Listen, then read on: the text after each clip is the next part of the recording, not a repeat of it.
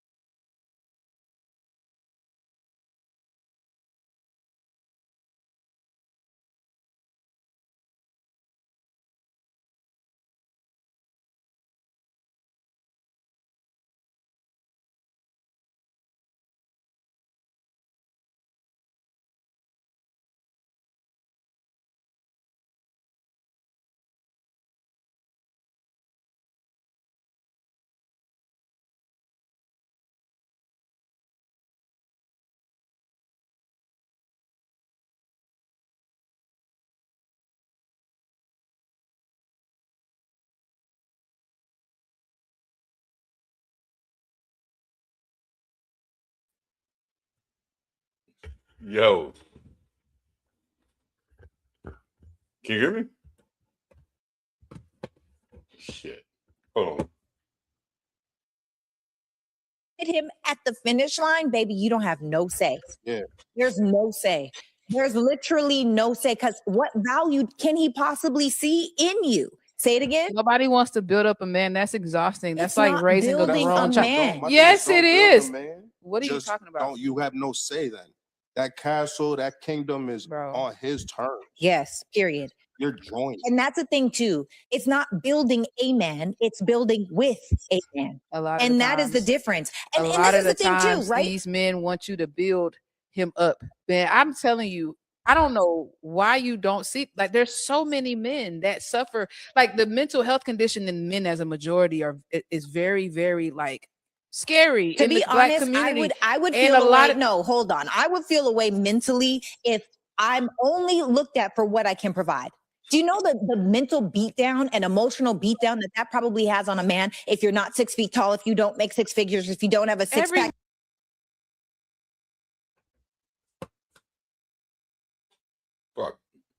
I can't hear. Can you hear me?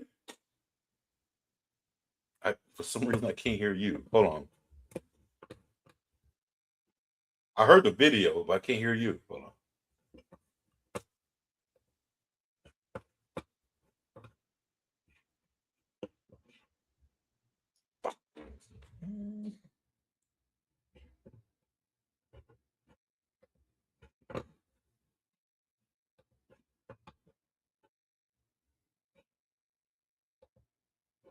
Fucking.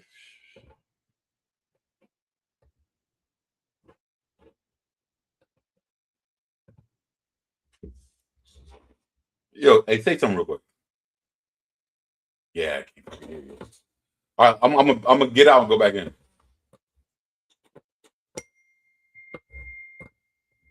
Hey, are you muted?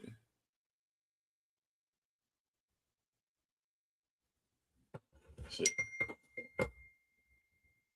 I don't think other people can hear you either.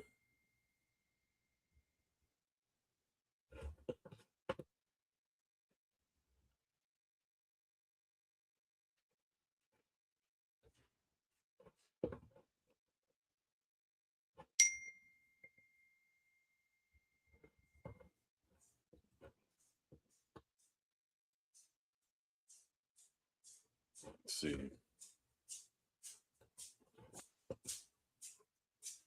I just got a word that no one can hear you.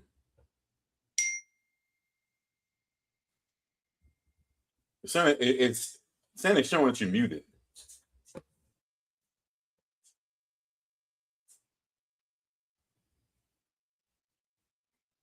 see. Yeah, I can't hear you. Hold on.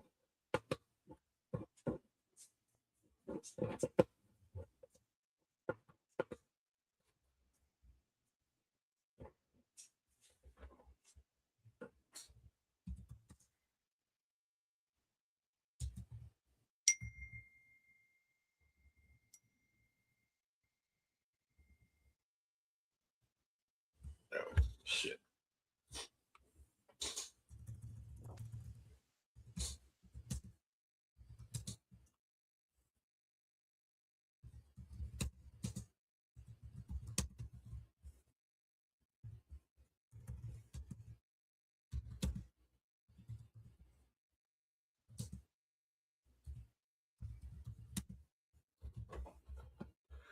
Hey, yo, yeah, can you play it again? I didn't get the whole video. If you get him at the finish line, baby, you don't have no say. Yeah. There's no say.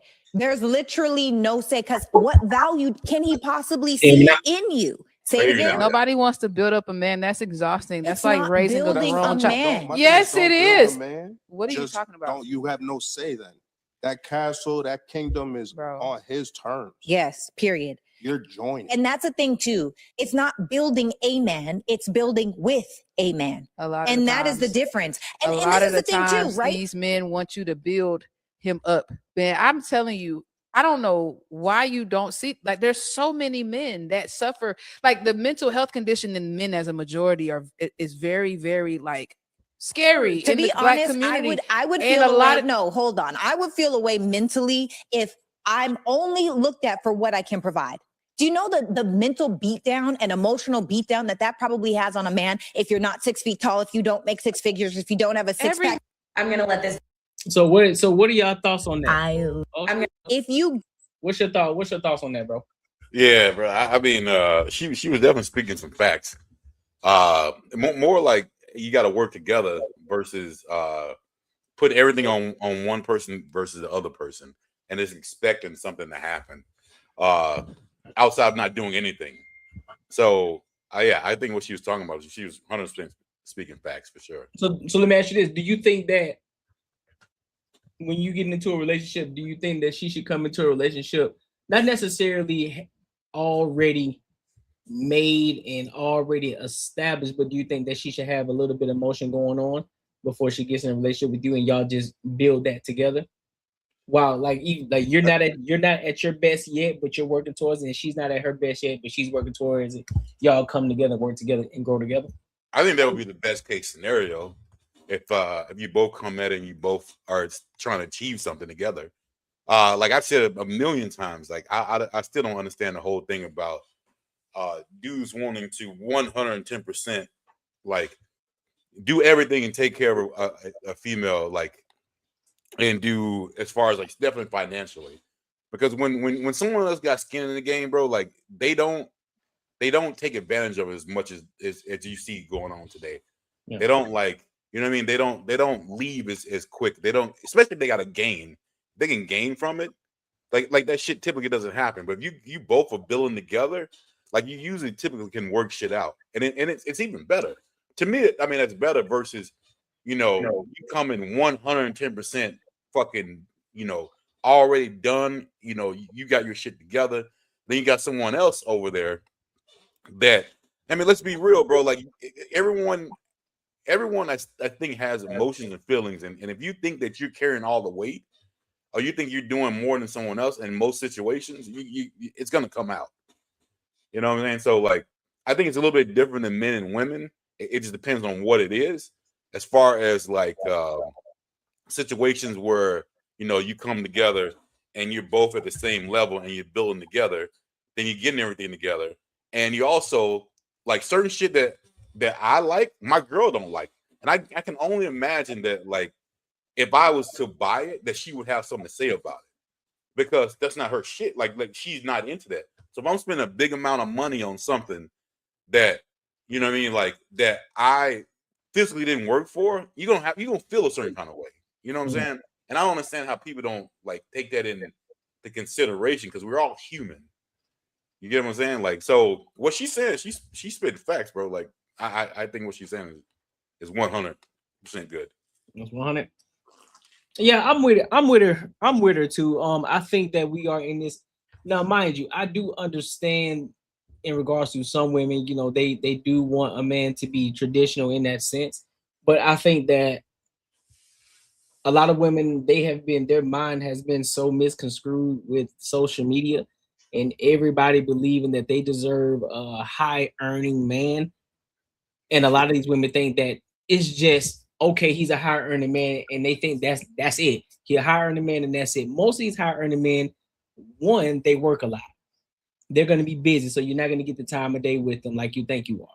Two, they're going to have a pick of a litter. Now, I know a lot of women out here, oh, that's red pill. Listen, we're telling you the facts. We're telling you what we see on a daily basis. We tell you what the people that we are around, they're not just sitting on their ass all day, just kicking it with their feet up all day like y'all see on movies. They're not. They're working. They're consistently busy. Even when they go on vacation, guess what they're doing? They're still working. They're still working. They're still operating. So even those vacations that y'all go on, that's not happening on a regular basis, because 9 times out of 10, yeah, they might send you, but they're not going because they're working. And then on top of that, though, when you get a man that's already established, and this is the man that you've been running after, this is the man that you've been claiming that you want, this man that you claim that you deserve, you don't got no say so on what he do. You don't have any say so on how he operate with his money, on how he do anything, because again, you're going on to his program. Now, mind you, if he's one of those individuals like, listen, I brought you into my life for a reason because I think that you bring value to me. So yeah, of course, I'm gonna let you in. You can give me your counsel and what you think and what you believe. However, I'm still gonna make that final decision because I got here without you. You weren't here with me shooting in the gym. You weren't here when I was building, when I was doing this alone, when I was by myself, when it was lonely nights, when I was constantly working, when I ain't have nobody to cook for me, when I ain't have nobody to do my laundry, when I ain't have nobody to do whatever the case may be, or somebody to top me off at, in the middle of the night. I ain't have none of that. So you can't come in here thinking you finna run anything. I already got a system going, so you just gonna have to jump on board and ride along, and then you just figure out where you can fit in at and where you can add the value. And yeah, I think that's a problem though.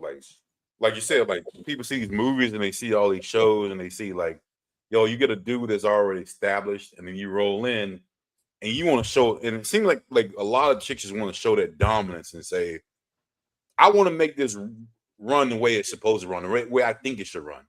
And like you said, even like some situations to where you're on vacation, this motherfucker might be working half the time. Yeah, this is shit he's got to do. And then you're like, yo, we're on vacation. You need to stop that. Let work be work. Like, handle it when you get home. maybe this motherfucker might miss some big old deals that he's missing that he cannot do that. And you don't see that shit until it's all gone. And once it's gone, and he's missed all this other shit, and then now you're living, a lot lesser, and that's when you leave his ass. Yep. So like I think dudes need to get a backbone and understand, like, hey, you gotta stay in your true self, man. You can't, I know a lot of times, again, like they'll come in and they'll say certain type of shit that works for them, but it might not work for you, man. It might not get that. It might not get people keep coming. Somebody might say, hey, you work every Saturday. You need a Saturday off. And those Saturdays may be the time that you get the most business. That might be what you need to do. So, like, you can't start getting that mindset like I deserve it. I deserve it. That mindset needs to still say, hey, man, the world ain't fair, and I fucking need to keep standing up on it. And she got to understand that shit. I agree with that 1,000%. I agree with that 1,000%. And that's the hard thing, bro. You see it all the time, bro. Like I was at work today, crazy, this dude, and he's living the fucking that lifestyle where I'm gonna take care of my girl. She ain't got to work and do all this other bullshit, and he's trying to go to school and stuff like that. And then there was some situation coming through where it could have been a situation where she can't go to school because they're married, and then almost pretty much she said, well, I'm not signing that shit because you're not going to stop me from going to school. It's free money, so I can go to school just because you can go to school. And I'm thinking, like, what? Like are I'm like, you got to be kidding me. Are you really entertaining this conversation?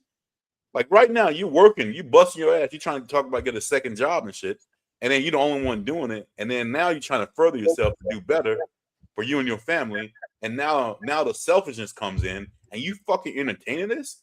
There's something wrong with you, man. Like, I don't know what the hell you're doing. Like, it's crazy. I'll be honest with you though. Here's my honest take on it though. I don't necessarily think it's an issue for your chick to be a stay-at-home mom, but I think the issue is a lot of these women, they go into the relationship expecting it. Now, if you build up to it and your shorty been with you since you were down, she held you when you weren't a high earner yet, but she saw that, the real potential, because she saw you actually working towards that goal, working towards becoming that high earner, and she decided to latch on to the coattail. It's like, you know what? I think this is a good man. I see his drive. I see his ambition. I see his good character, and so I want to tag along with that. Now he has great morals. I want to tag along with that. And she was there with him at his lowest points, when he didn't have the flyest cars, when he didn't have the dopest apartment, when he didn't have all the luxuries, right? And so now that he's on that, now I would say that she's deserving of it because she held him down through those times. But if you just coming in and you expecting yourself to be, I'm not gonna work, I ain't doing none of that. Shorty, you ain't earned none of that over here. What you talking about? You need to be doing something. You need to let me know that you rocking with me, because I'm not just gonna start taking care of you just off the rip. You tripping. But I agree with you. There's nothing wrong with being a stay-at-home mom, or like if a dude makes enough money to make that happen. I think that there's nothing wrong with it. Yeah. At all. But still, like, that still comes with levels of, is this shit gonna work? Like, is this shit gonna be like what you thinking? Because honestly, that's a sacrifice. If you let's keep it real, bro. Like, not a lot of motherfuckers are making millions of dollars a year. So even the cat made $120,000 a year. He supported his whole family by himself, his wife and everything. That means you got to cut back on shit. That means you can't be ordering Amazon all the time. That means you can't be doing all this other bullshit. That means you can't be going to get the name brand shit at the store. That means you got to fucking be clipping coupons. You got to be doing shit. And you got to like it. You got to enjoy that shit too. You can't be like, I'm suffering over here and I want to get all this other bullshit. That don't fit the job that you got. And that's what I'm saying. That's the type of shit that I'm talking about. That's the reason that I'm not a 100% on a thing to where I want to be the sole breadwinner, because typically that's what happens. It is like, hey, I'm doing this and I deserve this. I deserve to do this. I deserve to get this. I'm at home all day. I deserve. And you sitting there, you're like, fuck, I'm sacrificing my ass off. And you think you deserve to do some other shit. And then in your mind, you're like, man, I'm busting my ass over here. So to me, that's going to be a fucking argument. That's not going to be good. I don't think most women that are made for that shit are usually religious women, like Amish people, or like, you know, if you're really deep in a religion, I think they make sacrifices for their kids to where they're not their self, like whatever they do for themselves doesn't come into play until way later. They're cool with it.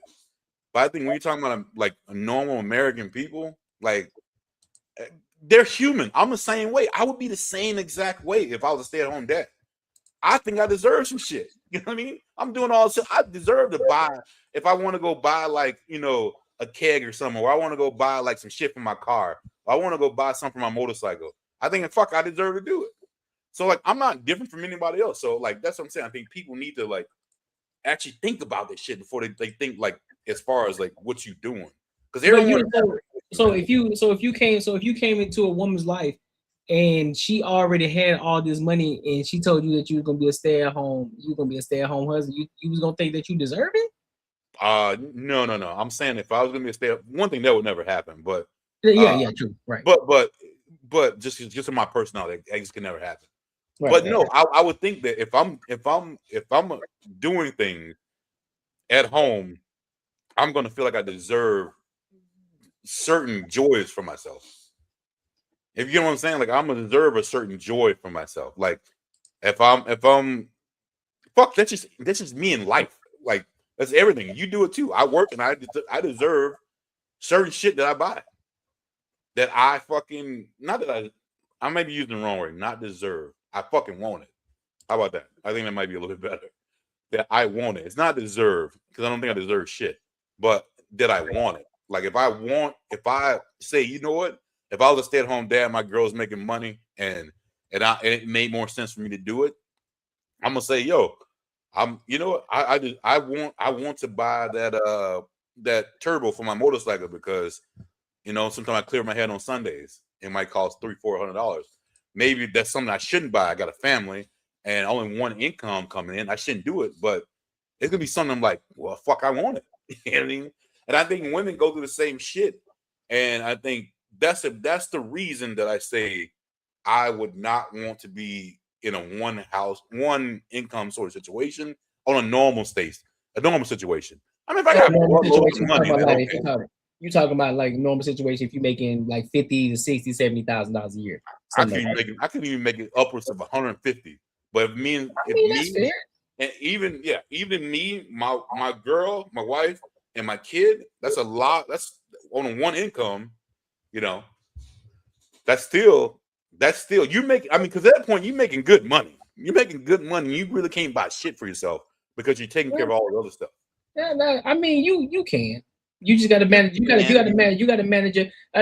Okay, I'll say it like this: where you're coming from in the reality world, most people don't know how to manage their money properly, so they're gonna be in debt. They live in paycheck to paycheck. So yeah, you're right in that aspect. But you know, me and being the person that's on the hypothetical aspect of it and being the optimistic person, talking from a point of somebody that would know how to manage their money properly, right? They don't have debt, and so that $150 that they got, okay, cool. That money just going to some investments or whatever. Yeah, they'll have the opportunity to pay for stuff like that. So, but I'm in 100% agreement with you in that aspect, because your average everyday person going 100 to zero, that's not even realistic in today's world. So now if you're talking you upwards of 7 figures, now I'm like, all right, now we can have a conversation, you know, and again, it just depended upon the lifestyle, because I don't believe that if you're making 7 figures, right, and you're coming to this man who's already making 7 figures and you didn't help him get there, yeah, you got some work to do. But if y'all built it from the ground up, she was working at one point and then you got her out of her job and now she's now a stay-at-home mom, I don't see an issue with it, because now at that point, yeah, she does deserve it. If you are at that position where y'all got to, yeah, if she want to go and do whatever she want to do, she earned that right to do it. So shit, hey, go have fun, go take that truck. And shit, I'll blow bread on you. This is what we work for anyway. This is what I work for anyway. So let's get to it. Yeah, I mean, I definitely get it. I'm 100%, but I definitely want. I always because a lot of times I look at shit backwards. I want if anything, if the worst came to worst, me and my girl get a divorce or whatever. Right. I would never want to walk away that situation thinking I got fucked. I would never. I want to walk away if that's what was going to happen. I would never want to walk away. This is what she took all my shit. She did all this, blah blah. These are our shit. She put as much as I did into it. I'm not mad. We good. You know what I mean? Like she ain't. We're 100% good. And then, like I said, even if it's a situation where I'm a business owner, I'm bringing her in, and she doing some shit like equally good. Like we're equally making this profitable. I'm not gonna be the one that sit there and like I'm going to focus on making this business where it needs to be, and you just have a soft life. No, you coming in on this. We doing this together. That's Either fair. way. She working the business, yeah, that's fair. And even like you say, even the dude did come in, he's a multi-millionaire. I'm gonna set it up to where she's doing some shit too, to where she's gonna do it where she's starting to make money too. But the only stipulation was gonna be that it's gotta be what I choose is gonna be. It's probably more like real estate, something that it's not guaranteed, but damn near close to guarantee you're gonna make money. If you do it like you don't really have to do it right. I mean, you can do it if you got the money enough to back it up, you can do it, real estate, and make money, right?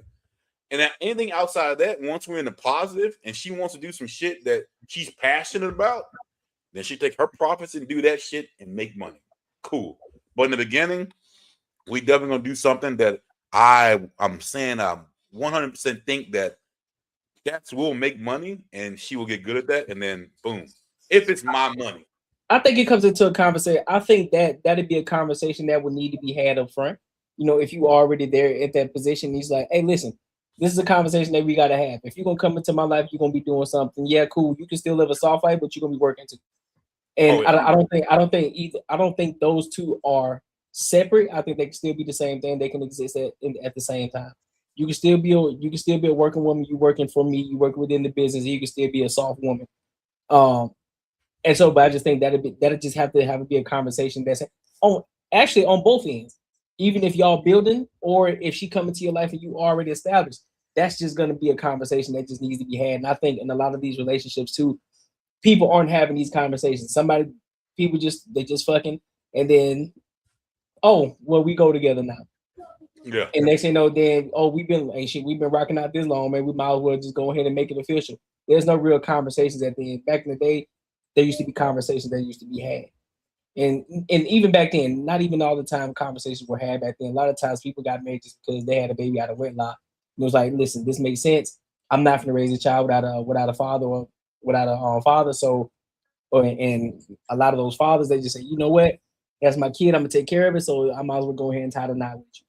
So, and those conversations still weren't had. So they just figure it out over time. I think it was better then because you realize that it's something back then. Like you had to like the person if you've been out with them a couple times and y'all have a kid together. There's something about that person you like, and you base it on it, and you're good. Now you can go out with someone for a couple of years and you're like, I never really liked them, and then be like, what the fuck are you talking about? It's crazy. Yeah. So like back then, yeah, it was just a blueprint of. Yeah, you can smash, but usually you smash someone and it's not. Yeah, bro, we know we're men. We understand if it's just a smash or someone you fucking like it is what it is. And you make that shit work. You just make it work. What up, Raw? What you got on it, bro? What's popping? For the actual question that's above her head, do men only matter for money in this day and age? Yes. Ain't no ifs, ands, or whatever about it. It's only about money for them. They don't really give 3 fucks about what you got going on. Yeah, they got prerequisites to extend the amount of time they want to be next to you. But at the end of the day, if you ain't got no chips, they gonna dip. So they all about a bag. Now, I seen in the conversation, well, one of the shorties was like, oh, I don't want to build a man or whatever. However the hell she was coming about it. She said something along the lines like, oh, yeah, I don't want to have to build no man or whatever. I don't know who told these women they could build anybody to begin with. Men are the ones that play Build-A-Bear. We the ones that go out. Women are the raw goods. A man, you gonna get what you get. If a motherfucker's a hustler, got work ethic, whatever, he been that way since 5. You not you not finna really change nothing. Like, yeah, that little nookie might alter his course for 3 months, but it ain't gonna last. Right. Like, the hustle gotta be in you, not on you. Pause. But On yet. in they arena, I don't know, like, why the hell they always think that they can play building somebody. Like, they don't really got it like that, because realistically, they don't even be building themselves up personally. They personal development ain't worth a shit, and that's why they always pushing counseling and all this other stuff. If you look, every time they gotta try and do something, it's always go buy a way to figure it out. Men can sit in a dark room for 48 hours and come out creating something. Women on a large scale, you sit them in a room for 48 hours, they crying. So if you can't do for self, you can barely do for others. That's the reason why when you have households and whatnot, you know, the man's supposed to get down the instructions to the household, and the woman takes, you know, heed to what he said and implements such things.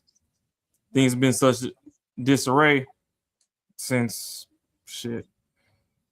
I want to say the crack era. So I'll say since late 70s, early 80s, things been in such a disarray that now they got this delusion that that thing that's sitting in the sock drawer is actually attached.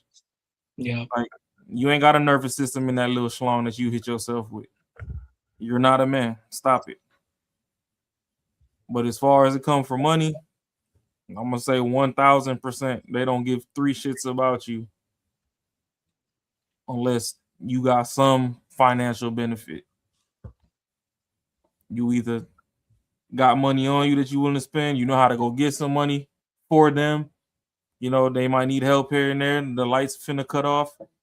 You ain't got it, but you know how to get it from Keisha to get it to her. Like, whatever you got to do, it's still like a monetary value. Then they turn around and be mad because they like, oh, they don't want men to buy. They want men to buy box and all that, but it alludes back to what Marcus said earlier, where it's like, hey, if you don't lock in early, you ain't got no say so over what I do.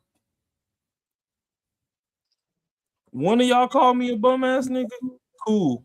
5 of y'all, cool. After 10, nigga, fuck all of y'all. I'm gonna sprinkle this little cheese on your head, and I'm gonna hit you and your friend. Because when I was humble and respectable, y'all didn't respect that. Now my money up and my funny up, and now y'all saying I'm moving funny and why I ain't trying to rock with you no more. Because the humility's out the window. You done already bashed and berated me from alphabet A to Z. All 26 letters. You done hit me with every fucking word in the book as to how bummy I am, whatever, when I'm on my up and up. So when I get here, nah, it's big fuck you. You know, and that's where, like, sometimes some women run into a lot of men where they on their villain arc. Because when that man wanted you, you ain't want him. You can't go get 3-4 kids and double back and think that's you gonna get the same man that was there, that was chasing after you when you ain't have no kids on you. You know, you ain't had no stretch marks on your stomach. Like, you supposed to get in early, because it's just like we had a conversation earlier on in the podcast when we had our co-host Ashley up here. Yeah. And my words was trying to get twisted. And no, don't twist my words. Women are a depreciating asset. If you want to be depreciated, that's on you. I ain't never said you was depreciated. I said women are a depreciating asset. And honestly, men like to collect depreciating assets. Fact. So it's not a knock on women, but if you want to feel away because a lot of women are vain, then hey, do as you may. But men collect cars. Them bitches depreciate. I don't care if you buy something brand new or you buy an old classic to restore or whatever. Even when you restore that motherfucker, once it starts sitting, it's still depreciating from whatever level you built it up to. Yep. So we like when we get the woman and she nice and pristine, you know, she ain't got no stretch marks, the titties still perky, the booty still sit upright, whatever. Then as we grow together, yeah, we love the way that motherfucker start sagging and hanging down. We know why it do that. When that belly button start looking like shit, like a squeezed up damn grocery bag and shit, because Squeeze. you know 3-4 kids that came out the stomach done reset, but the belly button ain't tightened back up the way it was in the beginning.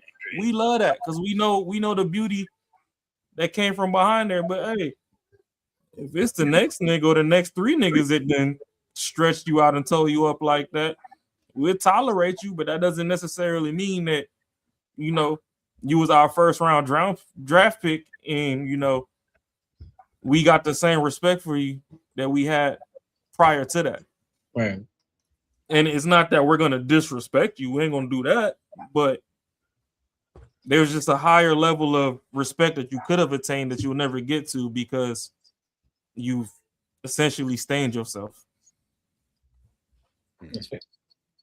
That's fair. Any final thoughts? Hey, yeah, I don't know. Old girl, she definitely. I've seen her on a couple of podcasts lately. She be spinning facts. So Yeah, she been cooking lately, man. yeah. So hope it's real. She got a man over there. That's why. Yeah. She didn't do it the traditional way, but yeah. It's helping her ass out. It's good. Let me see. Final thoughts. The only thing I got final, I'd say, is honestly on Earth, you probably got a 5% clip. So if you watching this, you probably ain't even in that 5%. Nobody on this planet is ugly. A lot of people money just ain't where it's at. Get your money up, it'll reset the scale. That's really all that's really all I got for you.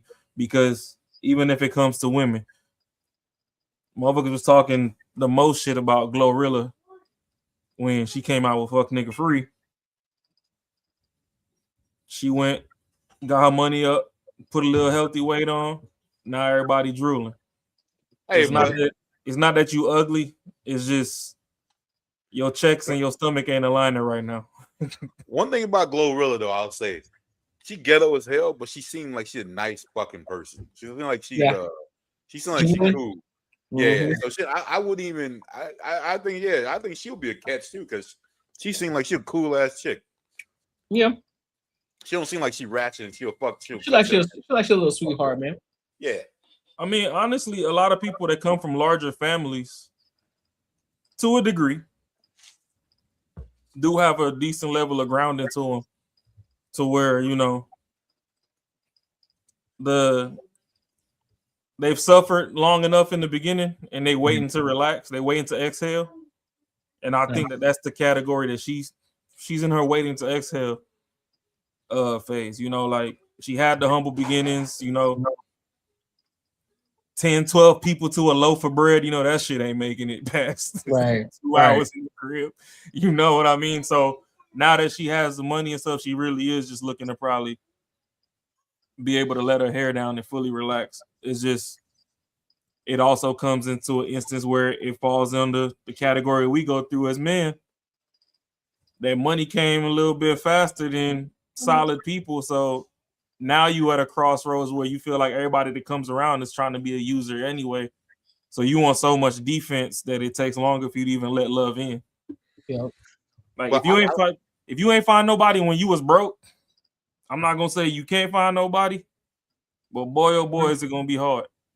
Like I wouldn't think like a Meg Thee Stallion. I don't think she's ever been like you know, like Glorilla. I think she was her who she's been, like, you know what I mean? Like, the only thing I'm trying to say is, just everyone has. If you focus on the personality, because just because you're from the hood and all this other shit, don't mean you're a bad person at all. Dog, what's up with you? So it's like, that's what I'm saying. Just because a lot of people get this bad rap because they happen to come from the hood, it's because you got a shitty ass attitude. But you know, there are people that come from the same fucking grimy ass shit you can just tell they got a good attitude, and they put in a different place. Yeah, and I mean, not to keep throwing blankets over everybody, but if I remember correctly, Glow's parents are at least married. I think so. I don't think Meg's parents were ever fully eloped. They may have been together, but I don't ever think, they took the actual full committal process. Not saying that it makes or breaks anything, but it's Courtney's favorite word goes, a good foundation is still a good foundation. Like, if you got a blueprint to look up to, I haven't heard that it's still better than no blueprint. So, hey, say it. No, I need you to say foundation for me one time. I need you to I said a good foundation is a good foundation. Wow. It's been a minute. It's good. I mean, shit, we ain't use it in a minute. Have to pull one out the Duffy. Nah, that's what's up, though, man. But look, make sure y'all like, comment, and subscribe for the algorithm, and make sure y'all hit the bell notification. Now, I don't know if anybody heard me at the beginning of the show, so guess what? I do a reset on the toast. You know what I'm saying? Because the fellas want to hear, because niggas want to be late. But hey, we ain't gonna say that. They got computer problems, dog. I had to do it. I ain't mad at it. But nah, I'm gonna pose a toast, man. You already know this is a new thing that we're doing. We're gonna make sure we try to keep it consistent, for specific reasons, strategic reasons. When it happened, y'all will know why. But I want to pose a toast. Mark, you where your cup at, bro? Oh shit, there you go. There, my dog. There. Oh, that damn. Hey, fucking muscle through that bitch. Hey, listen, man. Today, you wild. But with every glass, man, pour with purpose. Cheers. Yo. Y'all wild, boy. I'm talking about that boy. Marcus says solo to the polo. Hey. He guzzling that hoe down. Hey, shit, that bitch was full 2 months ago. That's what I'm saying. I'm like, damn, bro, you guzzled that bitch, didn't it? Yeah, a little thirsty, man. Yeah, shit. They said my boy Five Brown said yes, Glow parents married. They were broke as hell, but had a ton of kids and welfare, but yes, married nonetheless. Hey, facts. Yep, that's typically what happens. So now let me go and get my red cup. Hey, that's what I'm talking about. Let me know you got the red cup, Fi. But red solo. I was supposed to get my my clear glass, but I was like, nah, I'll just pull up in the red cup. It's Friday, so I'll get the red cup today. So look, let's go to this next topic, man. This is one that was sent earlier. So recently, there was a video. I guess some people can say it's somewhat similar to what happened with Austin Metcalf and Carmelo Anthony. However, this is black on black. And a 12-year-old kid ended up being unalive during this situation. One kid got jumped.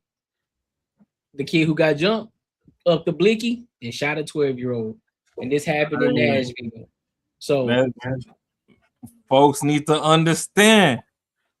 In our era, we have something called shoot a fair one. Stop jumping niggas. Yeah, right. If y'all shoot a fair one, you're liable to make it home.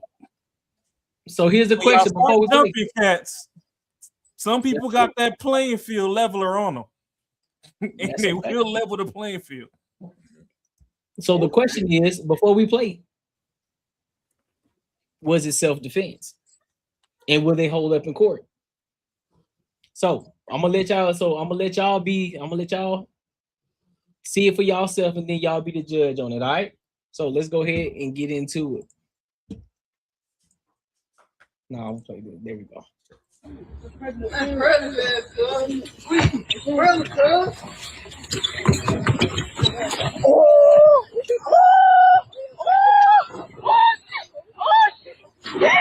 Hey!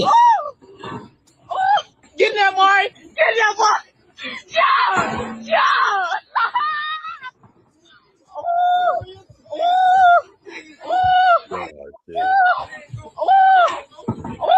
Real life PJ, what's the word?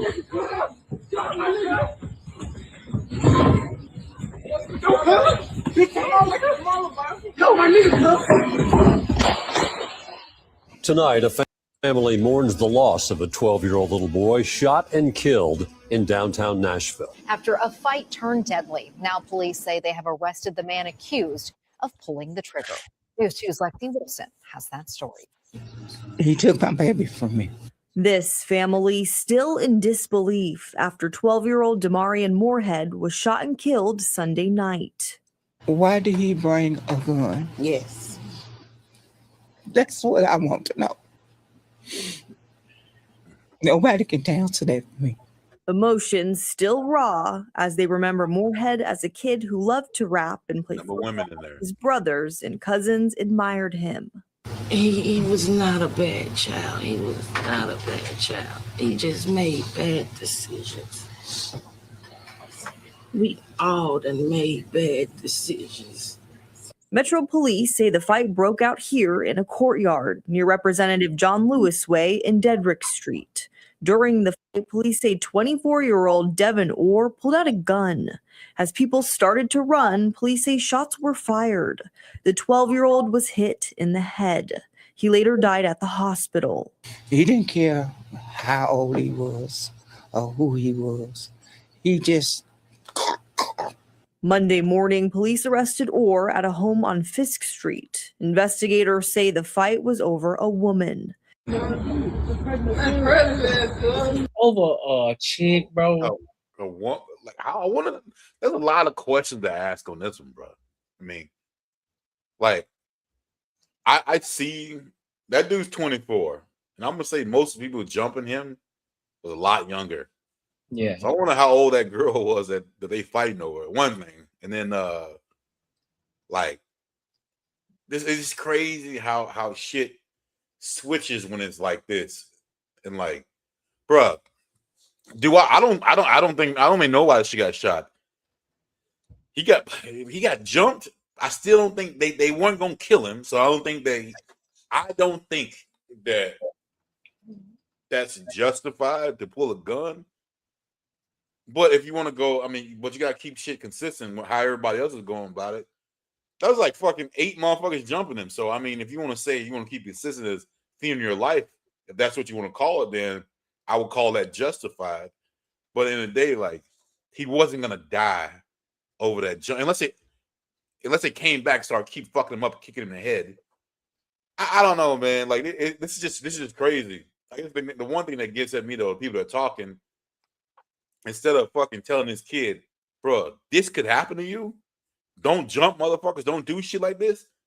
You could fucking die, instead of blaming on the motherfucker who got jumped and say, yo, like, he should have had more restraint after he got his ass beat by a whole bunch of people. I mean, just the lessons here, man, just don't add up and they don't make no sense to me. So this whole thing is like, it's blob like crazy. Again, I don't think you should have a gun. I don't think like if you're gonna fight, you fight one-on-one. Whoever you got the problem with, when your boys start getting beat up, you shouldn't have your whole mob come in and jump somebody. Like, that shit ain't cool at all. But for some reason, are you saying that it's not justified? My personal opinion, I don't think they were leaving. I think he'd been fine. My personal opinion, I don't think it's justified. But if you want to go, because you gotta keep consistent, if you want to go what everyone else is saying, he feared for his life, it's justified. So for me personally, I think these kids were running away. He got his ass beat. He could have walked away. But again, man, it's got to be consistent across the board. If any situation I've seen in a long time, all these people jumping you, I would say that would be a fear for your life. Take about 3 of them and kick you in the head, bro. You done. Rob, what's your take on it? First of all, they shouldn't have been jumping, buddy. So that was flaw number 1. He got dropped on the floor. I mean, I ain't gonna say that anything's fair in a fight. I know I just came off. You went back mute, bro. I know I just came off of saying we used to shoot the fair ones, but you know, the fair one just meant like, you know, you had like a one-on-one. That man dropped on the floor. All of y'all thought life was sweet. Y'all was jumping in there, doing all this kicking and shit. Once shit get convoluted like that, I'm sorry. That circle got to get cleared out some way. You got backup. I don't. My backup don't look like yours. My backup Full Metal Jackets. Your backup Derek and Trayvon. This shit hit different. In my eyes, is it self-defense? 1000% hell yeah, the fuck it is. In the court of law, will it hold up as self-defense? I don't necessarily think I could justify in court that being self-defense, because to me, when he pulled out the gun, he was getting kicked in the head by somebody behind like his left shoulder. He started firing at the people to the right of him. If he would have did some John Wick under the armpit or something, knocked buddy that was behind him, yeah, on some shit like that, then boom, I like, hey, argue it all the way out in court, like, you know, self-defense. And don't get me wrong, everybody could cry and say, oh, the crowd was dispersing and all that. Niggas ain't dispersed till they seen that metal. They seen that iron, and that's when they started really running away. So either way it go, buddy was on the floor. Y'all was kicking him and all this other stuff. Y'all thought the shit was sweet. Y'all thought y'all was going to have a story to tell. Now y'all got the wrong story to tell. Now your story in the morning come with candlelights and T-shirts. All because y'all wanted to jump. And then Marcus got questions. I got questions. No disrespect to women when men use the word that y'all use as endearment. But y'all said this is over a bitch. How many of y'all tasted the sweet innards and enjoyed the viscosity of her valley that y'all all jumping on somebody behind her? Oh, you think it's the one else on the? Do you think it's the one who was filming the shit? That's what you think it was?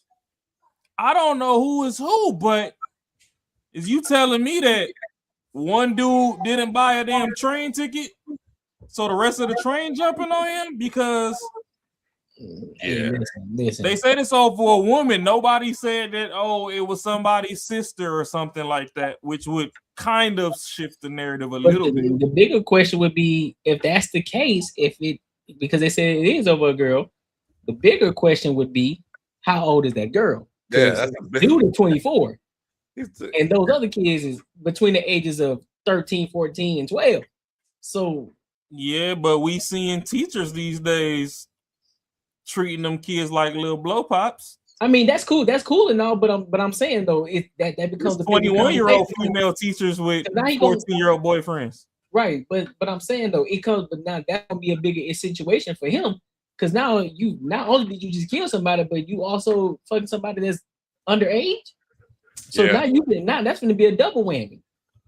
That might be that's going to be a ruin, because if you had a chance, because even though in this video there could be a chance where they can look at it as self-defense because you got jumped.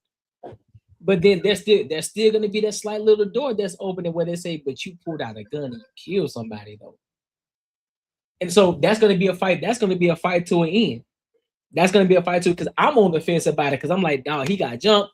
But is that equivalent to him pulling the gun out? It is.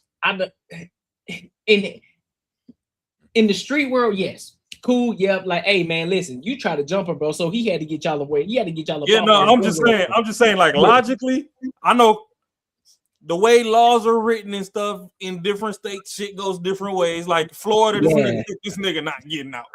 Yeah, fact. California, he might sit for 3 months. I mean, it's all different. Well, if the gun is legal in his name or whatever. Right. But you know what I'm saying? So it all spans various law codes and all that. Yeah. I'm gonna just say, on eye level looking at it, for me, not in the courts, but for me, that's self-defense. Y'all done dropped the man. Leave him there, be like, ha ha, you little bitch, quit fucking with such and such, whatever. You know, shit, let me come up with a name. We could say Claudette says she ain't fucking with you no more. Let this be a warning, whatever, and walk off. But when y'all actively want to do all this head stomping and kicking, hey, that blick gonna shine, baby. Now hold on. Now I'm finna throw a wrench. It's not that crazy. No, I'm saying about 12-year-olds. Well, not what you're saying, but I'm still thinking about a fucking. Why would a 12-year-old be involved in anything a 24-year-old is doing? But here's the thing. Like, I'm finna throw a wrench in it. I'm finna throw a wrench in it. Because he actually was getting jumped, and we got a visual that he getting jumped. What about that Carmelo and Austin Metcalf? Yeah. Oh yeah. the people, if you were to put these two together side by side, to the people who saying that he deserved it was self-defense, can they still argue that now? Considering this is what jumping looks like. This is what we consider jump. So now I can jump on the other side and be like, man, they was jumping this nigga. They were like 8-10 deep on one person, and he was slinging. But he was holding his own for a minute till he failed. But man, with the Mellow joint, I'm gonna need some of them cell phone videos and stuff to start leaking. Because honestly, that damn camera from the other side of the fucking field and shit. That shit was trash. You got me squinting looking at Potato Cam in 2026. It was trash. It was trash, but nobody was jumping him though. That's it. I know I done talked all this shit and I ain't walking shit I said back, but that shit look like a Moto Razor fucking video. Like it 100% was. But you know that no one was jumping him. Nobody was jumping him though. There's no way anyone was jumping him. No way. He did not get jumped, and there's a lot more I could add, but I'm not gonna turn this night into another Carmelo night. Yeah, let's not make it a Mellow night. His case is already sealed. If they open it back up, we'll cross that bridge. Hey, but listen. Somebody might see this video. They might give him an appeal. Like, all right, listen. It ain't they ain't gonna give it to him. They just gonna further prove the point that he guilty for it because he wasn't getting helped by nobody. It ain't gonna be in his Bob Brown. The reason why I say I'm not saying nothing is yes, you are exactly 100% right what you saying. Marcus is 100% right with what he's saying. But when you behind enemy lines, you get back to safety by any means. Is all I'm saying. Some of the stories with the videos, it's a lot of gray area in the middle. So I'm like, I'll just leave that alone. The justice system did what the justice system did. If more evidence comes out and they reopen it, we'll cross that line when they get there. Till then, stay alive for 35, my boy. Like, I can't. Oh, shit. Because shit. As much as I want to use hood knowledge and all this other stuff, at the end of the day, somebody lost their life, and you can't necessarily justify bad behavior. It was bad behavior on all parties. Yeah. On the Metcalfs, on Anthony, on everybody else that was around, the motherfuckers that took video, deleted it. Everybody there, the grown-ups that should be mediating situations, but instead they punish it. Like, everybody failed everybody that day. So I don't even want to crack jokes about this shit because that boy got to sit down. We can bring up he done saved white babies and stuff from drowning and all. That's cool and all, but you also took a life. Saving one don't mean you get a free token to take one. So, where y'all did 5 Brown? Oh yeah, I'm gonna have to go check that one. I'm gonna have to go check that out. Check that one out then. Him and 5. And what was that Mall? Yeah, some other dude, Jay. They was over there. They was chopping it up. If I was out there at the cookout being stingy with the view, he should have turned that camera around. I was trying to see what the Shaquishas and Lisa was looking like outside. But that boy don't be playing about them cheeks, boy. Pause. I'm a hood baby, man. That's the first thing I seen shake. Trying to see something shake now. You about to have Marcus fall out the chair. I gotta make it my goal, bro. Get the fuck out of here with that shit. Hey, I told you, bro. Listen, bro, you gotta find a video, bro. You gotta find another video. I've been trying to look for one. I can't find I one. gotta fucking find. Hey, he pulled up to the cookout. I was just trying to see how silly it get in Philly for real. But no, nah, in this case, street logic 101, self-defense, court of law, real gray area. and listen, I'm with you, and I'm with you on both sides of the fence. I'm like, listen, in the street world, hey man, fair is fair. Listen, bro, 10 people versus one person, and I got to get you up off me, big dog. I was winning at one point, but then you kicked me in the face too while I'm on my knees. Hey, dog, no, fam. Now I can't. Now I could say, because this is all the angles too. I could up the blicky, but that don't mean I got to pull the trigger. Because as he was up and he ain't shoot it yet, when he upped it, everybody did, but he still shot. So that can be what get him in the court of law. In the street world, it's justified. So I gotta play it like that. And that's how the court would play it. The court would play it as, listen, he was getting jumped. Yeah, he had the gun, but the ultimate question would be, did he have to pull the trigger? Come on, man. Rules of engagement. Don't show it if you ain't gonna blow it. Look, in the street world, yes, rules of engagement, hey, bro, it's up. It's up. But in the court of law, that's gonna be the question that they're gonna ask. Did you have to shoot it? Hey, all I'm saying, if I pull it out cold, I gotta put it up hot. Did he get shot in the back? Because if he got shot in the back, that makes it worse. Yeah. Hey, only the fence can go. He was fucking dazed by getting kicked in the head, and he was just didn't even know what's going on. Oh, so you saying he should have shot and did a LeBron flop? Hey, he was like this, bro. He know what was going on, man. He thought he was still getting jumped. Oh, he got shot in the head. He got shot in the head? Yeah, but in the forehead or in the medulla? Oh, if he got shot in the back of the head, he gonna sit down for a minute. Yeah. He's sitting down for me. Hey, it's 2026, bro. We done made it through Rainbow Six, SOCOM, U.S. Navy SEAL. Hey, but then Call of Duty just dropped again. Like you already know what's gonna happen.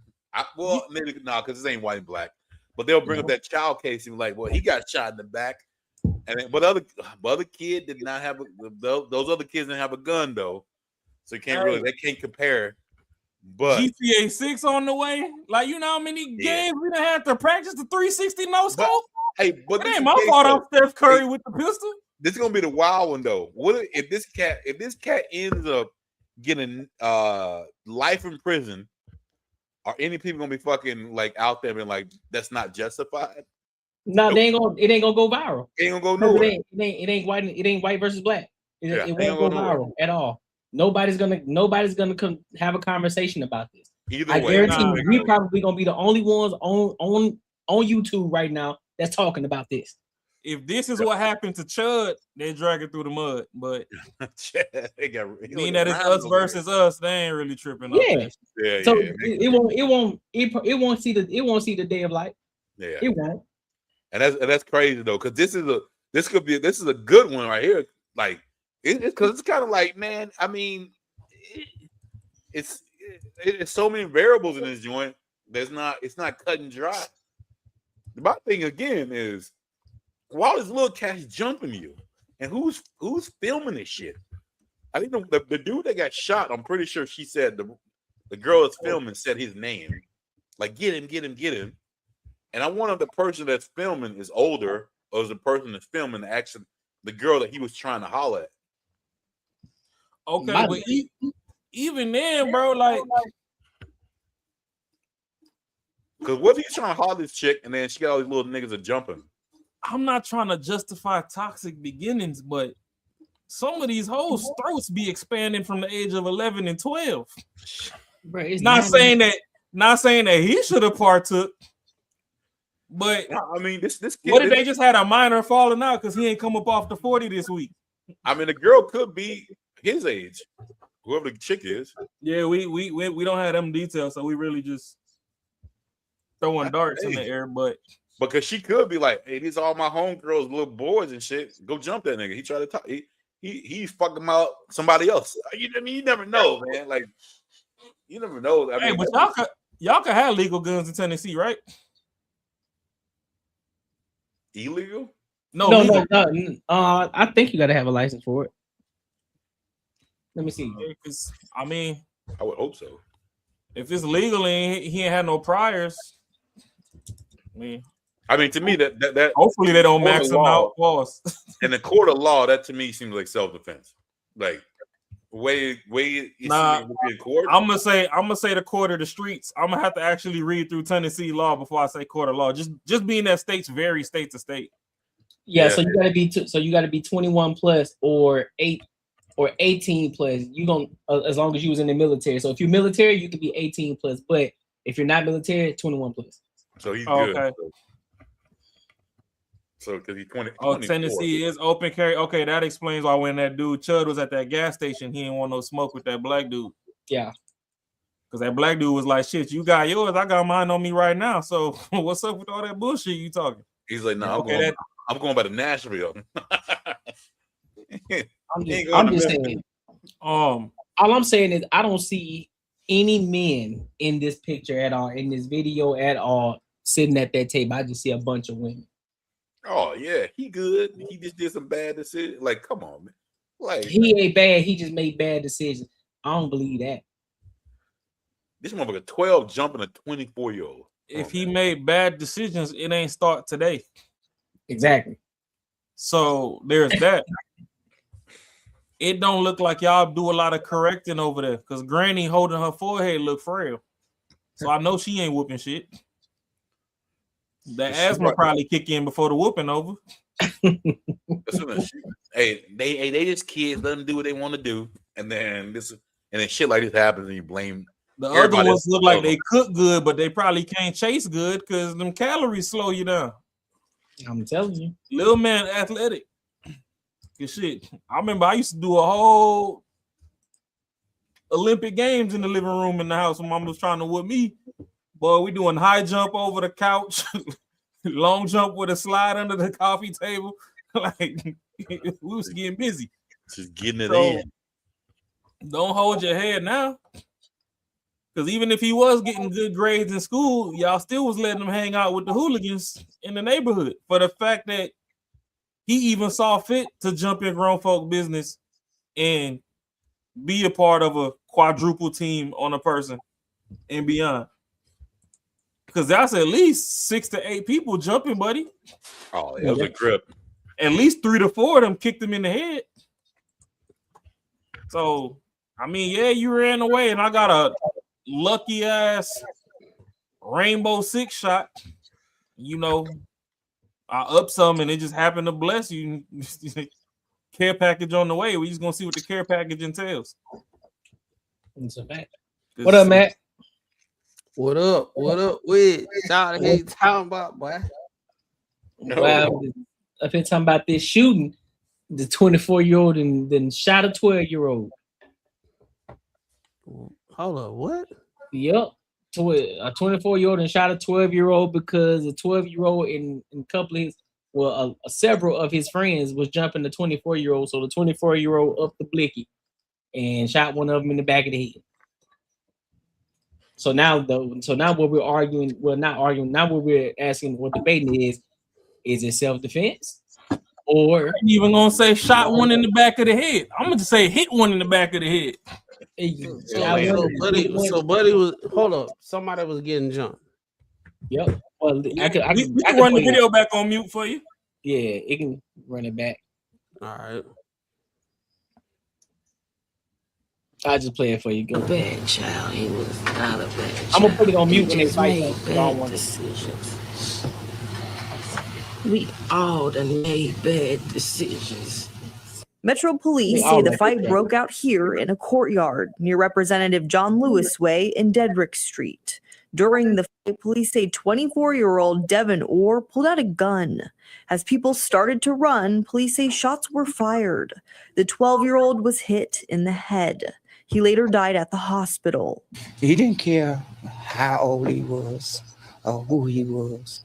He just Monday morning, police arrested Orr at a home on Fisk Street. Investigators say the fight was over a woman. Oh, here you go. I'm gonna put on mute though. All right, that was a fair one. Yeah, that was a fair one. 2, 3, 4. That's 4 of them. They all young too, bro. That's 4, 5, 6. That's 6 of them. Because Buddy in the white shirt ain't really doing shit. He just jumping around. Yeah, for real. Okay, no. Now that's 7.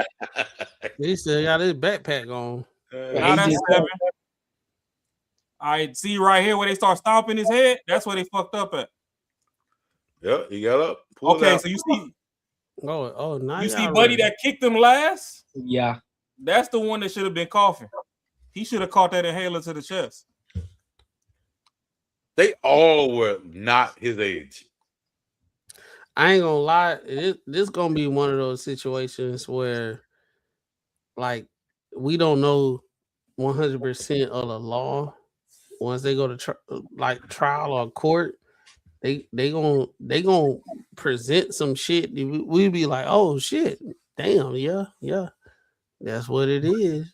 You know what I'm saying? We can sit here and talk about how we feel about it, but when it get to the court, it's a whole different situation.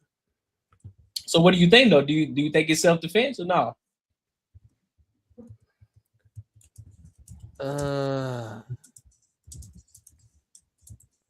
Nah, I don't think it's self-defense. It was an unfair one, and it's one of those things where you like, yeah, you got jumped. But when he pulled the blicky out, it was like I'll put it like this. From what I saw, what you just played, everybody already kind of like dispersed. Bullshit. That's not what happened. Run that last little bit back, Courtney. Yeah, run the last little bit. The last little bit. When he came out, yeah. Okay, he was still. I'm trying to see, did they run because they saw him reaching, versus they was like that was enough and they started walking away. Again, man. Because for some reason Instagram won't let me have the little bar where I can rewind it, so I gotta play it all the way through fast. So give me a second. Hey, shit, I ain't gonna lie. You know what? I know I can do. I don't know why I'm up here acting crazy. All right, there you go.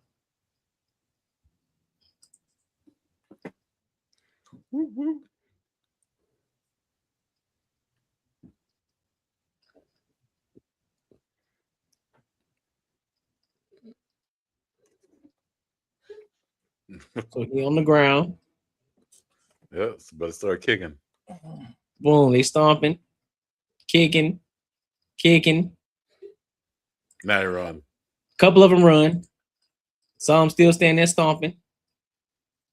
Now they backing up. Now they see him about to up the blicky right here, and they got up out of there. Yeah, but you seen that one that was behind him was still pulling up his pants. Yeah, he was getting ready to go for another kick. Yeah. All right. Hey, I'm gonna just say this, bro. No, I ain't gonna say it. I ain't gonna say it. Say it. I'm gonna be the villain if I say it. Say it. I mean, shit. I think I heard. I said. Right, let me ask y'all this: whoever he hit, were they a part of the jumping? I'm pretty sure they were. Yeah, he was. Yeah, he was. Here go the problem. At first, I was trying to get that little dude with the white backpack, Grace, and I hope that's not the one. I mean, not the white backpack, but the white shirt with the backpack on. See, and I'm really hoping he not the one that got hit because he was contemplating life before he jumped in. He was just like, man, this is fun. I'm put it like this, bro. But I'm put all like of them this. touched him. I'm put it like this. It wasn't self-defense, but whoever got hit deserved it. I mean, I could see that angle. You know what I'm saying? Like it wasn't self-defense because that's why I was like, did they because he did get jumped, bro. It was a bunch of them motherfuckers. You know what I'm saying? That's exactly what I said. It's a bunch of them. It was like a slew of them. Yeah. Like you ain't know. Like usually when you get in a fight, you know who hands hit you, so you can get revenge. It was so many of them, you wouldn't know who had hit you. But they also were 12. But within this situation, I ain't gonna lie. Whoever got hit, if they put hands on them, they deserved it. Because the reason why I say it is deserves is because you asked for it. When you put yourself in that situation, you asked for it at that point. Yeah, but that dude in the white shirt, like you could see his mother talking in his ear the whole time. I'm trying to hang out with my friends. He don't want to tell mom to shut up, but he don't want to get clowned after the fight to saying that he ain't do nothing. I done been in those situations and I just walked away. I'm going home. I ain't got time for this shit. That's why I'm talking to y'all today.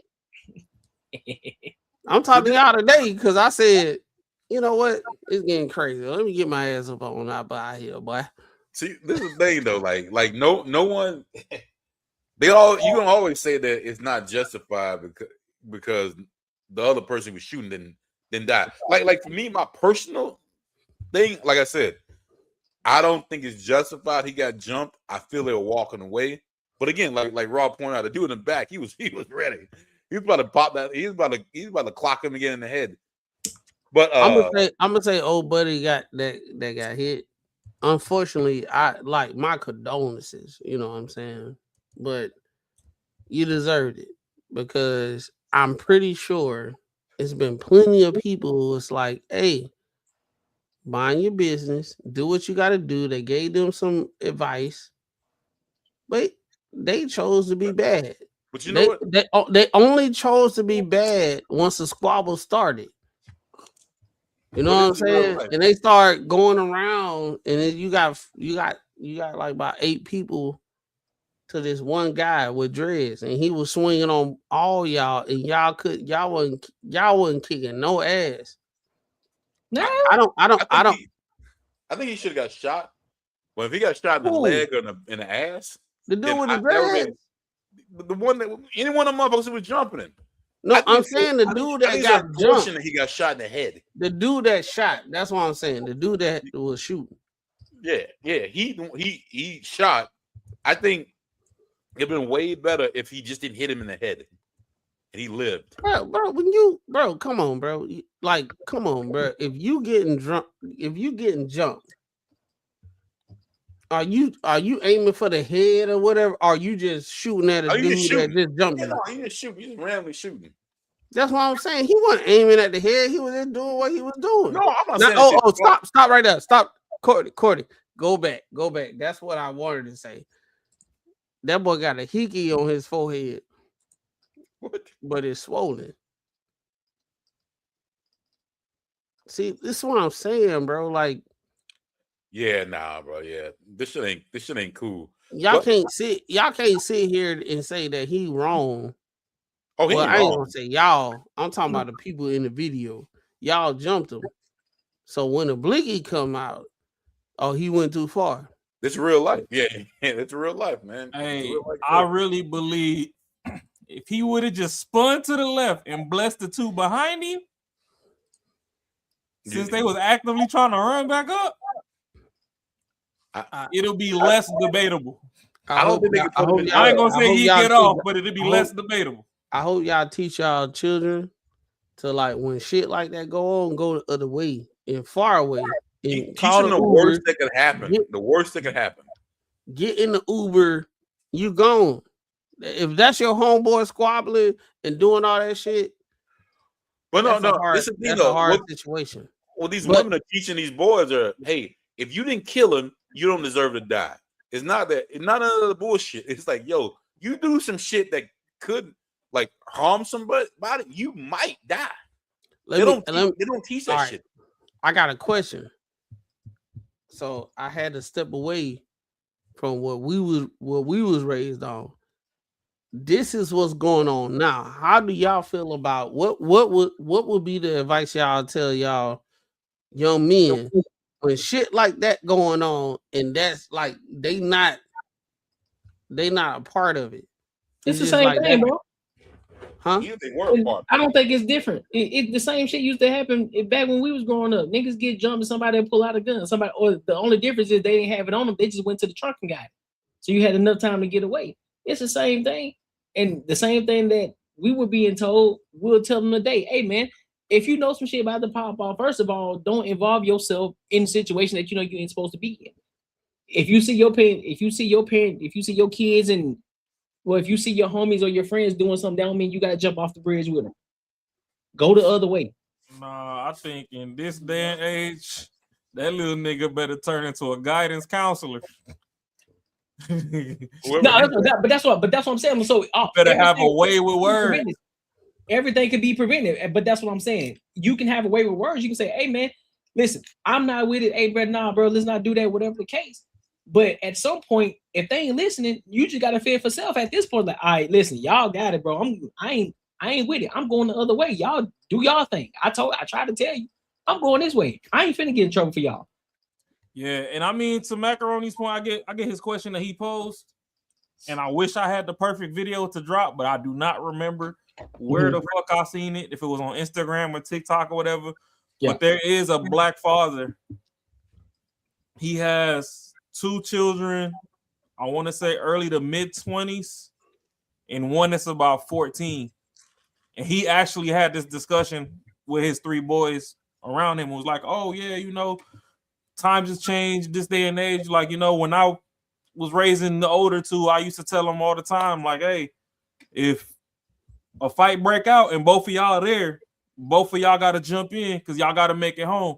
But, you know, back then, like we said, shit was in the backpack or in the car or whatever. It was further away. It's like you could beat a nigga ass long enough to get away. You had to get to it.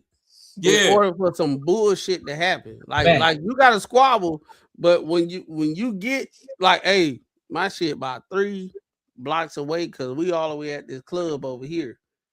You had to get to it, but by the time you get to it, everybody just go home. Yep. Yeah, because that's the thing. So like he said, the older 2, you know, that's what he taught them. And he was like, shit, the way shit going nowadays, he's like the 14-year-old, I teach him all the time. Diffuse the situation with as much words as you can, even if you stalling out to find an alley or something to run away. Like, don't even engage in the knuckles. Because the purpose, if it's a situation like this and the motherfucker got it on him, you don't got no getaway time. And he feel like he losing too? Oh yeah. Like Macaroni said, when we was little, he'd be like, oh, all right, that's how y'all was feeling. That's how y'all bet not the fuck be here when I get back. Like white boy came. That's what I'm saying, dog. Hey, look. Hey, look. Hey, y'all remember white boy can't jump? Yeah. Hey, look. All y'all here, I'm going to my trunk and I'll be right back. But everybody was like, yeah, clear the scene. Fucking belt, like y'all out. Yeah. If y'all here when I get back. I think this situation, bro, this is like, it's not, I ain't gonna be that person to be like, oh, all this could have been avoided. No, sometimes this the type of shit that happens. This is real time. You getting full 4K. It's a lot of decisions that's being made. Yeah, it still can be avoided though. All of that can be avoided, bro. Hey, Corey. No, I ain't saying that it's not. I'm just saying, like, when it got to the point. Oh yeah. At that point, yeah, it's over with. Once you walk through the door, it's over with. You ain't coming back. Yeah, you don't know what after Macaroni gets his point off. Yeah. Can we go back to the aunties and granny? Yeah. Hey, oh yeah, him. Look, bro. He ain't got nothing to live for, bro. He a dude that you will see. You like, nah, you look like you supposed to be in jail. There's no way that you finna get a good job. Yeah, right. You supposed to be in jail, my boy. What was that? You ugly. That's basically what he's saying. I told you he ain't ugly. He just broke. Nah, he fugly and broke. No, because FBG Duck looked like that before the money came. Oh shit. Hey man, that shit weak as hell though. That's always been a weak thing, man. I'm about to be on the villain arc. All right, where they talk? Where Granny and them talking at? Here they come. What the volume at? Baby for me. This family still in disbelief after 12-year-old Damarion Morehead was shot and killed Sunday night. Why did he bring a gun? All right, pause it right there. Why did he bring it? Boom. That man is 24 years old.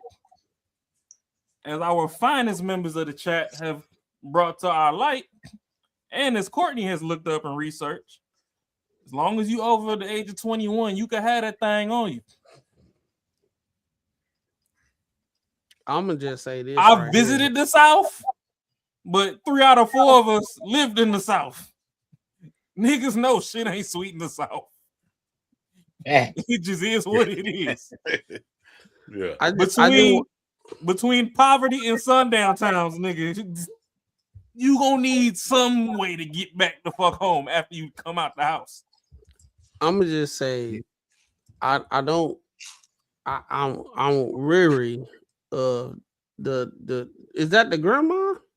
Yeah, definitely grandma. She blonde. I believe that's Granny.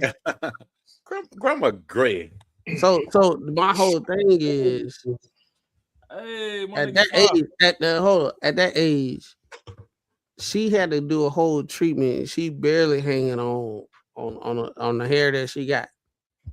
I ain't gonna bully Granny like that. No, I ain't. No, I'm here. Y'all asked for it. Y'all said, "Clem, come on." All right, we're here now. This is the words and thoughts of macaroni. See, hang it on. There's powerful niggardry at work here. Hey, look. What I'm saying is, she looked like that auntie that's a grandma now. That look, she go off, right? But at the same time, bro, like the highlight blonde, it's like it's not blonde, it's like the high blonde. It's like Cisco doing Michael Jackson over everybody at the beach. Blonde. Yeah, she gray. Come on, man. That's great. He like she No, platinum. that's not great. That's not great. Platinum right now. And she like, I don't know what happened. You toxic little motherfucker. Who raised these kids like that? You did. You did. If he was 15 with a blip, I'd have been like, why he got a gun? This a grown ass man. If I was a young guy and said, hey, I really like this lady and I really taking her serious. And she was like, you gotta meet my meemaw. And I'm like, all right, I'll meet your meemaw. If I walked up and saw that, I was like, it's over with. I'll be looking just how she looking right now. Play it, Courtney. Look, play it. I'll wait for the She confused. That's what I want to know. That's what I want to know. Nobody can answer that for me. Emotions still raw as they remember Morehead as a kid who loved to rap and play football. His brothers and cousins admired him. He was not a bad child. He was not a bad child. He just made bad decisions. And pause it right there. He was not a bad child. He just made bad decisions. Does it look like any of that gray hair in her head came for her correcting the wrong actions of that child? Nope. That looked like a natural aging process. That don't look like no stress modifier. Granny stressed the fuck out. The thrill is gone. She all salt, pepper belly there. She done seen this 20 times tennis. Now, auntie or mom or whoever this is right here saying he's not a bad child. Well, contrary to popular belief, there ain't a child on this planet that's a bad child. It's just a lot of motherfuckers is misguided. A lot of motherfuckers lack belt to ass. Y'all raising these timeout babies. And sadly, like we said, utmost respect to everybody that, you know, is in condolences over this young man, but he got put in a permanent timeout. Yeah. Everybody corrective action ain't the same as your corrective action. Right. So sometimes this is what happens. And that's the thing, though. Like, that's the thing. There was 5 women in that room. Yeah, not one dude. 4 of them sitting down and one was standing in the back with that jersey on. Yeah. But the thing is, shit, man, we gotta like these kids need to learn. They need to get it put in. The worst comes to worst. You don't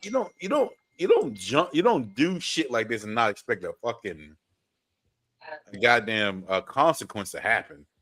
Unfortunately, this is a bad consequence that happened, but I mean, hey, you be called a coon if you keep on talking. Yeah. What's the word, fellas? It is. Yo, what's up, y'all? Yo, what up, y'all? Good with it. Y'all can Hey, hear me? Yo, what up, Fa? What up, Philly y'all? Finest, what's happening? What's up? Oh, fam, bro. Hey. Appreciate y'all for pulling up. Man. Hey, Appreciate y'all it. got y'all straight. Yo, y'all can hear me good? Yeah. Yep, yes, sir. All right. So what y'all got on this, man? What y'all got on this topic? Bro, it's a wild one, bro. Yeah, this a better I say first and foremost, if the black community want a better argument for self-defense, they gotta hear. But as you said it, Courtney, they ain't people not gonna care because it's black on black. If the if the guy getting jumped was white and shot a black kid, then we would care. Then the masses would have cared. It'd be Yeah, crazy. but it's crazy, bro. Yeah, if it was a white kid that got jumped by all the black kids, man, it would have been that was too much force. It was not justified. All these kids were good. It'd be so different, man. Exactly. And that's crazy to even just say that shit.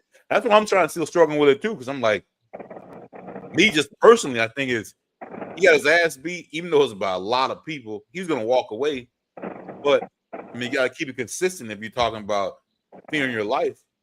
Yeah. One of those kicks to the head could have killed him. Exactly. But I still don't think that ending someone else's life just based on that shit is justified. But I mean, if you're gonna stay consistent, I mean that's what it is.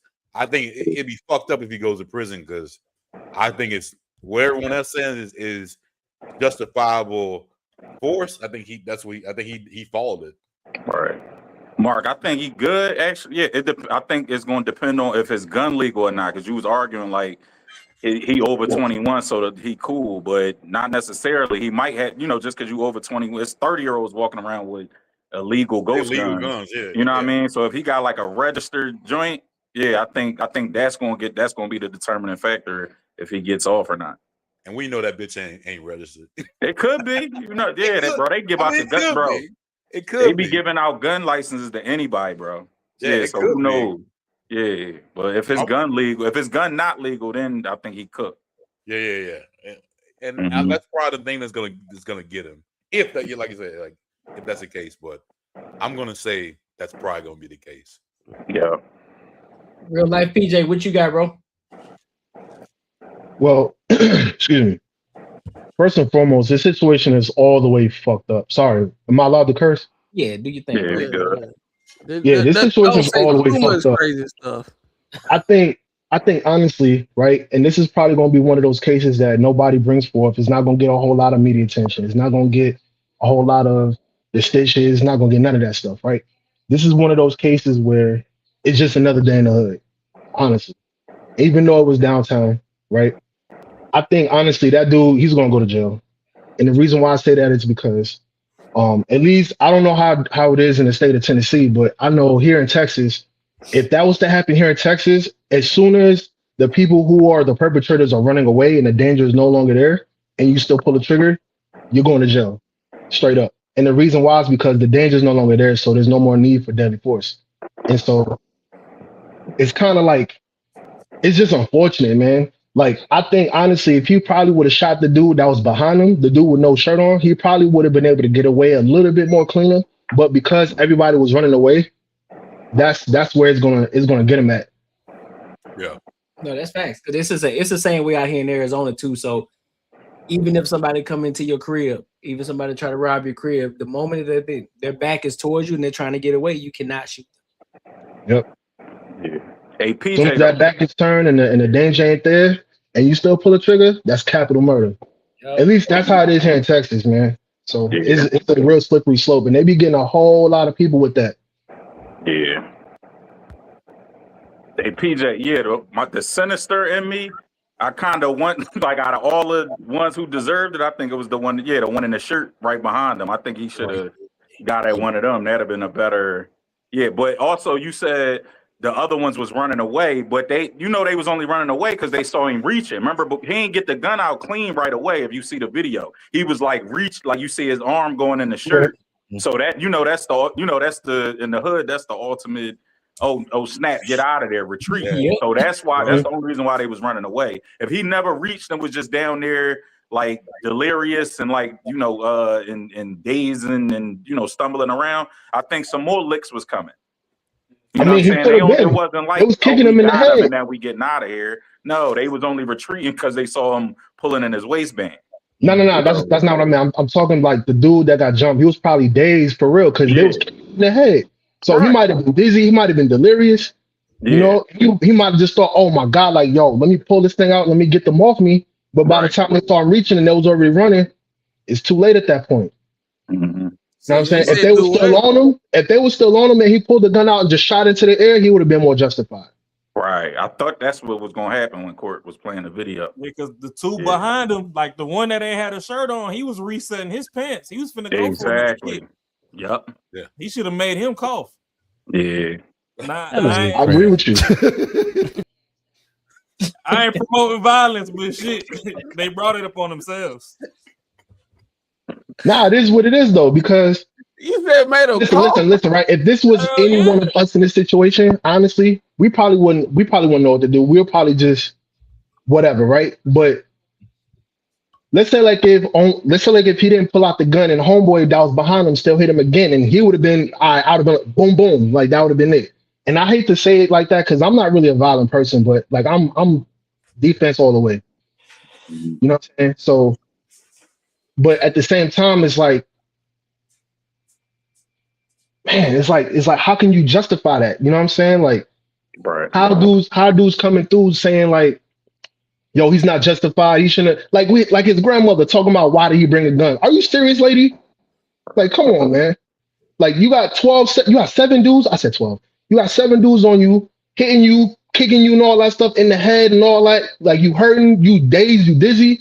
You don't know what's going on into your mind. Like that lady has no idea what's going on. And it's like, why was that kid even there to begin with? Exactly. He did have 12 dudes like beating his ass. You know what I'm saying? That's a whole different situation. They all got hits. Mm-hmm. Every one of them got a hit in. I'm just saying. Yeah, except the cameraman. That's the only one who was. See, the only thing with Brady is he probably still remember. Except the cameraman ain't do shit. Hey, shit. All I'm saying is don't jump me with no cameras out. It's the best cameraman we ever had. Nah, man, that's normal nowadays, bro. Everything is on camera. Nah. Everything getting blessed. Man, everything is on camera, bro. I've seen a bunch of videos throughout the years of people dying on live, dying on Instagram videos, dying on TikTok, shootouts and all that. Like it's everything's on camera now. Everything's recorded. PJ, if you ever see me getting jumped, just yell out, run. Tell them motherfuckers to run. Everything getting laid down. I don't care if it's a flat camera. We knocking that bitch off the post. I ain't telling nobody run. I'm running, bro. I ain't trying to get hit. You gotta change your algorithm, dog. You don't want to see that all day. No. This is just like throughout the years. It's not like something that's like all at once. It's just one video here, one video there, stuff like that. We becoming desensitized, man. It's sad. It is. Well, And I mean, honestly, I think that's all another problem. At least for me specifically, I'm super desensitized to it. Between seeing it in the hood and seeing it on the internet, it's like you can't escape it. yeah, that's what I'm saying. I barely started getting sensitized. Like this shit, regular traffic, low key. But Right. I'm blessed enough to have moved my situation to better surroundings. So Right. it's Yeah. still sad though. Yeah, bro. It is. And I feel sorry for the family, but hey, what happened. Can't take it back now. So who do y'all feel like was in the right? They all wrong, honestly. Nobody was right. No, I ain't trying to hear everybody was wrong. Who was right? Who was right? Who was right? All right, in that situation that y'all saw? If you was in the situation, your homeboy was in the situation, your cousin, your daddy, he got his ass knocked out. Who was right? Hold on. Are you asking from the place of the law or just based off of the street? In general, I ain't talking about the law. How y'all feel? All right, so take the law out of it. All right, there you go. Take the law out of it. How y'all feel? Who was in the right? Who gonna go first? I'll say the 24-year-old. Who was 24? The one who The shot. dude getting jumped. The nigga Oh, with the the person that shot? Yeah. He in the right? All right. Yeah, if I had to pick Who a gonna right, answer yeah, next? you said we All can. Yeah, if I had to pick, I'd say the same thing. There's no way the dude is getting this jumping is in, right? Like, we don't even know why they jumping him. But I mean, but the thing is, the girl, because y'all heard the video, right? The one who's talking. I'm thinking, I'm pretty sure she said the dude's name, the one that got shot in the head, and she was like, "Yo, like fuck him up." So I don't know. I think it's a situation to where I think the girl who was recording was the girl they were talking about. They got maybe he was trying to holler at her or something. I don't know. Like, but not to promote early age sex either. Did you die behind the bitch and you ain't even get the tip wet yet? I doubt he probably. Because if you ain't getting no guts, you should have let 24-year-old in the court in the Epstein files handle that. I blame you, Mark, because you started. That was talking above about your bitches. age bracket. Well, my bad. You start talking about bitches, then Raw, he gonna be like, "Hey man, bitches, they over here. So why the fuck? They got 2 left feet, and then they got 1 wrench. So how the fuck we supposed to go to the north?" That ass though, like all the parties were in the wrong, but if we gotta choose a right, buddy, that's what I'm saying. That's right. That's what I'm talking about. That's what I'm talking about. In this situation, everybody wrong. Everybody wrong.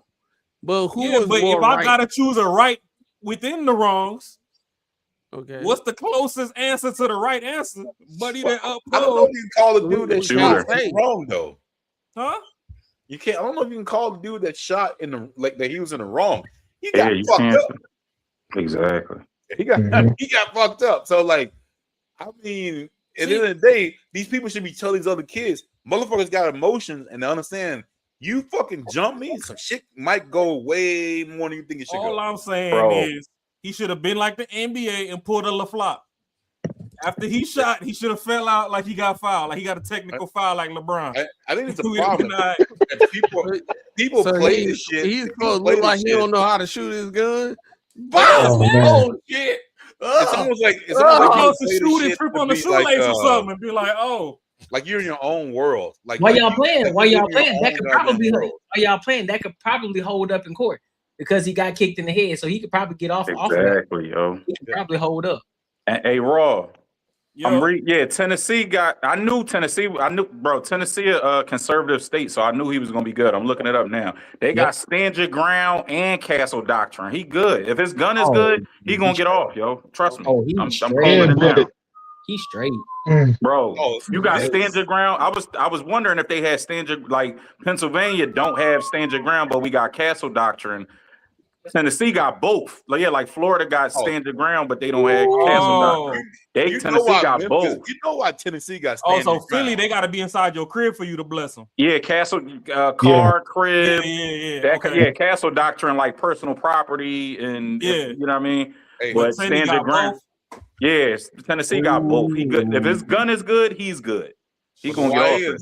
yeah. In Tennessee, But the in reason this they got situation, the it YNs. wasn't inside property though. So No, but it's also it's two parts to it. It's Yeah, but also stand imminent your danger. ground, meaning anywhere your 10 toes Exactly. touch down there. Yeah. Stand your ground. It don't matter where you at, bro.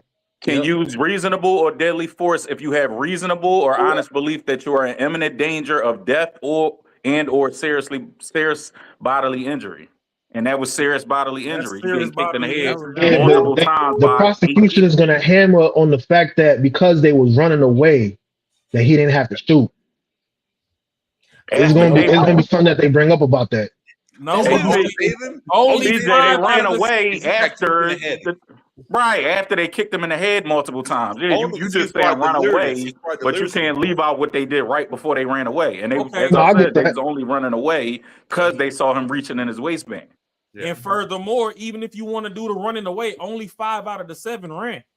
Right. The other dude was behind him pulling his pants up, and buddy that was sagging, he was about to start getting busy, but we ain't see him in the frame move away. So 2 of them was still behind him. He was still ready to go. That's why I said for me, the only thing that he did wrong to kind of like he shot the make wrong it less number. of a clear cut case was he shot the wrong direction. He should have turned around. But like we said, he was dead, so he ain't know. Yeah. What up, Who Carry? Who Carry? Hey, what's going on? She said, I'm gonna fuck with y'all on a Friday. Oh, got the her leg. Okay. All right. Who Carry? Have you been listening? What you think?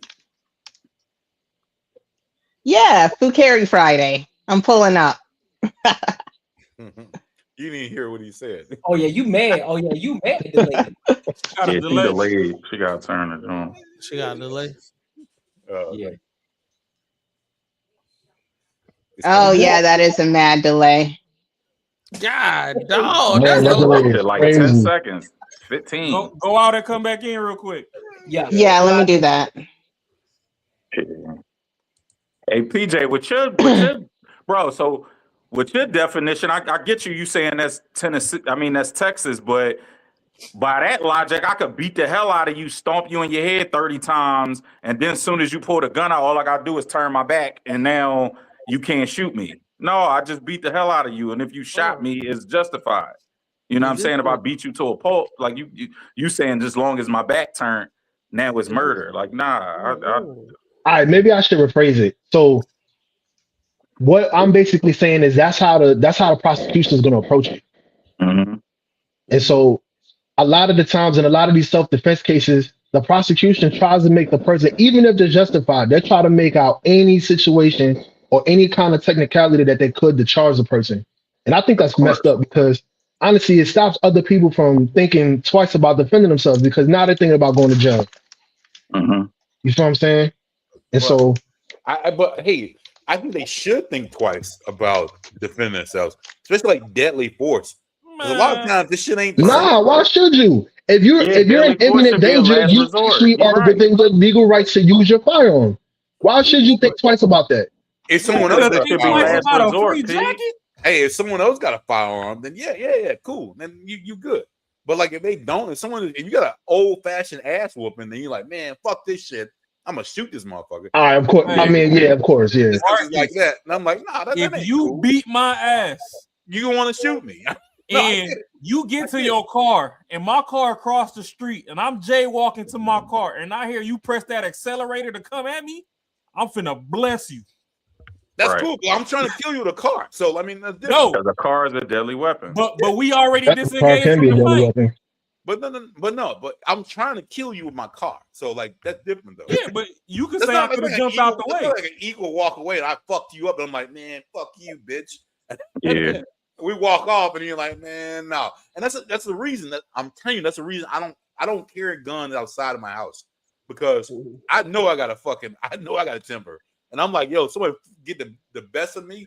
I don't know what the fuck's gonna happen, and I do not want to risk that shit being in jail for the rest of my life. Fuck Shit, that. I know what's gonna happen. I grew up off Lil Jon, the East Side Boys, and Bone Crushers. Somebody get blessed. Yeah, that's what I'm saying. That's why I would not do it, man. I'm gonna take that ass whooping, dog, outside of my house. But you come in this bitch, we good. Yeah, I'm a bit of both. Because I have a really good aim. I'm really quick on the draw, but I will fight anybody. No, you trying to kill But a lot of people saying aren't. you'll fight Bro, that's anybody? why I don't like open carry Yeah. states. Because that just give people a battery in their back, like an unnecessary chip on their shoulder a lot of times when they got a gun. Especially when you hear this shit when someone's saying like, I fear my life because he's bigger than me. I'm like, man, fuck Bro, that shit. don't get me started on the Carmelo thing. There, Yeah, you they gotta- both play like, football. because You you gotta look big, at the now you deserve to situation. die. Like, man, fuck that shit. That's bullshit. Like, that's Yeah, everybody's bigger than me, but I'll challenge Right, yeah, anyone. you can. If someone's disrespectful to me, we can step outside. We can gladly step outside. It's okay. Just because you scared don't mean someone should lose life. I think I heard this shit the other day. Like, I've never, very rarely you seen someone get their ass beat to where they died. Like, motherfuckers really don't, that shit don't really happen. Yeah. And then you think someone can get away for it and just say, man, I was scared they're gonna kill me.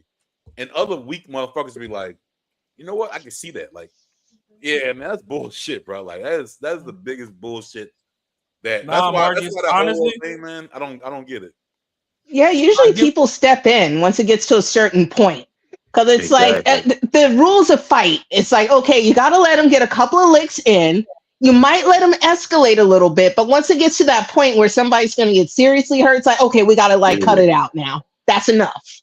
Right. When somebody clearly won. Yeah, but you got to think about it, right? When you're in the heat of the moment, no one's going to be thinking about that. No one. Nah. Nobody has etiquette. Marcus, I think the statistics are skewed though, because it's just like drownings. Like when you got them kids, you heard about a dry drowning before? Like somebody was kind of like drowning in the pool and you saved them or whatever, but they still had water in their body that you ain't know about. The kid went home, went to sleep. The parents woke up in the morning, kid gone. But during the autopsy, they're like, it's a dry drowning. Or it's like when you play like football or something, or like boxing and shit. Oh, yeah. You might get the concussion in the ring, but you still look cool. So everybody is like, oh, all right, well, shit. As soon as you go to sleep, you're I'll done. catch you tomorrow, my nigga. You go to bed and you don't ever wake up. And everybody like, hold on, what the hell happened? So I think some of them statistics could be skewed too. You might have got kicked in the head and some shit really fucked you up, and you ain't knowing they never tied it back. Autopsy might just come back and say you got a concussion. They ain't gonna tie it back to the fight. The coroner don't know what the fuck happened. But in the end of the day, like, you still gonna pop them off because you don't know. I mean, shit, I get what you're saying. I get shit could happen, and that's why Bob Brown said he ain't finna come visit us in Arizona because I don't go to these gun shows and get these metal jackets. Man, at the end of the day, this was just another unfortunate situation in a bunch of unfortunate situations. That's probably may or may not get the attention it needs. It's not. It may or may not put battery in people's backs. It may or may not get people outraged. It's just another unfortunate thing, and it's sad. It's like what Bias Raw was saying earlier, man. This is really sad, man. It's so sad that every day we're faced with a story where people are dying, bro. Yeah. But I mean, it's. Yeah, I mean, I'm a joke a lot, and no disrespect to the family. Y'all should have raised the little man better because he should have known not to be jumping and grown. It's tired of the violence, man. But I mean, that's the thing though. Like, the women are the ones, bro, just doing it. Like, come on, man. Like, you gotta teach your kids shit can fucking happen to you. You don't. Yeah, but a lot of women. You don't live in your own world. Your own world doesn't say, "I'm not gonna kill you," even though I might fucking show signs I might kill you. That someone might not fuck with you like that. I mean, everyone wants to live in their own goddamn world, like their own one that's in it, which is fucking crazy as fuck to me. You don't understand? But a lot of women are dragging these kids into these situations. Like, you remember about like 2 years ago, there was like a bunch of like people out in New York where they're having fights in McDonald's, and then they would get their sons involved, and all of a sudden people are going outside and either shooting each other, or stomping each other out or something. It's like, if you have a problem with someone and they're a younger person as an adult, you don't go and say, let me go get my child and have my child completely crash out. and then like to protect the child and then say, oh, well, he's innocent. It wasn't his fault. It's like, well, yeah, it wasn't his fault because you technically pressured him into it, which you shouldn't have done because you're the mother. You're supposed to be the one protecting him, not him protecting you.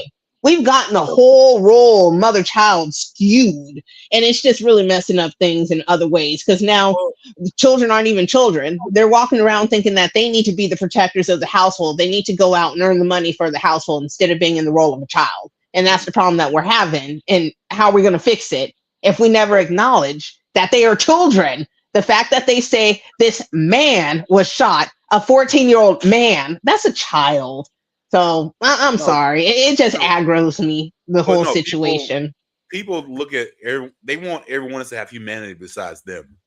They want you to say, hey, you know what? That's a 12-year-old kid. They want you to look at and say, as a person who may have a gun, say, that's a 12-year-old kid. You shouldn't do that. Instead of me being like the other person who actually is involved with this person, saying, you shouldn't fucking do that. I'm looking for humanity for the other person, not myself. Like, you don't see this shit all the time, bro. Like, I see it, like, girls get pulled over by the cops, and are literally like, I'm not doing shit you tell me to do. I'm pregnant. Like, shouldn't you care more about your kid than this cop? Like, what the fuck are you doing? What are you doing? And then everyone behind them are like, she pregnant. Like, why the fuck does she not care? But I should care. Like, I don't understand as a cop. Like you like, this shit don't make no goddamn sense. But everyone around you is like, this cop should give a fuck and let her do what the fuck she wants to do because she's pregnant. Right. Like, it makes no goddamn sense, like, at all, bro. Like, I would be so pissed if that was like my girl doing some dumb shit like that. Yeah. That's a lie most of the time anyway. The whole I'm pregnant. Man, you should watch Midwest Safety because they got a bunch of videos where women get caught doing dumb stuff, and then the first thing that come out their mouth, I'm pregnant. Yeah, and then that's true. Yeah, that's like a as if that's gonna stop you from getting arrested. Like, but nah, I ain't gonna hold you. I'm at a disadvantage in situations like this, being that I grew up in the hood, so I have to suppress hood logic to actually be humane in discussions like this. Because realistically, you got to think, even back to the crack era, when you watching all the movies and stuff, they used to have the little kids as young as 8 years old serving the work on the block, because if you got arrested, you was getting little to no time versus somebody that's of legal age, and they throwing the book at your ass. Just watch The Wire. You get a great depiction of it. Yeah, no, it's still that way now. So that's kind of where, like, you know, by the time your Adam's apple start poking out at 9, 10 years old, my Duke's over there looking at you like, shit, you eating all the food in this bitch, you putting in on these bills. And then you got, you know, little kids thinking they got to carry the whole world on their shoulders. Yeah. And then you get all the crash outs, and that's when they come into this big old. Wait, is Ambassador Rock talking? I can't hear him. Oh, you can't hear me? I can hear. I can hear you. Yeah, I can hear you. Yeah, I can hear him too. Can you hear me? Oh, he might have to go out and come back. Your joint messed up. Yeah, you probably go out and come back in, bro. Yeah. Because I'm looking at the screen and I'm seeing you talking, but I don't hear nothing coming up. Yeah, get out. Come back in. Yeah, you probably got to go out and come back in. But yeah, so like, you know, and like I said, I'm not really trying to promote violence or whatever, but sometimes I do look at shit from the eyes of my upbringing, and it's like, hey, it is what it is at certain points. Like, we don't watch Precious fucking steal a bucket of chicken. You gonna tell Shorty not to eat? I mean, she big as hell. She could afford to skip some meals, but yeah, I was just talking to someone about that earlier, how I had so many friends growing up that would just come over to our house and just steal food, because my mom would try to, like, you know, buy up whenever she had a little bit extra. And she had this thing with buying a lot of bread, because they would come in the 2-pack back in the day for like $1 or something. So every time she'd go to the store, she'd buy a 2-pack of bread and toss it in the deep freezer. So we had a whole freezer full of bread. Well, my neighbor, he would come over, and every time he'd come, he'd steal half a loaf of bread and then reach into the tea jar, because, you know, being from the South, he got that big old jar of tea bags. So he'd reach into the tea bag jar and just take 2 handfuls. And that was like pretty much every other day, you know? And I'm like, wait a second. It's just you and your mom. Your mom has a good job and your grandparents live across the street. And it's like the grandparents were always cooking. So there's no reason for him to come to my house and steal my bread and tea. But that was just his thing. Yeah, my parents were just like, well, he doesn't have anything. He doesn't have a dad, so he could steal the bread. I'm like, that's not setting up a good example, you know? Because then what else is he going to steal? Well, That it was graduated from the was bread on- to my dinner. So that no, was his practice on GP. That was for the love of the game. Yeah. for real. Stealing tea bags is nasty work. I'm telling you, boy, that's a dream. Shit. Yeah. Then another neighbor who would guilt my mom into buying top ramen just so she could come and steal it. And I'm like, Mom, you might as well just buy this stuff for these people because, like, I'm not getting any of it. And they're over here eating good, and I'm over here starving in the house. That's ridiculous. Mm-mm. But now, any final thoughts, man? Because we gotta go to this LaVar Ball topic, man. And if y'all want to stay 5 Brown in real life, PJ, y'all can, bro. All I'm gonna say is R.I.P. to the Sling. Bro, yeah, my last thoughts is just yeah, men be there for your just be there for your kids, man. I got 5 and bro, I get compliments. Yeah, I'm not toot my own horn. I think I'm an okay dad. I could be better, like with time, but I try to be there, at least financial or whatever, like at the most. But yeah, I try. Yeah, I get compliments on being like, a good dad or whatever. But it's not even like for the sake of being a good dad. And my like being honest with y'all, yeah, it's not. I don't even do it for the sake of being a good dad. I honestly think leaving your kids with just women to raise them, male or female, especially your sons, is like malpractice, bro. It's like it's child abuse. Because you see all these cases like this when it's like you said, Mark, it's always a bunch of women that's whenever it's a kid get killed or a kid get 100 years and is not my baby didn't do this, and with was that the grandma or the aunt or the mom or something said, yeah, he made bad decisions but he wasn't bad, and and why did the guy bring a gun? You're not holding the kid accountable at all. Everything was the guy's fault, even though your son was there jumping a grown man. I posted this in the chat. I was saying when y'all was talking about 12-year-old and trouble that 12-year-olds got in. I said when I was 12, I got in trouble for talking back to the teacher or something minuscule like that, or getting a pink slip in school for being late to class or something like that. I never was in trouble as a 12-year-old. I never made bad decisions as a 12-year-old. None of my bad decisions were jumping a 24-year-old, jumping grown men and getting shot at. You know what I'm saying? So it's I don't know. My main point is just, men, be there for your kids, man. Be there for your nephews. Just all these young boys just need father figures and just male role models, because this is the results we get when we leave the women to fend for themselves to raise men. Hey Brown, they can't do it. When you said that shit, so when I was in school, I knew how to get out of shit if I could talk to my mom. All I had to do was blame it on somebody else. If I did some fucked up shit, like the only reason I did it because they were doing it, and she like, why did they get in trouble as much as you did, and blah blah blah. Let that shit run past my dad. He like, fuck, hell no. What the fuck? I don't give a fuck what nobody did. You ain't got shit to do with it. But if I want to get away with some shit, just tell my mom like, yo, other people doing. That's the reason I did it, and just like that, she'll fall right into it, and I'm good to go. Like at this point now, it's like, oh, he would just fall along with these other people. Did they get in trouble as much as he did? Did they do this and this? My dad did not fucking go for that shit. So for some reason, it's almost like it's easy, and I don't know how people don't see this shit. Kids ain't stupid. They know what the fuck they're doing. They know exactly what the fuck at an early age too. Yeah, 100%. Like you know how easy it is to like manipulate like a girl, because only thing you do is blame it on somebody else, and they cool with it. My 6-year-old do that now, and they, you know what I mean? Yeah, bro. But I say it all the time: chaos and order come from dads.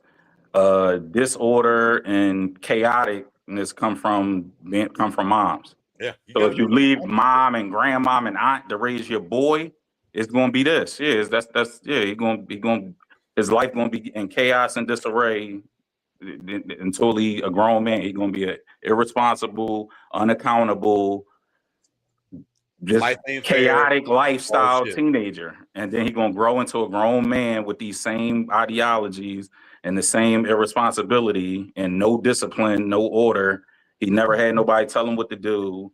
It's a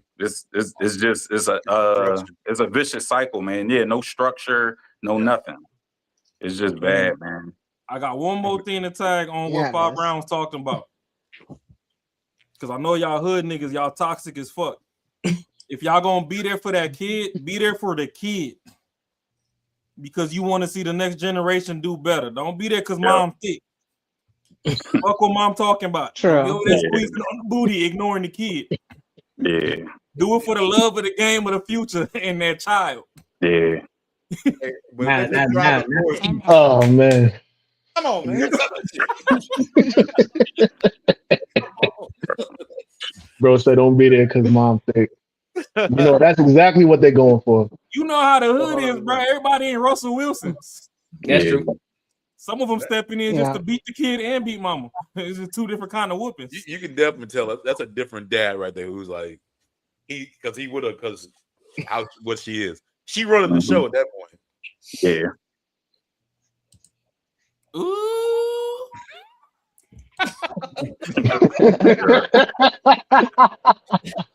Anybody else before we all move on? Nah, that's it. I'm good. All right, bet. Hey, Courtney. What's up? Our street's bad in person, bro. That's all Yeah? I'm gonna say. Nah, You don't seen tell her? him. Nah, he trying to skip the meetup. Don't tell him. No, yeah. Courtney. In person, she's even better. Listen, than listen, profile fam, pic. I said I already called. I said if I don't go to the DC one, I'm going to the Dallas one. No, you gotta go to DC. I don't trust gotta AD go with to the Dallas DC, one, bro. Nah, I'm seeing go y'all to in DC, Dallas, bro. man. You Yeah. say you don't trust Dallas? He said this last year, bro. We were supposed to do 2 last year. We only did DC. He was supposed to do another one in December. We for never real? did one. Yeah, the last meetup was last that's true. June. Yeah, we never did no more. Yeah, and then AD getting more and more popular, so it's been less meetups. That's true. So That's we got, you know what I mean? So I'm not I'm just we did one meetup. We usually do 3. He did 3 or 4, I think, my first year following AD, like 2021, 2022. He did 4. Now it was down to 1 last year, and then he got even more popularity this year. So we might only get the 1. He said we haven't won 3 months later in September, but we'll see. I just don't. Bro, another thing I called Courtney was the coaching calls. When we was on coaching calls, I said, "Yo, you're not gonna be doing these much longer." He like, "Yes, I am. I'm gonna keep." I said, "No, you're not. You getting you out of here. Like your popularity getting too big. Like you're not gonna have the time. You're not gonna have the capacity." Yeah. I called it a year before he stopped doing them, and I was right.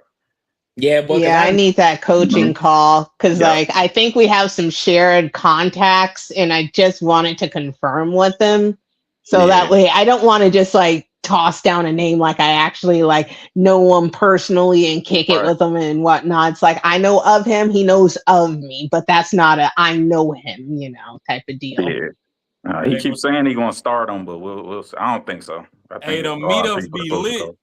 Hell yeah. I guess I gotta change some plans. I might have to go to Yeah, DC. please, man. Yeah. Try to make that DC one, Courtney. And then like the chasers be finding some dope ass spots because Anton don't party, and I ain't. That's cool. It's noble. But the chasers party, and we shut shit down. Party though. Nice. I'd love to meet Azriel. She That seems boy pretty spaces dope. get Azriel's busy dope. on the dance floor. Hell yeah, yo, him and Slimmy was having a dance battle last year. I knew that's who I Him knew and that- Slimmy went at it last year, bro. I got the video. pop locking and shit. I said, Yeah, yup. Yup. Yeah, litty. Spaces get busy, bro. Spaces and Slimmy. Let me dance. Yeah, I hope he does Yeah, Dallas. Spaces and That's Slimmy like had a my whole birthday dance battle week. last year. Yep. Shit, the way Slimmy come off sometimes, at least how I'll be thinking, like he kind of gives me that stand on the wall vibe, but I know he ain't like that. No, Slimmy could rap too. Slimmy could spit and everything. Slimmy used to be a rapper. Yeah, he used to battle rap and all that. Yeah, battle rap. Yeah, he used to battle Oh, rap. sure, I know that. Yeah. What about your boy Yeah, I Quentin? could see that. Hey, but what's Quentin funny just be too- there. Quentin was there. He was chilling. He just Quentin the wall. Yeah, Quentin that wall person you just said. Quentin sat in the chair all day. He sat in the he sat at the table with Mika and all table. Yeah, I ain't really rap with Quentin until we got to the diner. We went to the diner after. That's because ain't enough white meat in the building. I That's ain't why. even gonna lie. Quentin get me with that. Quentin get me with that nigga shit, bro. He like, God damn. Like, Quinn's funny. He Quentin, yeah, I love Quentin. Quentin wild, man. I want to meet He wild. 2K. He's telling my wife. Yeah, I met 2K. I met 2K. Said, hey, Yeah, I'm convinced he's my cousin. The N-word. I'm positive he's my cousin in Mississippi. Yeah, 2K funny as Yeah. hell. Oh shit. Yeah, I rock with 2K and Quinn, man. They dope. Yeah. 2K, your family out here. Because he acts like so many of my cousins, like over in like Lexington and like over in that area and whatnot. So I'm like, all right. I bet. Well, let's go ahead and go to this next topic real quick. If y'all want to stay, y'all can. So LaVar Ball and his wife, they are getting divorced. I can't wait to talk shit. Yeah, I'm gonna shut up. Apparently after he took care of her going through her situation, and then we all know LaVar Ball, you know what happened with him losing his leg and everything. You know, he didn't recover, and now she wants to file for divorce because she want to do her own thing. So we're gonna get the full effect, and I guess you're gonna get the full content on both sides, from her side and his side. I'm gonna play his part first, and I'm gonna play hers, and then we can give our thoughts and opinions. All right, so let's go ahead and get into it. Hey, wake up, macaroni. He over there falling asleep, baby. Yeah. That boy tired, ain't it? Nah, I got muted. I was in the middle of talking something, and I got muted. I said, I'm gonna just chill out. You said you got muted? Yeah, you muted yourself, I was in the Playboy? middle of talking, and I got muted. I said, "Oh, I guess I'm saying something I ain't supposed to be saying." So I just been chilling out. I don't know who did. Well, yeah, I don't know who did that pimping. Was it during the clip? Yeah, the clip say you muted. Nah, Like it when was Courtney played the before. clip. It was before you came. No, I heard you since I've been on. Yeah, me No, too. what Yeah, I heard I'm saying is, I got muted. Like I had to click off the mute. Oh, Hey, we can keep on going with the show, dog. My man.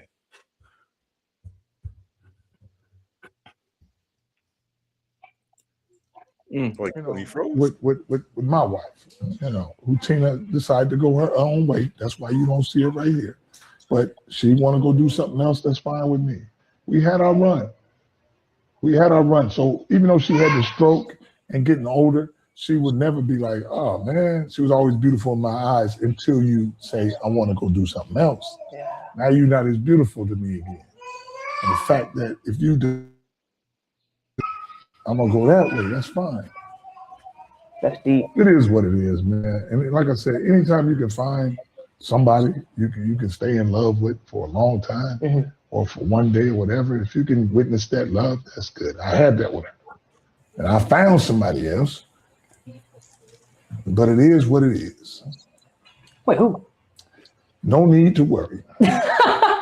Okay, he said no need to worry. Now let me play her part. Tina brings up the other two. We've been hanging out, and when we bring up one, Tina brings up the other two. Yep. That's a package deal. Yep. So I wasn't lying when I told y'all package deal. Nope. And hear it. It's been a pleasure too. This family, that's what you guys don't get. I've told you in my videos, and now I've actually experienced it. The hospitality that they offer when you come around them, you can't beat it. Yeah. Like you really just feel it. You know, the love from everybody. You're like, that ain't it. Because they ain't even talking. He up here. I was like, there's no explaining. There's nothing I'm gonna talk to you about and be like, I'm sorry, or I don't know how I meant that. No. Your girl, the one who took it overboard with some crazy stuff, thinking I'm trying to hit on her. Like I told people, the only time I hit on her, if she coming through my house and I think she the boogeyman. Oh, that was about the sports thing. Because I rewatched it. Like I don't know. You talking about the Molly joint? Yeah, that was crazy. Yeah, I know what he's talking about. Crazy. Y'all remember that? Yeah. That was crazy, bro. man. He just said, it was some bullshit. He got fired. Yeah, they banned him from ESPN. ESPN still was wrong, man. That was wrong. But overall, with this entire situation, with her having a stroke, him taking care of her, and then with his obvious situation. What you say, Courtney? You froze. You cut out for a second. Yeah. Oh, my bad. I said with their situation with the situation that happened with her and her stroke, and then his situation that happened with him, and now all of a sudden she wants to get divorced and go her separate way. What are y'all thoughts on that? I mean, bro, I think, bro, what he did for those 4 or 5 years, like he was coaching, like he was in it. He wasn't like he was really in it, trying to get her back right. And I wouldn't even 100% say it's because he lost his leg, and it could be it, but I don't think that's what it was. But it's just typical shit. They got a lot of money, kids out the house. She thinks she can do better, and she was like, you know what, fuck it, like I'm out at this point. Yeah. And we already know how that shit's gonna end. She got a ton of Right. money. If she wants to be like happy spending all her money on some other, like it just, I don't know, bro. Like at this age, it's bull. To me, it's bullshit. It's really fucked up. Yeah. Well, I think it's more complex than that. Because as a person that's kind of going through that situation presently, like, so I ended up having a basic bitch accident. It was a hangover, a pair of Crocs, and a cocker doodle, or a cocker poodle or something, some sort of poodly dog, where I ended up like tripping. It was an ex-boyfriend's dog. Ended up messing up my knee pretty badly. Then after that, ended up in an auto accident and messed up my spine pretty badly. Spent years trying to like find an ortho to deal with like the knee situation. Seen every orthopedic in Phoenix. They all know me, okay? So no help or anything. What And then it doesn't have to do with a dude though. Like he was. I'm getting to that point. At the point in which but I'm just explaining like all the medical situation. No, At the point in which I finally. You understand that, right? You understand I was talking, man. Well, I apologize for that, Marcus. My bad. I was just saying that it's a bit more complex. Yeah, but I can give you the floor. Yeah. All sorry, right, I did take it all a little long-winded. But anyway, yeah. So man, go ahead and say what you gotta say. God damn, shit. Sensational. Yeah. All right. Yeah. I guess I'm good. Yeah, you good. Go ahead. Yeah. Well, I was just explaining the like situation from the woman's side to kind of open up a broader topic, which will kind of lead back to like what you're saying. So sorry, I was kind of adding on to it and building on to the conversation. No, but I didn't mean to completely hijack it. No, but are you trying to say you had some situation where some dude was taking care of you and then you left him? Yeah. No, I didn't leave him. What I'm trying to say is that I had gotten to a point where like all of my friends had completely like left me because of my like situation. And at the point where I had accepted this is something that I'm going to have to walk alone, that's when I met my current fiance, who then said, hey, understanding going through this, I'm there with you. Someone I never met and decided to stick with me. So for this woman to have a husband of 30 plus years, who just to even have a husband for that long is a blessing as is. And to stay with her, do the rehabilitation, make sure she's 100%. For him to fall on some sort of medical issue and for her to say, you know what, I think I want something else and to walk away is 100% disrespectful. And I honestly feel like there should be some sort of way for him to kind of sue her for that, you know, some sort of like alienation of affection or something like that. But that's just me thinking from the legal side. And I don't think that's fair for her to have him go through all of that, to absorb all of her hurt, pain, all the trauma that she's gone through throughout the procedures. Who knows if the procedures went well or had complications. And to go through all of that to just in the end say, hey, now you need me to be the same for you. And I just won't. So I'm going to take half of what you have and leave. I think you think the benefit, like him suing her, is not too shit because he literally built that whole brand himself. Exactly. Them boys, everything. You've never seen shit that she did. As far as like with the kids, he's the only one fucking in there beating them up in the gym. It's not her.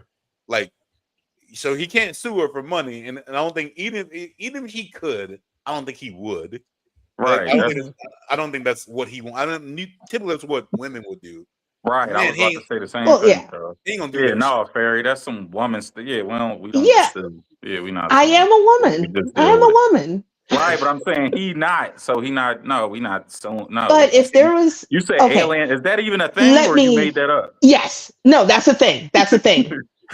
Alienation of affection is something that you can sue. There's plenty of case law. And like California and New York are the two major places where the cases have happened.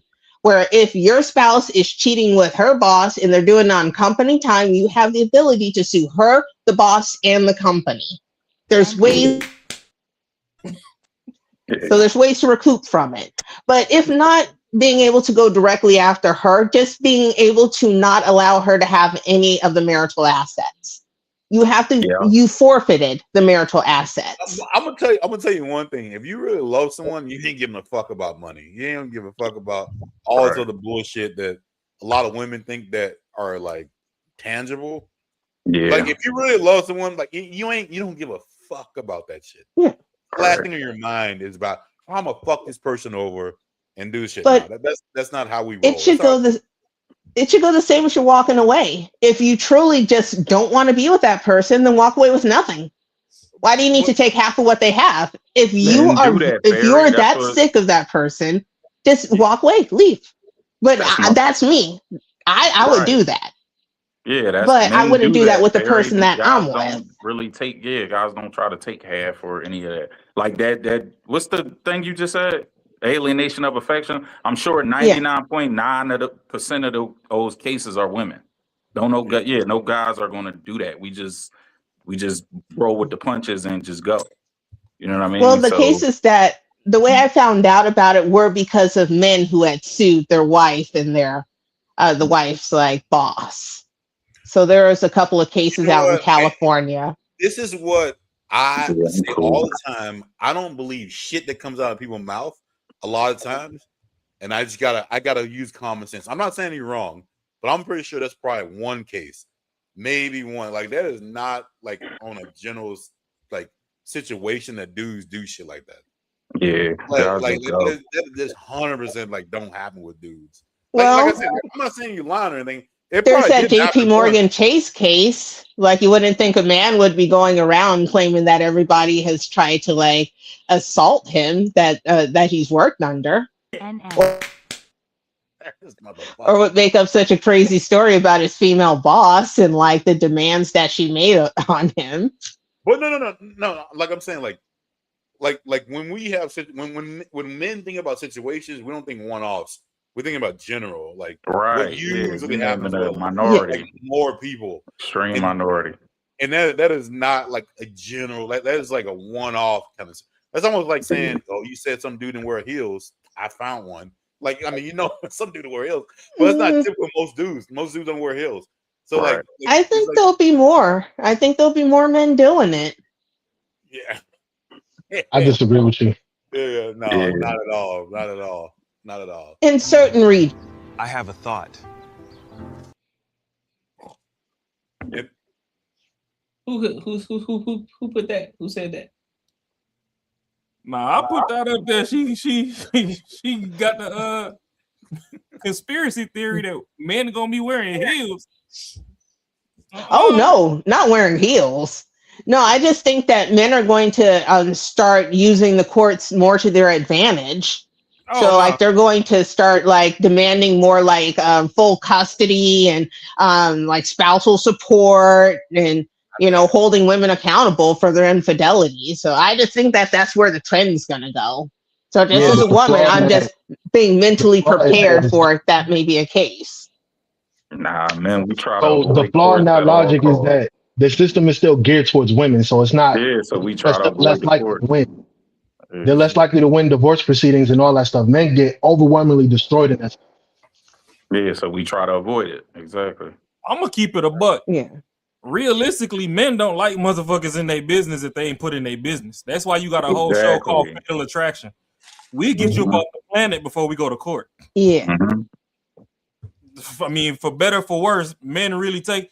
See, the problem is the world got men fucked up. Y'all think that because we don't buy flowers and chocolates every damn day that we don't love. not knowing that when we go work a 16-hour shift, we really just wanted to put in 9. Yeah, keeping these lights on and the extra 7 was because of you. Food on the table. Yeah, that's it's the a love. different form of love. It's not the Hallmark love. It's the true love. Yeah. And that 17 is for us to splurge a little bit. And the extra 7, the little 17 hour, that one little extra hour, that's for us to splurge with. Yeah, I mean, after 6 hours, bills is paid. Hey, but listen, you gotta get that extra in too. 9 was for the steak dinner. We doing 16 because we know Shorty still want a Birkin bag. Like, Yeah, true. we would have capped out at 11 for some Jordans. Like, we do this shit for y'all. Not the Jays, dog. Not the Jays. Yeah, I mean, yeah, like we were saying, like with this whole situation, like bro, like to get this old, like to be their age, and the thing is, like, what kind of dudes is she gonna attract? Like, she's not gonna attract some dudes that are gonna be wanting to build a life. That's not what's gonna happen. You know, it's gonna be who she's gonna get is the ones who's trying to come up. Like, I Marcus, gonna hold you, Marcus. might In just this, want freedom. I don't know. in this regard, And that's the irony.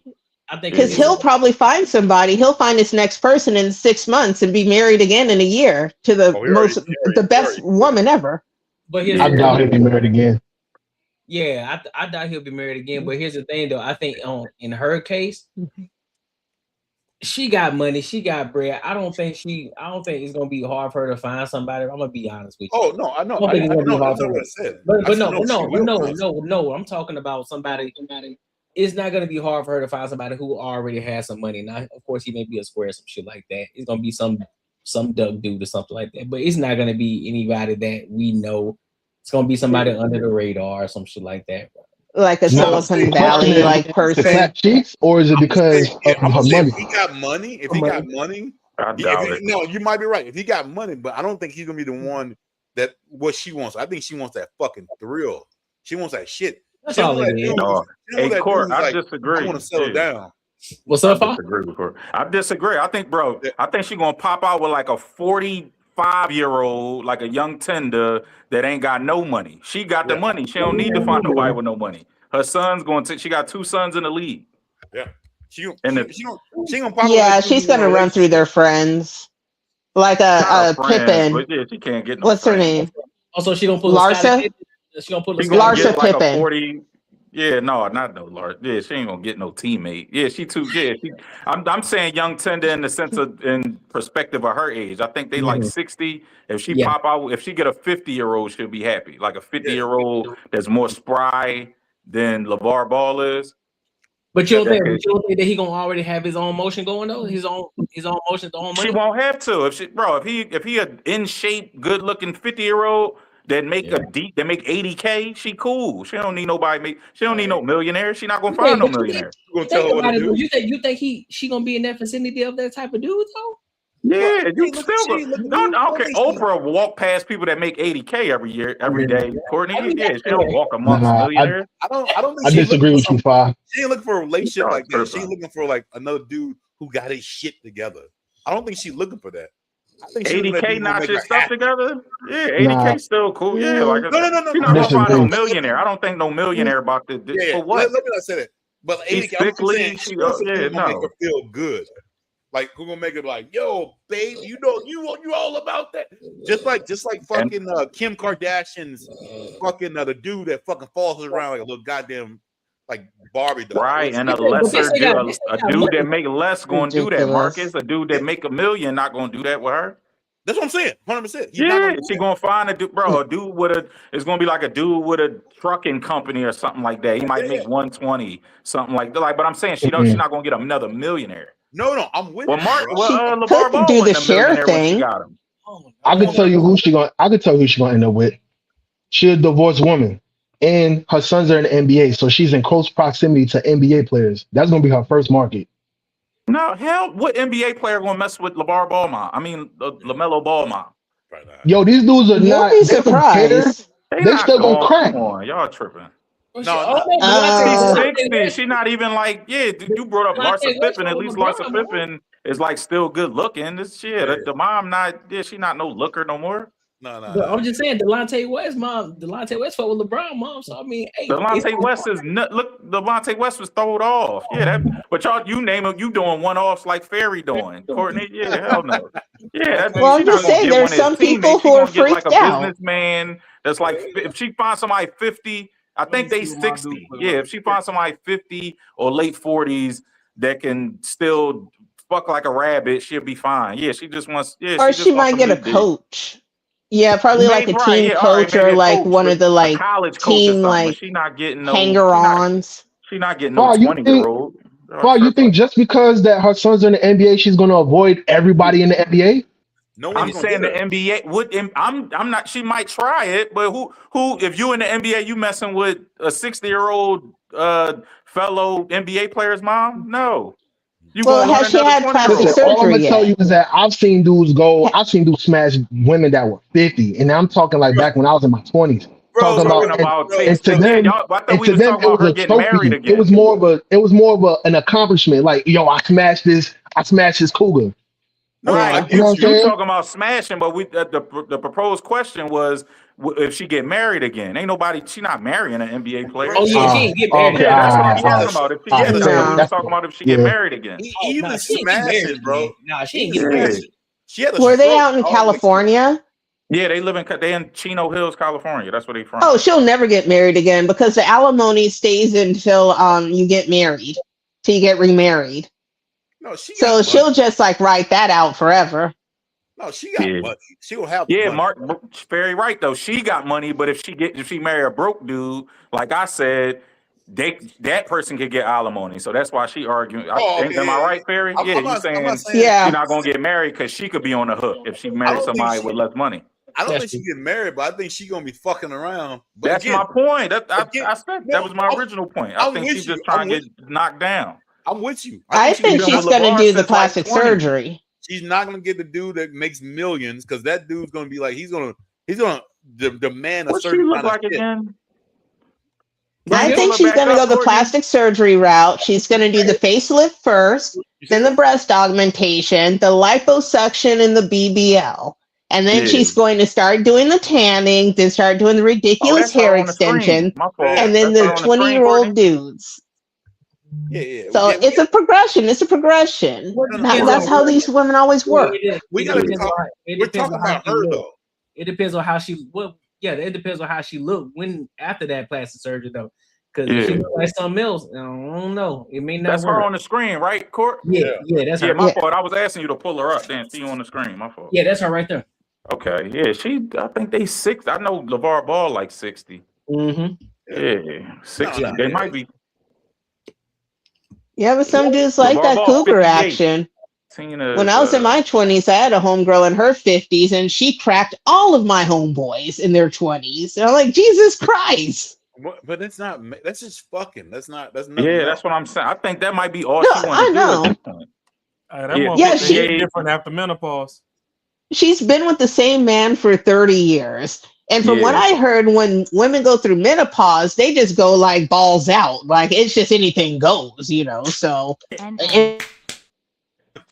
she's going to be running through the local colleges, the gyms, like the practice round. Like, hey, boys, who wants to 58, slam yeah, dunk it? Yeah, they both. So, 58. nah. Not slam dunk it. She still could get, But I don't know. where I find it disrespectful is if this man stayed with you when you was almost a vegetable, you should at least gave him about 2 years with the peg leg. Yeah. Yeah, I think she'd be hella selfish for doing that. Bro, y'all know the saying. Then y'all see this is proof that men are loyal to a fault. She left Exactly. and he's still like my woman. Exactly. Yeah, because men are the love in the relationship. It's like women, I don't know, as a woman, we get angry at times. And we have the anger that we tell men that y'all have. And then men actually have the love that they expect women to have. It's a weird role reversal that nobody wants to acknowledge exists. So we just, pretend it doesn't exist and just go on with it. All I know is the Lord's still working on me. Because you do that to me at this point in time, it's gonna be a lot of stained glass and ski masks. Men sacrifice their happiness for the family. Women sacrifice their family for the happiness. Y'all know the saying. And it's just proof. This is living proof of it right here. Yep. Yeah. Yeah, I think it's fucked up. I think it's fucked up at the end of the day. But it's But like Perry said, I think her best bet is a coach. Yeah, she might get a college coach or something. I don't even think no NBA coach, a college coach or something. Or somebody like with a business. That's if she gets somebody 48, 50, I think she'll be happy. I think she just want some new D at this point. Probably. Yeah, but Or she might get someone who plays overseas. 50-year-old men is gonna go for her. Y'all keep talking about players. I don't think. All right, well, hopefully we can revisit this in like a couple months, a year or something. Yeah, and we see who she pop out with. But I don't think she getting no player, y'all. It'll probably be an investor, like I'm a just saying, I don't Silicon think her Valley agent dude. gonna go for her. Yeah. Who? What you say? For me or Fairy? No, what you say, PJ? Yeah, I heard. Fairy. I was saying because you were saying that she might pop out with like somebody around her age. I'm saying I don't think it's gonna be like that because that's under the assumption that those men in her age group are gonna go for her. And a lot of the times men don't, especially after 40, they don't go for those same kind of women. Bro, I'm talking about who pop out publicly with her. If she pop out in another public relationship or she get engaged, you think it's going to be a 20, 30-year-old versus Nah. That's Nah, my absolutely point. Yeah, I'm talking about whoever if she end up in another relationship, is going to be 50 plus, 48, the youngest. Yeah, she not. And then if it's anything in the 40s, he going to make significantly less. He going to make $100K or less. He going to be a regular guy. I'm with you, Brown. 100%. Yeah, I don't think. Yeah, I hear you on that. I do. She not. Yeah, she not. Yeah, she not. Who bad is still? She not Lisa Ray or Regina Hall or nothing like that. Like she don't look that good at 50s. You know, like them two. So for her to pop out nobody 40, 30. Quentin, whenever you see this, leave your comment in the chat because I want to know. Would you go? Oh yeah, Quentin. Yeah, Quentin speed. Yeah, that's definitely Quentin speed. Yeah, that's Q Diddy all day. You going, bro? Yeah. Diddy go. Quentin had an old white girl. He talked about it publicly though. Yeah, Quentin had an old white chick, like 60. He said. Jesus. I think Quentin. I'm sorry, he kills me when he talks about that chick. What's her name? Damn, I forgot her name. He just said her name the other day too. Like Diane or something. Helen. Yeah. Nah, Quentin going for sure. He going. Gertrude. Gertrude. That's such a 70s woman old name. Yeah. All right, that's too old of a name. Oh, Gert. Helen or something. Yeah, something like that. That name sound like it come with some icy hot. Yeah. Nah, you know what name sound like that? Meredith. Yeah. Yes, Meredith does sound. Yeah, if it ain't on Grey's Anatomy, that's it. It's cooked. Phyllis. Fear this. Yeah, Phyllis is another one. Phyllis. Ooh, this Oh, is Phyllis. That's just a hoe from Freaknik. That's a little retired Freaknik thought. Phyllis. Nah, Phyllis is like who you call when somebody owes you money. Or at least all of the Phyllis I know. Nah, It's like, all right, call Phyllis on them. Phyllis who you call when you short on net because she gonna always come through. Probably too. Yo, y'all wow. Crack a head and give you head. You might say you short on head. Hey, sometimes you just be in between. Good old You be in between Phyllis. throats right now. Oh shit! What was that? Horrible. Hey, your Oh, best God. eater sleep, the second best in the hospital. You know, you gotta call Phyllis real quick. Oh, fear this. Yeah. No, you call Amanda before Phyllis. Amanda's always available. Amanda just got in a car accident. Who did? So you need Phyllis. And call Heather. Oh, Heather. There's a couple of Heather, different names Becky. before you get to Phyllis. Yeah, You but got to go down the Phyllis- spectrum. with an S. Yeah, but the thing is, Phyllis is Game 5 Jalen Brunson. When you need that last shot, it's there. All right, fair. I'm dead.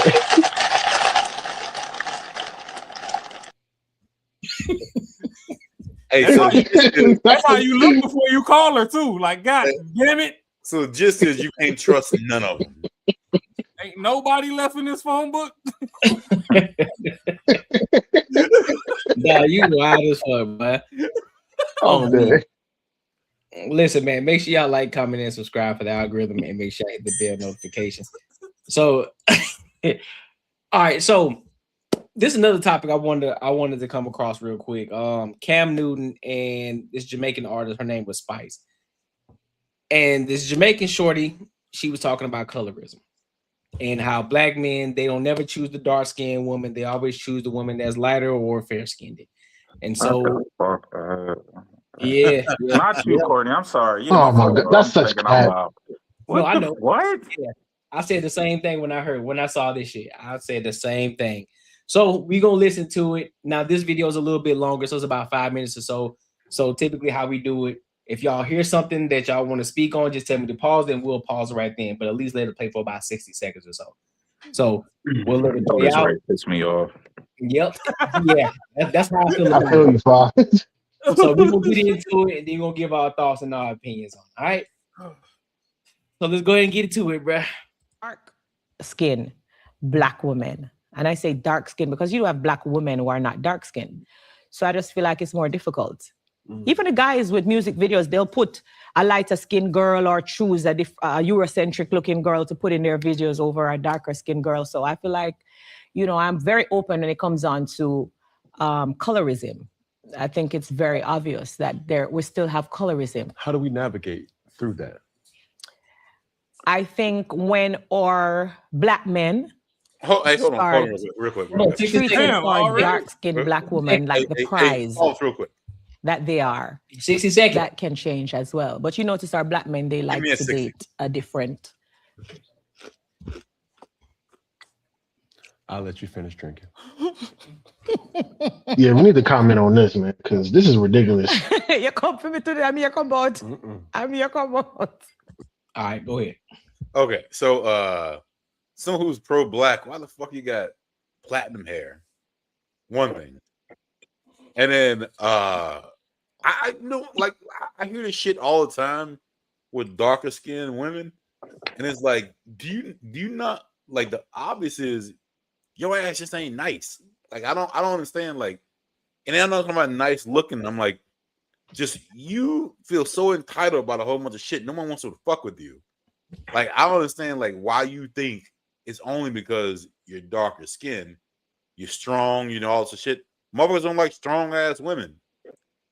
Typically, light skinned women sometimes are and that's gonna. I don't want to fucking fuck that up because I was about to fuck it up. You about to put teriyaki sauce on it. I was about to fuck it up. But for real, like a lot of, it's almost like fat girls. Like they be like, yo, like, you don't like me because I'm fat. No, because you fucking loud. Like, what the fuck what's wrong with you? Like you weird. Like you weird. Like it ain't because of that. You might think so it is. Because you bold and all this other bullshit, you're wiping out everything else that makes you a good person. You think that should surpass everything. Now it's because, anyways, why the fuck you got platinum hair? That's all I gotta say. All right, so in the realm of platinum hair, she's Jamaican. So? Caribbean women put a lot of colors in their hair. That's just something from the islands. So that's different than your little shorty from the block that be in the damn corner store looking like a black and mild with the blonde wig on and shit. They actually switched the shit up. So that I get. When it comes to the whole colorism thing, I know you was finna dig yourself in a deep ass trench. I was about to. But to keep it on the surface, you gotta remember when we was kids, we wasn't the nicest to them people either. Like, no, I'm just saying in general. They was calling them African booty scratchers and all that when they was dogging the boys that, not the girl. I don't know. Yeah, mine was different, bro. Yeah, we'd mess with like Dudes, yeah, like it was this dude Dave on my football team. We used to like grind him up for being dark skinned. But I actually felt bad, real quick. I actually felt bad for him because he used to date all Puerto Ricans. But you know, as a kid, you don't think of it. But when I spoke to, bro, we was on the bus one day, like our senior year, and I don't know, you know, you just one-on-one, you had different conversations than you have in a group. Yep. Yeah. He was saying, like, bro, I've been teased all my life about being dark skinned. I never want to do this to my kids, so I date Puerto Ricans, so my kid will be like brown skin and like lighter. I don't want no kid. I don't want to date no black girl or no dark skin, especially not a dark skin girl, because I don't want my kid to go through what I went through growing up, like all the teasing. I was like, damn, like I never teased them again. Like that really stuck with you. See, I still remember that now 20 years later. And I'm like, damn, Dave, for real? But he would roll with the punches so good. We just thought like, oh, it ain't nothing. But he really like, you know, was, you know, traumatized by it. You know what I'm saying? But yeah, I never teased it. I like dark skin. Still to this day, I love me a chocolate girl. So that's why that's why I hate to see the insecurity that so many of them have. When like the most dudes prefer that. Like they give only person they give y'all be hearing them get mad at Chris Brown for having like light skinned girls in his videos and all his baby moms is like mixed. Yeah. But it's like he light skinned. Who cares? You know what I mean? So many brothers like love a dark skinned girl, but y'all only focus on the guys who don't love the dark skinned girl. And then Chris Brown never said nothing about dark skinned girls. He clearly got a preference, but I don't even want to, you know, take the conversation too many places, but it's just sad that men can't have preferences. I'm gonna say real quick, and I'm gonna let Raw let you go. Yeah. But like, no, but the spokespersons are always not cool though. That's what I'm saying. Right? Like, Yeah. Right. Spokespeople of who's saying this shit are always the ones who are just like, I wouldn't nasty. And now I'm trying to put my foot in my mouth and say, I wouldn't fuck with you. You're light skinned.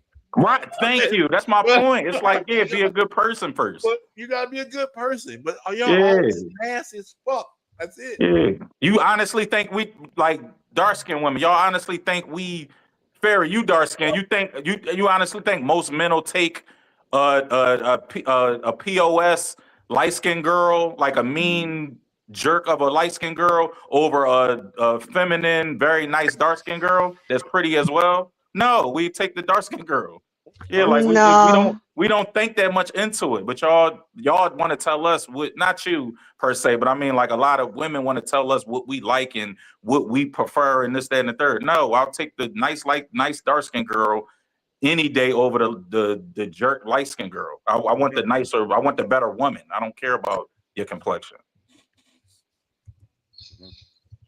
Yeah, that sounds fair because from what I've seen, a lot of guys will say like, yeah, they're fun to play around with, and if you want to have a certain look for your kid, definitely. But for the most part, a lot have like the beige rage going on, so they kind of avoid that. But then again, like as a dark-skinned woman, we also get labeled as, you know, okay, you're automatically mean or you're angry. Like I get that for having the septum ring. People like walk up to me and they're like, all like, oh, well, I don't know how you're going to react. And I'm like, hey, how's it going? How are you doing today? And they're like, wait, what? You're nice? What? This is throwing me for a loop. It's like, yeah, not every black person is angry. And even if I'm walking around with resting bitch face, sometimes it's just because I'm listening to a podcast. I'm always listening to something, or like I'm creating something or reacting to something. So I have something else going on. But that doesn't mean I can't pull myself out of that moment and be cordial or polite. I get a lot of people don't, because I went around the city today and yeah, I smiled and waved at people and they all looked at me like, what's wrong with you? And I'm like, okay, I get it. It's a Phoenix thing and it is hot, but man, does it really kill people just to say like, hey, just a wave, a half a smile? It is a septum nose ring theory though, Fair. You gotta, you know that though. Yeah. A lot of y'all are nuts. The septum. That's like the crazy woman, just the sign. Yeah, that's your signal. But yeah, not you, but I'm just saying. No, it is always weird when I like Well, with me, like I'm an educator. So when I like go and tutor people and I'm like working with them or like doing counseling or coaching, and then they see like who I actually am, because they'll hear my voice and they'll form an opinion, or form like a whole like vision of me. They never realize I'm black. So that's always a shock. It's always, oh, you're black like me? Oh, you're a black. Okay. Oh, you black. And it's like, oh wow, well, thanks. Yeah, I've been black my whole life. And then like the septum ring, and like usually I have colored hair. And it's like, okay, I like the aesthetics. When I was in my 20s, I wore suits all the time. Okay. Like if you saw me back then, I always had my suit buttoned up. I was very corporal, very corporate. I'm in my 40s. I don't want to like get into my 50s and have never experienced a little bit of joy in life. But I'm very much level-headed despite what my outer looks like, which is also confusing. But hey, I'm not here for people to immediately read me. Figure it out, make up your own opinion. I really don't care. It is what it is. I know who I am and I love me. And being a dark-skinned woman is fantastic, because first thing people say is your skin, and they fawn over it. So like the whole hatred of being dark, like I just don't see it. Even when I see somebody darker than me, I'm like, ooh, you are. There's like a girl at, I think it was Walmart or something, and she was super like dark skin. I think she was Sudanese or something. She was gorgeous. I was like, Jesus Christ, woman, you are gorgeous. And she's like, oh, well, thank you. I'm like, well, you are. Just everything about you is glowing. It's a different level of beauty that I think dark-skinned people just don't understand and appreciate themselves, because they want to glorify lighter skin tones because of the aesthetics that we're forced to believe in. Well, I Whatever. mean, I don't get it. Fa hit it on the head, because with the boys, yeah, we was clowning on like the guy who would clown on the boys. But I think at the same time we clowned on the girls. It was like, to us it was puppy love, kind of flirting or whatever, but to them they were taking it to heart because they also getting hate from other angles as well. So I think that kind of like shaped them into actually not necessarily being mean, but they're more stern, which obviously, you can't be black and aggressive for some reason, but that's a conversation for another day. But I do believe like that's where like a lot of the attitudes stem from. And then it's like, you do have the dudes that'll have a nice chocolate thing and you'll leave her for something fair, and it's like, yo, what's wrong with you? Like, shit, let me get Blurple Bay. I'll take Blurple in a minute. I don't know. I mean, maybe he wanted the color contrast. I've heard that, where it's like, hey, I just wanted to see something a little different. I just want to see what it really looks like. I couldn't really tell when we're both the same shade. Now I can see it all. No, bro, and Smoke, when Friday came out, Courtney, with 95, right? Yeah, 95. Dog, Smokey said, darker the berry, sweeter the juice. That's the truest statement in the world. Y'all catch my drift, fellas. Oh, yeah, we know. I'm with you. 100%. I'm trying to veer too Hell far off yeah. the reservation. I love me a dark-skinned girl. So I hate them. I hate when they tell us, y'all hate us. Y'all love a light-skinned girl. No, we don't. I'll knock a light-skinned girl down, but no, I want the better woman. I never was like, oh, let me get a light skin, this, that, and the third. I'd rather the better woman. That's just me personally speaking for myself. I never. I just like women at the end of the day. So me if you too. Find, you find, no matter your complexion, no matter your race. If you find, and I'm like, oh shit, she bad. And you got that cocoa butter with the glitter in it. I'll help you glisten. Yeah. That don't matter to me. I don't know why I don't know why it's such a big thing at the end of the day, man. And I think, and I said this before on the Courtney Egger show too. A lot of women don't look in the mirror. They don't evaluate themselves. Like, maybe it's not your looks, maybe it's your attitude, maybe it's your character, maybe it's how you present yourself. That's the reason why a lot of men don't look at you. That's why a lot of men are not paying attention to you, or they're rejecting you, and you're not getting the man that you want. But of course, women also have. We always got to revert to, oh well, black men, they don't want the dark skinned woman. No, it's not the fact that they don't want you. Is look at how you act and look at how you're behaving in public. Look at how you're moving. That's not confidence. You just being ignorant right now, and you being a degenerate. And they don't like that. Most men don't want to be out. They don't want their women out in public like that. So you're doing too much. So nah, we good. Right. But Court, we live in a world where we overwhelming majority, we pander to women, and a lot of women think they're above reproach. And that's that's like, especially in our culture, but just the world at large, we teach women that nothing's your fault. You're perfect no matter how bad you are. Yeah. Like everything. Like if you you be watching Messy Michonne, Courtney? Yeah. That's That's my girl. That's my I Yeah. love Messy. Messy She's do like a funny. whole she's hilarious. But she do pretty much every day on her show. She do because I never watched not Seat at the Table. What's that show? Well Metaphor and all them. Eight at the Table? No, that ain't 8 at the Tonight's table. That's Conversation? what is it? Tonight's Conversation? Yeah, Tonight's Conversation. Oh. Yeah, 8 at the Table with the light skinned dude with the braids, not that. Tonight's she do a Tonight's Conversation segment all the time. That shit, they bro, no matter what the woman get up there and say, the girl said like she said she was a CEO and got pregnant by an inmate. They still like justified her behavior. Like that's one of the so I'm just giving that show as like a microcosm of how the world is. Yep. But they get no matter what the woman get up there and say, she could say, hey, I cheated 10 times on this good guy I was dating and he proposed to marry me. I left him at the altar. Oh, well, what did he do to make you leave him at the altar? What did he do to make you cheat 10 times? You know what I mean? Like, so that's just the world we live in. So a lot of times women don't have the self-accountability to even evaluate themselves and say like, hey, I was wrong or anything. So no matter how good or bad they are, it's always somebody else's fault. Hey, Brown, hey, what you said, you know what? It comes from beginning. It comes from your mother. Like 100%. You can tell. Yeah. I watched this shit so many times. Videos that come in my algorithm about like someone get pulled over by a cop.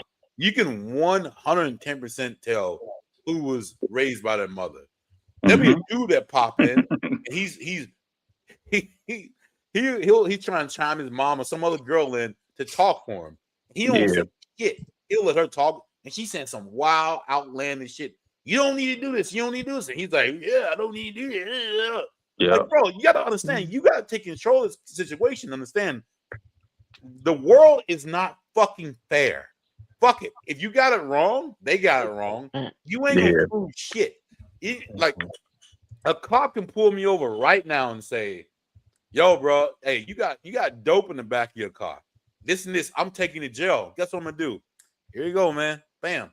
There you go. Back, I'm fucking lighting it up because I already know that me arguing ain't gonna do shit. I already know they ain't fucking there's nothing gonna. I've never seen someone argue their ass out and the cop said, man, I'm so tired, bro. Get the fuck out of here. I've never seen that shit ever happen. And you see like women think like, cause they don't go through life like we go through life. The thing is, what's so fucked up is you don't see dudes step in front and saying, yo, chill the fuck out. Like, stop it. You see dudes in the back being like, man, why you messing with her? Why she's jumping all over, going all crazy? Like, why the fuck can't you step your ass in and say, bro, chill the fuck out? Like, what are you doing? We going home. Like, stop it. Not to promote violence. I swear to God, I would never be in a relationship like that. That is fucking crazy as fuck to me. I broke up with a chick because of that, Marcus. Yeah, I broke up with a chick because of that. So similar to what you're saying, it was a police she was getting her car took because her license was suspended. I pulled up on the cops. I tried to talk to the cops sensibly, and they was like, bro. Both of the cops was like, bro, if you was here when we first pulled her over, we wouldn't be taking her car. But she was talking so much shit and talking back to us and threatening and all that shit. We already called the tow truck, bro. But if you was here and was like, it was cooler heads prevailed, then we wouldn't have took her car. Then I'm sitting up there telling her like, yo, they told like, and she barking back at me. I'm like, yo, I'm trying to get your shit back. You know what I'm saying? But like the way she was acting with them cops, I'm like, yo, and then I couldn't calm her down in the moment. That was an ultimate red flag for me, and we ended shortly after because I was like, yo, I can't control you in a serious situation. Like you didn't follow my leadership, and I was the one trying to get your car back, and then I end up paying for her to get her car back. You know what I'm saying? $1,000. Hey, that's no. You know what I'm saying? Bro, I'm gonna tell you, and I'll let someone else jump in. Similar situation. When back in my simp days, Bro, I called some. I was talking to some girl. She had a kid with some dude, and she's in there yelling at this motherfucker, going nuts, like like going and like I'm thinking like, bro, he just wants to see his kid, like all this shit, and she's like, no, this, and like a part of me was like on like trying to get on her side. To try to say maybe he's this, maybe that, like. And I look back at myself at that time, like, what the fuck was wrong with you, man? Like, you got to be fucking crazy. And the thing is, like, a lot of dudes are in that situation because they've heard their mother screaming at people, and all they can do is just shut the fuck up and not do shit. I'm right, and this is what I need to do. Instead of using common sense to be like, that's not what you're supposed to do. And I think it's that what happens with a lot of people, because it's what you train to listen who yells and gets crazy, and that they know what the fuck they're talking about. That's not, they don't know shit. Yeah. That's why I say, like, that's one of my biggest things, bro. I don't give a fuck what comes out your mouth. I gotta use common sense in my shit, man. I don't give a fuck. I don't care, like, anything that I gotta fucking prove that it has to be like legit. I don't give a fuck what you say. And again, like, that comes from, like, again, like, mothers doing shit like that. We need to break that cycle as men to understand that we need to be the ones who have a level head and understand shit, and to be, hey, take control, do what you gotta do, and do the right thing. Agreed. I'm gonna keep drinking.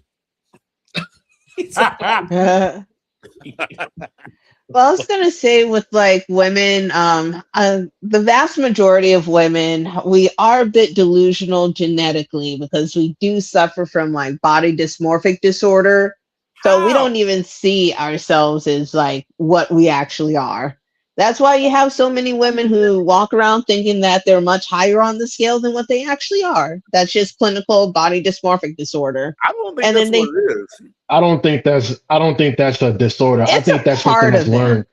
Yeah, It's a 100%. mental disorder. Yeah. I think they know they shouldn't be acting the way they are based on who they are. It's just because everyone gives them a free pass to do it. I'm gonna put a Well, yeah, what else? And that's what I was trying to get at, is that it's a shared condition and then it turns into a hive mind. Okay, like Lizzo, a prime example. Right now, she's going through a whole temper tantrum over her album. She's like, hey, how come nobody's supporting it? How come nobody's backing me? I was so hot and blah, blah, blah.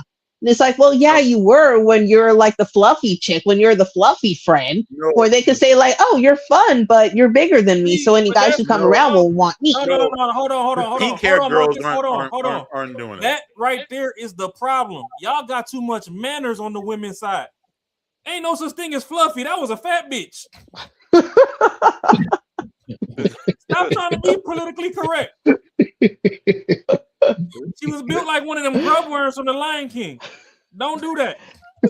Okay, look, I appreciate a fat bitch. I like a fluffy friend. No. I'm little. I like to lounge on them hoes. No. I like, come over here. Let me lean on is you, when bitch. the ass come with the titties. When you just got jelly rolls all down the back and you looking like motherfucking dessert. Then you sweating, you got some glaze on you looking like a damn XL Twinkie. That is not it. And then she went and cheated on them big bitches and got on Ozempic. That's why her album flopped. Yeah. And that's the thing. She broke the disorder. She broke the delusion. I'm just saying she caped for women who were bigger, and then she went skinny. So she kind of like she flip-flopped on them. Yeah, but that's the thing though. Y'all gotta And stop the using lawsuit. all this damn comfort fucking words. But if she got good music, no one give a fuck. Yeah. No one Either way it goes, They stop don't even using put comfort nothing out, words. She bro. was a fat person. She fat. Yeah. Oh, is it? That's her No fault. one gives a fuck if Adele was fat or fucking skinny, bro. She had good music. No one give a fuck. Yeah. That's her And I done fault, told though, you, bro. Jill Scott can still That's subjective. 100%. But no, it's objective Jill to you, Scott but fine other as people shit. think it's just good music. Take her through there. Yeah, Jill Scott. No, a lot of man. fat girls I get no. I disagree. I right. never, that song that used to play over the radio that she had after she was talking about how she broke up with that football player. That shit was annoying as hell, man. She was lying. You know she was lying, right? Well, either way, I didn't like her music, Yeah. so that's why I'm like, her music is like, if Yeah, you she like had, it, like, all right, one that's song. your opinion, but it's subjective. All I'm that, bro, saying is, that's her fault. She ran with the she. If you make your whole platform and you built your whole brand on being a fat girl, then you try to lose weight. And then you build the fat community. You get this fat following, and then you try to lose weight. Of course, they're gonna turn on you. Oh, Yeah, like at first I felt bad. I'm like, damn, how y'all mad at her for trying to get healthy? Then I thought about it. I'm like, well, she did build her whole brand on being fat and fat people unite and shit. So now, Yeah, it's a now it's like fat people deception. unite, keep eating, like we all big. problem Now you too- try to dip off and be skinny. No. the problem with her too, though, is she mad at us for not rocking with her, not realizing that she's not a big girl that was easy on the eyes. Like when she went to that basketball game with the damn Ooh. No, she with the just did too pancakes much. hanging out. Like you don't even have ass. Them is flapjacks. Put them away. Yeah. We don't want to see those. Yeah, she tried to do Banana too much. titties and all. Yeah. She not gorgeous, but she ain't ugly though, bro. She's not ugly. She's not ugly now. Well, I think as she But before- loses the weight, she'll be real pretty when she loses the weight. Your face though, she still was pretty even fat. She just But she was cool. yeah, she was okay. She wasn't like she wasn't ugly. She wasn't drop dead gorgeous. She was just average person. She was if you tax will. season. Oh my God, get out of here. That's facts. No. She just went for a certain kind of demographic. I'm gonna let some more of the video play. Yeah, we done got way off subject. Yeah. Oh man. Because I mean, a combo. because let me tell you something. Last time I had this conversation What? with a black woman Mm-hmm. talking about black men choosing black women, Mm-hmm. that black woman wasn't even with a black man. But see, it goes both ways. There's a reason why maybe she's not with the black man because of how the black men treats us. Oh my goodness. Fucking guy, Cam, say something. Paul, I'm sorry, Courtney. I know that was short, but please. Yeah, I'm gonna mute myself because what the hell? He paused it. Bro, Yeah. Cam's such a puss. I hate when he do these.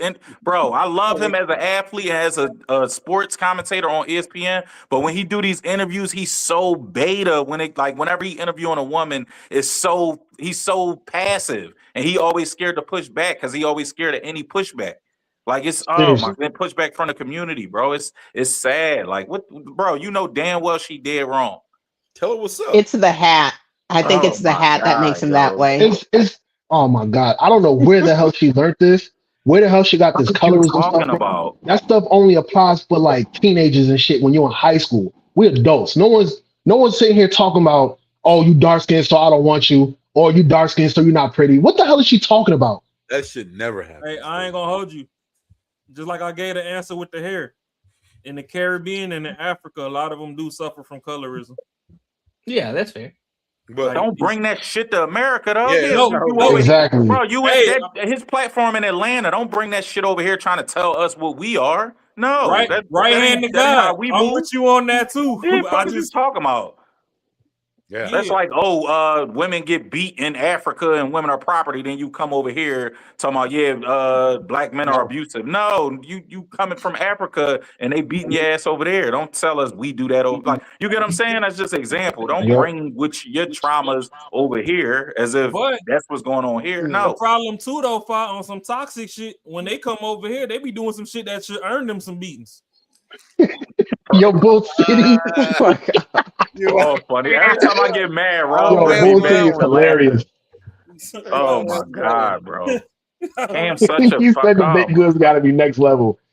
Bro, did y'all see that? I forgot what platform it was on, but the dude was asking the girl how she felt about black men that date white women. She was like, yeah, they're weak, they're pieces of shit, they're this, that, and the third. Then she was like, well, how you feel about black women that date white men? She said, oh, well, they're in the same. I swear it wasn't no pause or nothing. She was like, well, that means the black man wasn't good enough and black men wasn't treating her well and this, that, and the third. And that's why she went to the black men weren't good enough. That's why she went to the white man. Yeah, That's all She said it coke, with a bro. straight face and she wasn't even playing. Yeah. And I was like, yo, this all is that how stuff they is think. coke. All that stuff is coke. Yeah. I know exactly what you're talking about. I covered that. Right, I forgot what platform it was on, bro. But yeah, she said it with a straight face. You would think she was trolling, but she wasn't, and she didn't even realize the contradiction she just said. He didn't say shit about it. She like micro braids or something like that, right? Right. Yeah, she didn't realize the contradiction. She was dead serious. I was like, she's serious. Yeah, but that's how they think, programmed that way. It's not even thinking; it's just programmed. Just straight programmed that way. If you program, someone should knock you back into sense and be like, yo.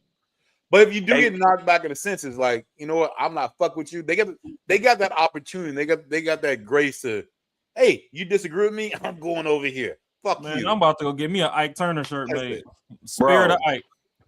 Hey Marcus, prime example. They love Venus white husband. They love Serena white husband. They love who the other one? Venus, Serena, Eve. They love Eve white husband. Let's not forget about Kamala husband. Twins from Kamala, bro. Speaking of Kamala, I went not viral on Facebook, but I had like 100-something comments. I said, "Yo, it's no way black women would have supported Barack if Michelle Obama was a white lady named Mary Obama.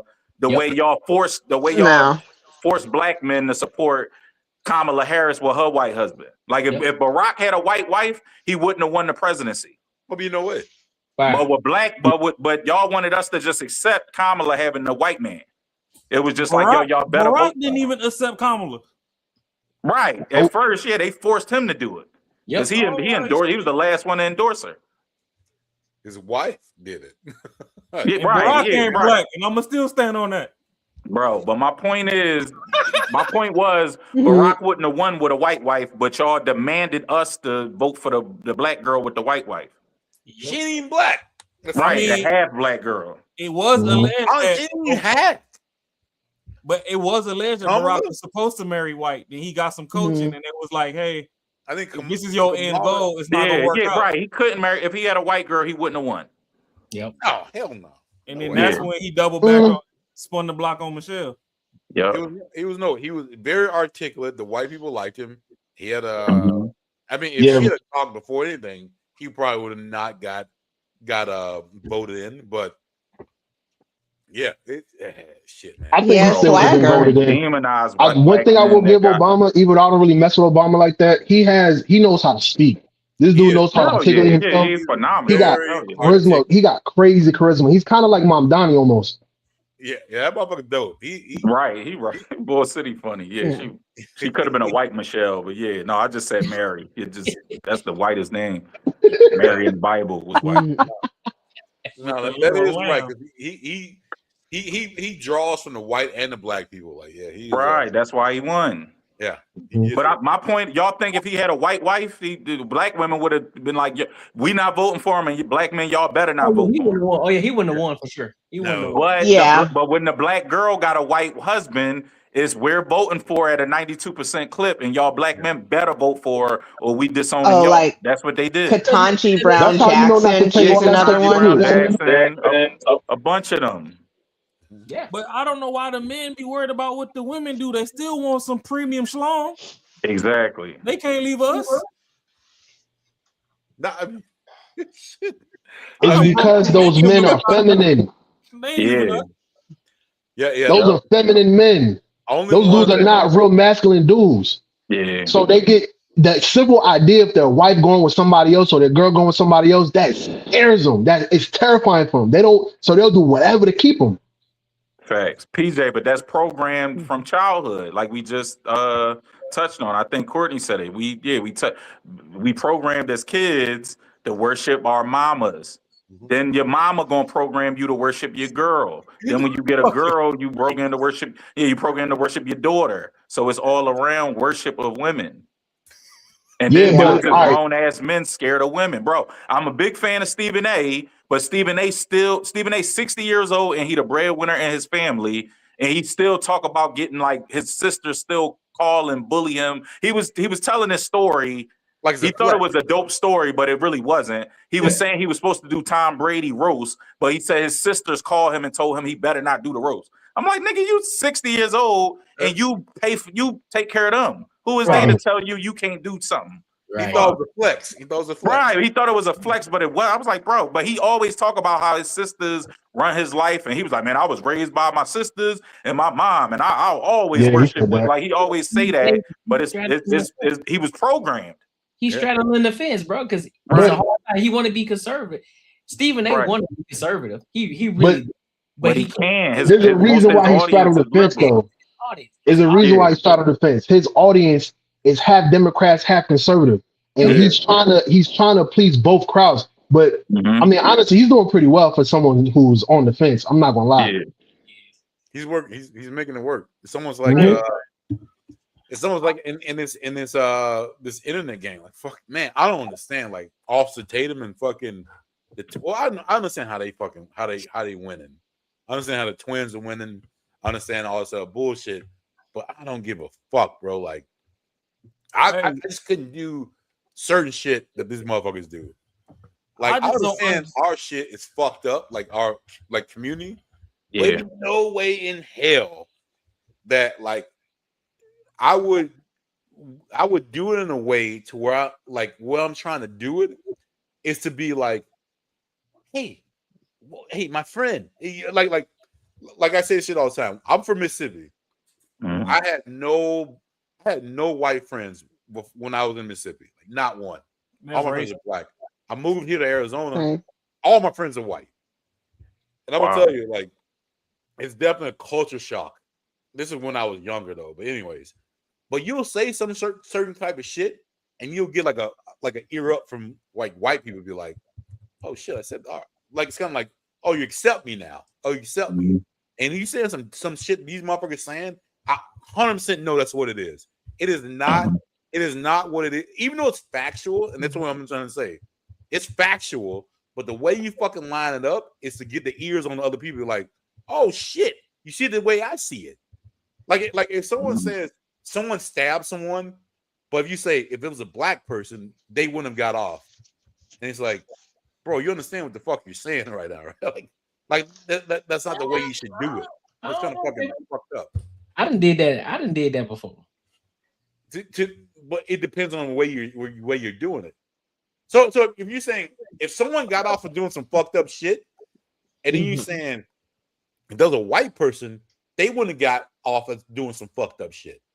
That's kind of what I'm trying to say.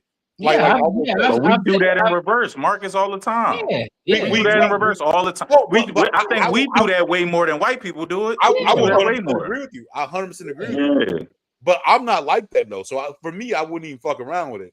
But no, not true. Every little thing is. But I heard people arguing that if Carmelo, if Austin stabbed Carmelo, he'd have got probation. Like just everything. It'd be like, oh, if I was white, I would have got this. So if I was, you know what I mean? Oh yeah, no, 100%. But we can go on factual shit. Just like, let's go someone on facts, actual facts. What was the dude that choked out the army dude that choked out the bomb in the goddamn? You talking about the bomb? Oh, Daniel Penny. Was it Penny that choked out the bomb in the subway? Yeah, New York. Yeah, Daniel Penny. He had a fucking fork. All right, so for me, he got off free. He did whatever. That motherfucker wanted to kill somebody. Like that's what I think, right? And you flip it around, you say, "Oh, if a black person did it," but if Tatum's gonna say this, he was like, "Well, that dude got off. He is a hero. He is this. He is that. Blah blah." I'm like, this motherfucker killed a bomb with a plastic fork. Well, because it's context, bro. Oh, I thought he had a knife. You sure? He had a plastic fucking knife or fork. Let's say it was a knife. I thought it was a knife. I thought he was trying to stab somebody. Bro, you can still kill somebody with a plastic fork. You can't kill. Yeah, it's still a weapon. Marcus. You can. Yeah, you can. If you put enough force behind it, a plastic fork would definitely penetrate your skin. If you shivved it up, yeah, maybe. Yeah, I thought he had a knife. Yeah, I ain't following. No, it doesn't need to be shivved up. No. He had a fucking Chinese. Because that's why we need to go facts. That's why. This how you know you need to understand combat. You can kill somebody with a plastic fork, bro. You can if you shiv it up. So it can be seen as a weapon, bro. That's the point. But he did not know that. Who? It don't matter. It don't matter who knows what. It's what you can prove in it's what you can prove in court. That's All what you he's doing is trying to get away speculating. with. Like, But I you- don't. this is speculation right now. You're speculating. For me, I'm not cool with that. Whatever I can get away with, I'm gonna do it. I'm not really cool with that type of shit. It's Like- speculation. You speculating though, because you saying what you saying because this guy's a military guy. There's more context. There's more context to somebody being in the military. Because Okay. I am military, but I am a military vet. Yeah. So I understand. There's context behind that, bro. So you can't just go based. Oh, well, it's a bum on the street, and It's a so bum on the street with a plastic fork. So It's a bum on the street with a plastic fork. So And if what? you're in prison, you might think, yeah, you can kill someone. That thing was shivved up. If it was like they did it right. But if it was a fresh It fork, doesn't have to be shivved up. It It's doesn't already have to be pointed. sharpened, bro.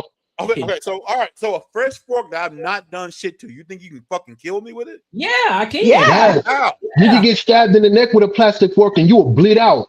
It won't. Yeah, the neck, the eye, plastic fucking fork. a thigh. Yeah, there's Yes. quite a few places. Are you guys serious right now? Yeah. I'm not even. Just saying he didn't even have a Man, knife. He ain't even if have you a don't fork. believe that, then I got a bridge to sell you. Facts. No. A Yeah. plastic fork that has not been modified at all. Yep. Yes, bro. Yes. This is why I gotta say what common sense can come in. A plastic fork is so rounded on the end. There's no way you can penetrate my skin with it. What plastic fork are you talking about? Every Of plastic course, fork I've ever baby. seen has sharp edges. It's so sharp, I use the edges to get this shit out of the fucking plastic.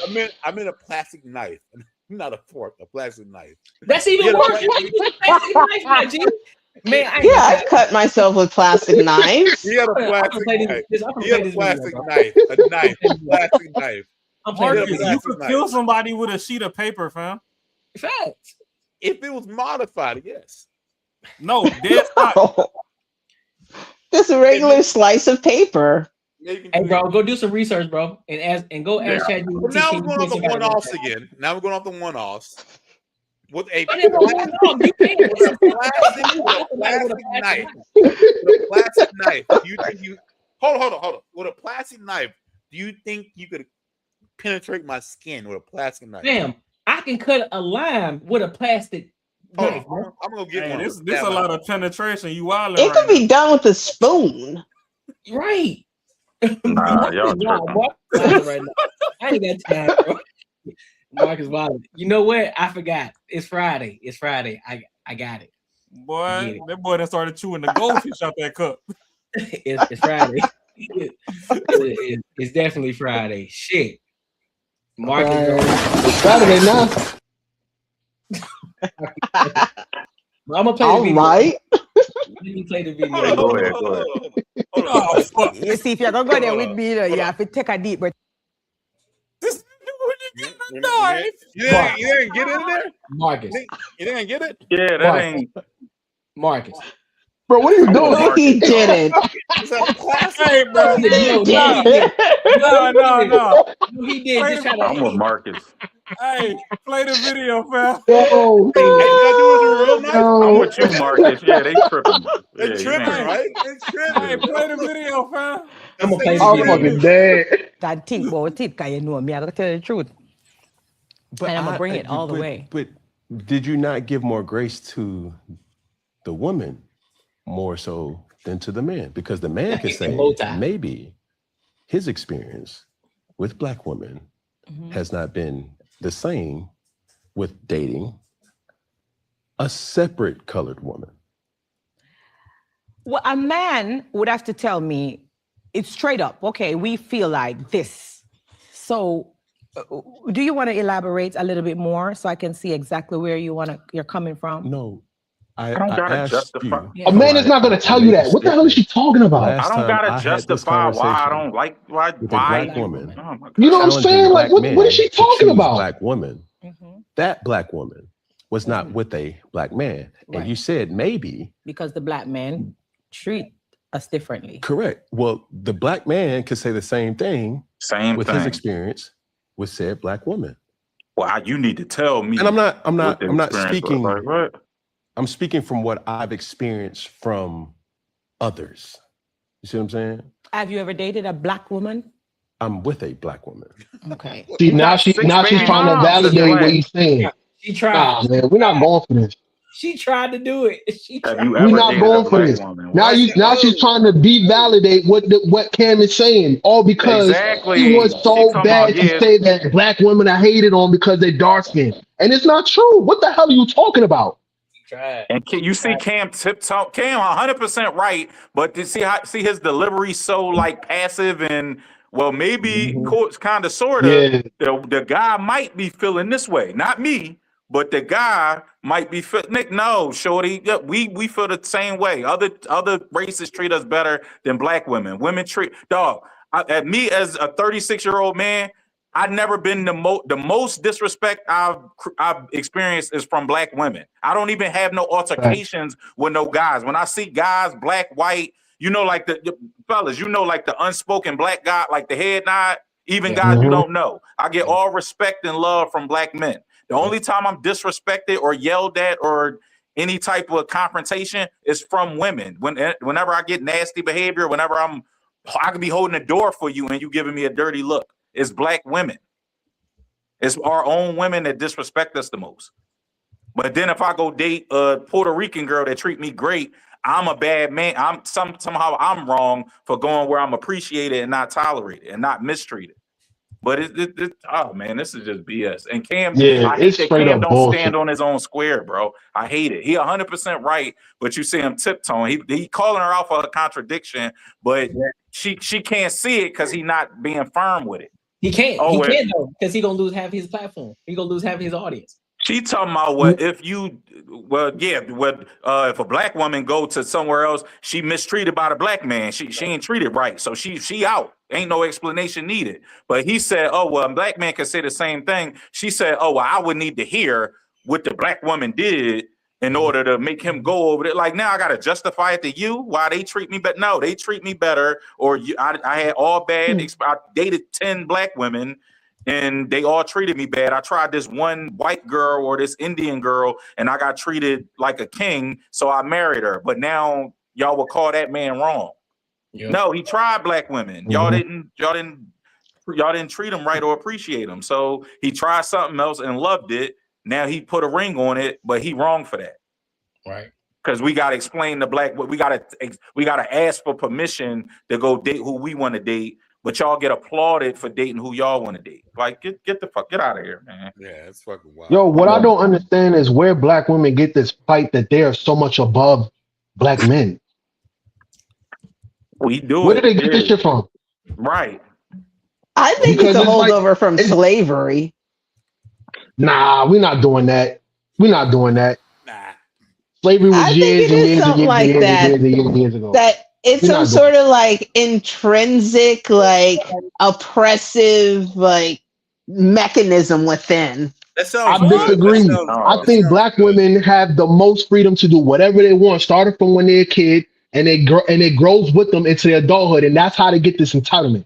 And when you have this entitlement, you don't have no accountability, you don't have no type of self-reflection, you don't have any of that stuff. You just pointing your finger. Wherever you go wrong at, wherever you fall short at, you're gonna blame it on somebody. It's somebody else's fault. And we've allowed that shit to happen too long, and that's because there's no masculine men to raise these women, to raise these boys, right? And now they're coming up, and this is the result of so many years of being raised in, or these kids being raised in single parent households, boys and girls. And it's that simple, bro. It's that fucking simple. It's crazy. Have you ever like if a woman has ever left a dude, she will never say she's never at fault. I did. Yeah, maybe she's never at fault. It's always something else. It's always some other bullshit, but it's never that.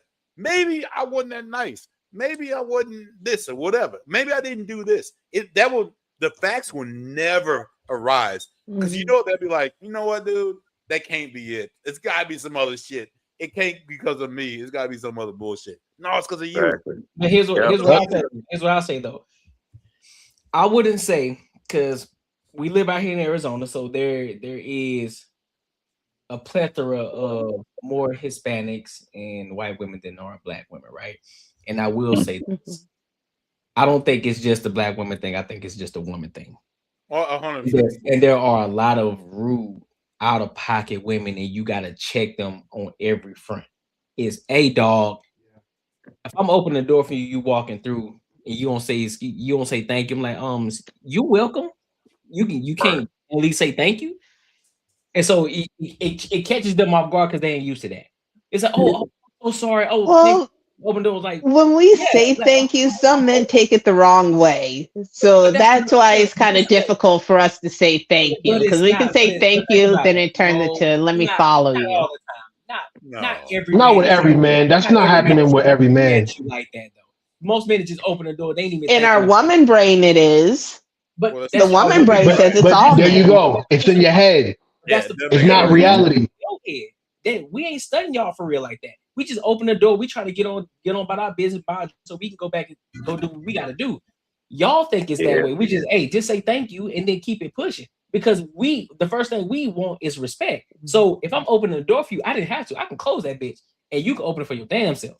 So if you don't even say thank you at the least, now you disrespected me because I didn't have to do it.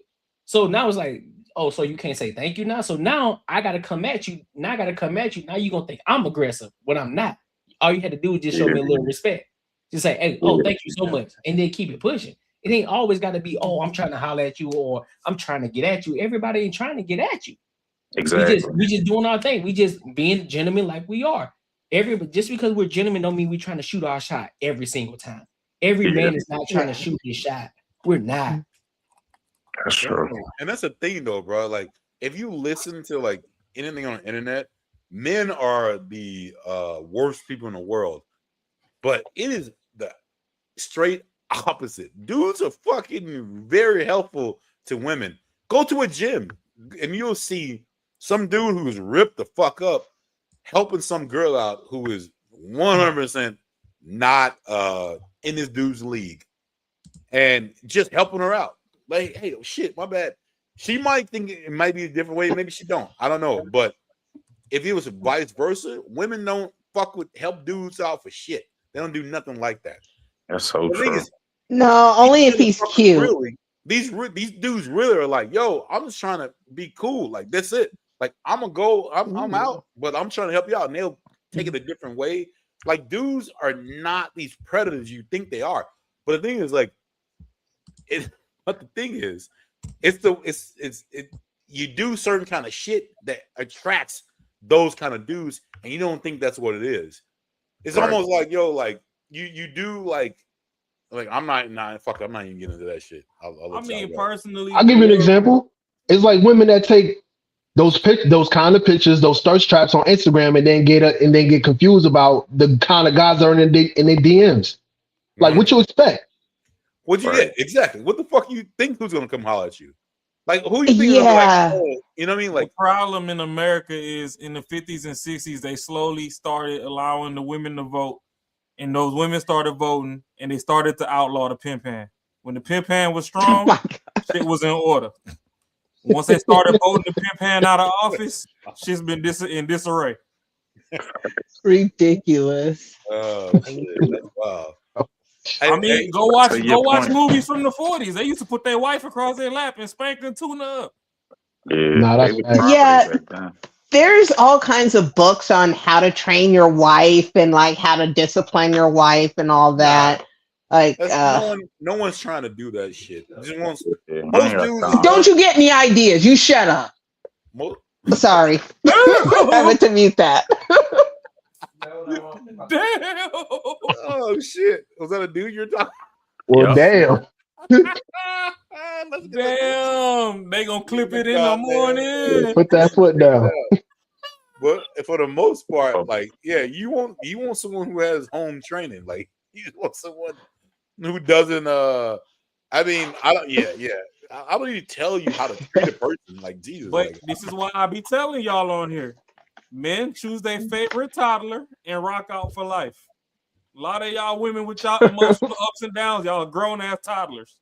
Adult children, damn, you sound like me. I say that all the time. Adult children. Yeah. Hey, he's adult size children.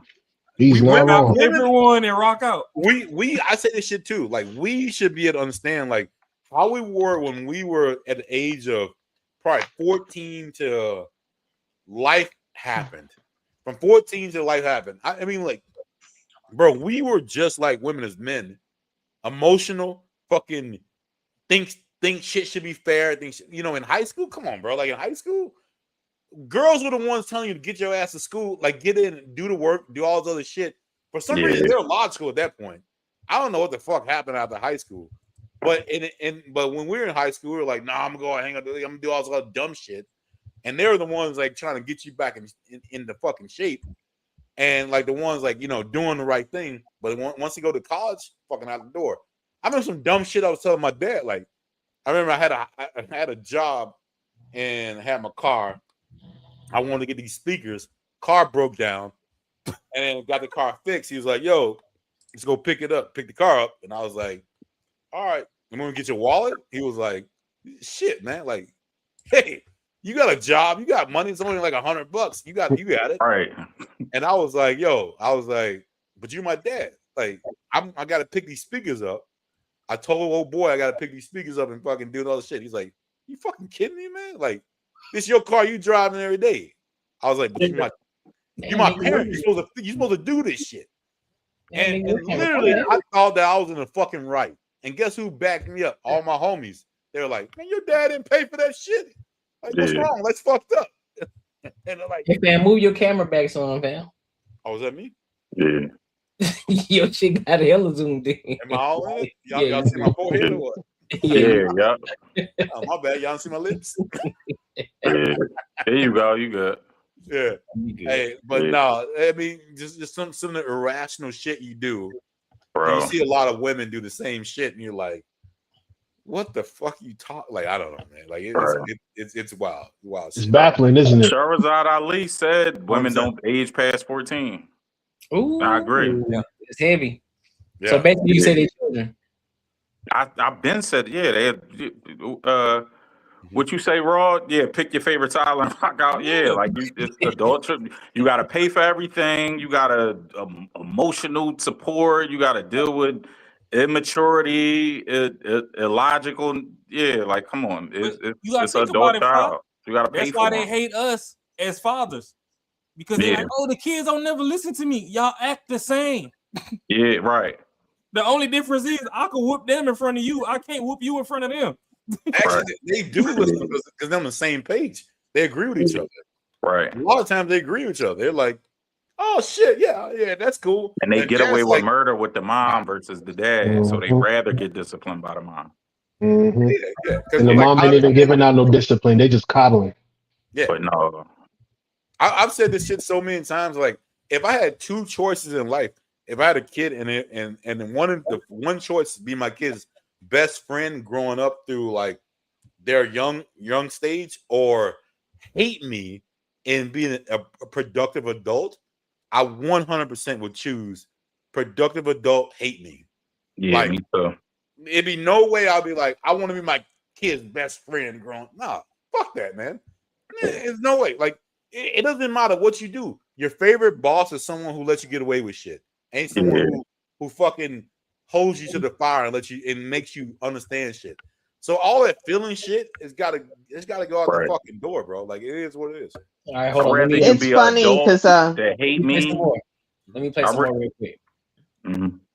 Experience. Well, obviously, if you're with a black woman, that's not your experience. So that means that it is possible to date black women. Oh, for sure. But I'm saying I'm speaking for my peer group. I'm speaking to the people who I come in contact with, and they've chosen the other races. And when you have those, well, for me, speaking for my peers, I personally feel like they choose other races because a lot of times our black men will treat the other races better than they would treat us. And they would act like, oh, they're the prize because of their complexion or their color of the skin or their look, their Eurocentric look.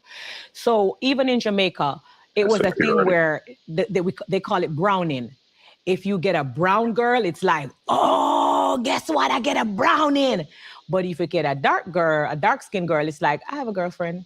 So it's been a thing where, I don't know, men just feel like they have a bigger prize with a lighter skinned woman, and it doesn't matter what the race is.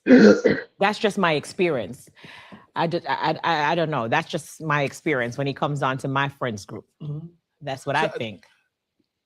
And we can talk about this all day. Yeah, because people are going to have mixed reviews, mixed reactions, and everybody's going to be entitled to their opinion. But I've just seen it, even with artists and music videos, they want the lighter skinned girl to the front, or, you know. I just have acknowledged that when a black man choose another race, he's a sellout. If a black woman choose another race, you go, girl. You do what they call women sell out too. You do what's best for you. And bullshit. And women do not call each other out for that. That a black man did it. When you look at individuals who have enormous platforms, whether athletes, whether entertainers, whether artists, and you uncover, hey, she's not with a black man. She's more likely to get more grace than an athlete, than an entertainer, or a musical artist that has chose a black man who's an artist, athlete, or entertainer, and he has chose somebody outside of his race. That's all I'm saying.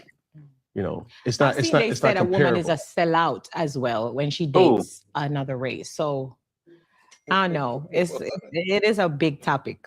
Yeah. Ain't answer the question. Right. It is not a big topic. It's less of an issue Capping, for bro, a woman. And Cam not gonna press her. Yeah, She's just like, talking. And you see Cam, bro, you heard Cam like, yeah, well, first he said another race treat me better. Then he like, oh, well, not me, my peer. Like, you see, he be right about with his pushback, but it be real like timid, like he dipping his toe in what he it's trying to shallow. say, and he not trying to get too much pushback. Like I say, he be right, but it's just he just so passive and scary with it. He's scared to like go all the way in. Like, Court, can I read a definition for you? Yeah, go Real ahead, bro. quick. Yeah, do you think? Inferiority complex is a psychological state characterized by a deep, persistent feeling of inadequacy, low self-worth, and a belief that one is fundamentally less than others. It is often stems from an actual or imagined psychological deficiency and drives people to either withdraw socially or aggressively overcompensate. That's what we just witnessed right there, y'all. And so inferiority. Yeah, she just, in my experience and all that, but she talked, oh, well, he feel like he got a better trophy when he got the light-skinned girl versus when he got the dark-skinned. Who you talked to that said, hey, she a better trophy than the dark-skinned? Like, it's from judging from her disposition and everything, I don't think she got too many male friends that just she talked to. This is just her observation. She saw a light-skinned dude. I mean, she saw a black man date a light-skinned girl, and he dated a dark-skinned girl. He probably acted the same with both, but her inferiority complex made her think, oh, he think he better because he got that light-skinned girl. Like, it's just her being mad that she's dark-skinned. That's all this is, bro. This just projecting, bro. I can tell you one thing right now. Everything she's saying is bullshit because the darkest skinned women that have motion don't be complaining about this. Facts. Exactly. You don't hear a peep from them. Not a drop of dime. Not nothing. You don't hear nothing. Lupita Nyong'o never complained. Real quick, y'all think Coco Jones complain about being dark skinned? Absolutely. You got bigger fish. Exactly. Absolutely. Bigger fish to fry. Lupita Nyong'o's very quiet, and she definitely has been around. Like, she was dating Jared Leto for like a long time, and like a couple of other like big name celebrities. If Viola Davis can get married, I don't know why the rest of y'all tripping. Viola Davis seemed like a nice person. Yeah. Gabrielle Suterbe, she's married with twins. Right. Exactly. Hey, who was that? That was you, Raw, that said you not ugly, you just broke? Yeah, Raw. Yep. Bro, stare at this. All of y'all look at this picture. Y'all think she look okay now, but imagine her with no money. She don't have money for the gray wig. She don't have money for all the makeup and the nails and stuff. You think she was mid growing up, or you think she was cute like she looked now?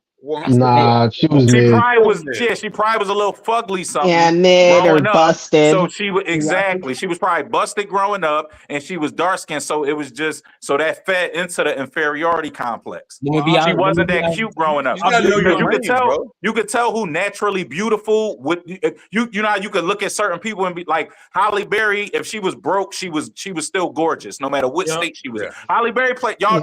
I don't know if y'all saw Jungle Fever. Halle Berry played a crackhead.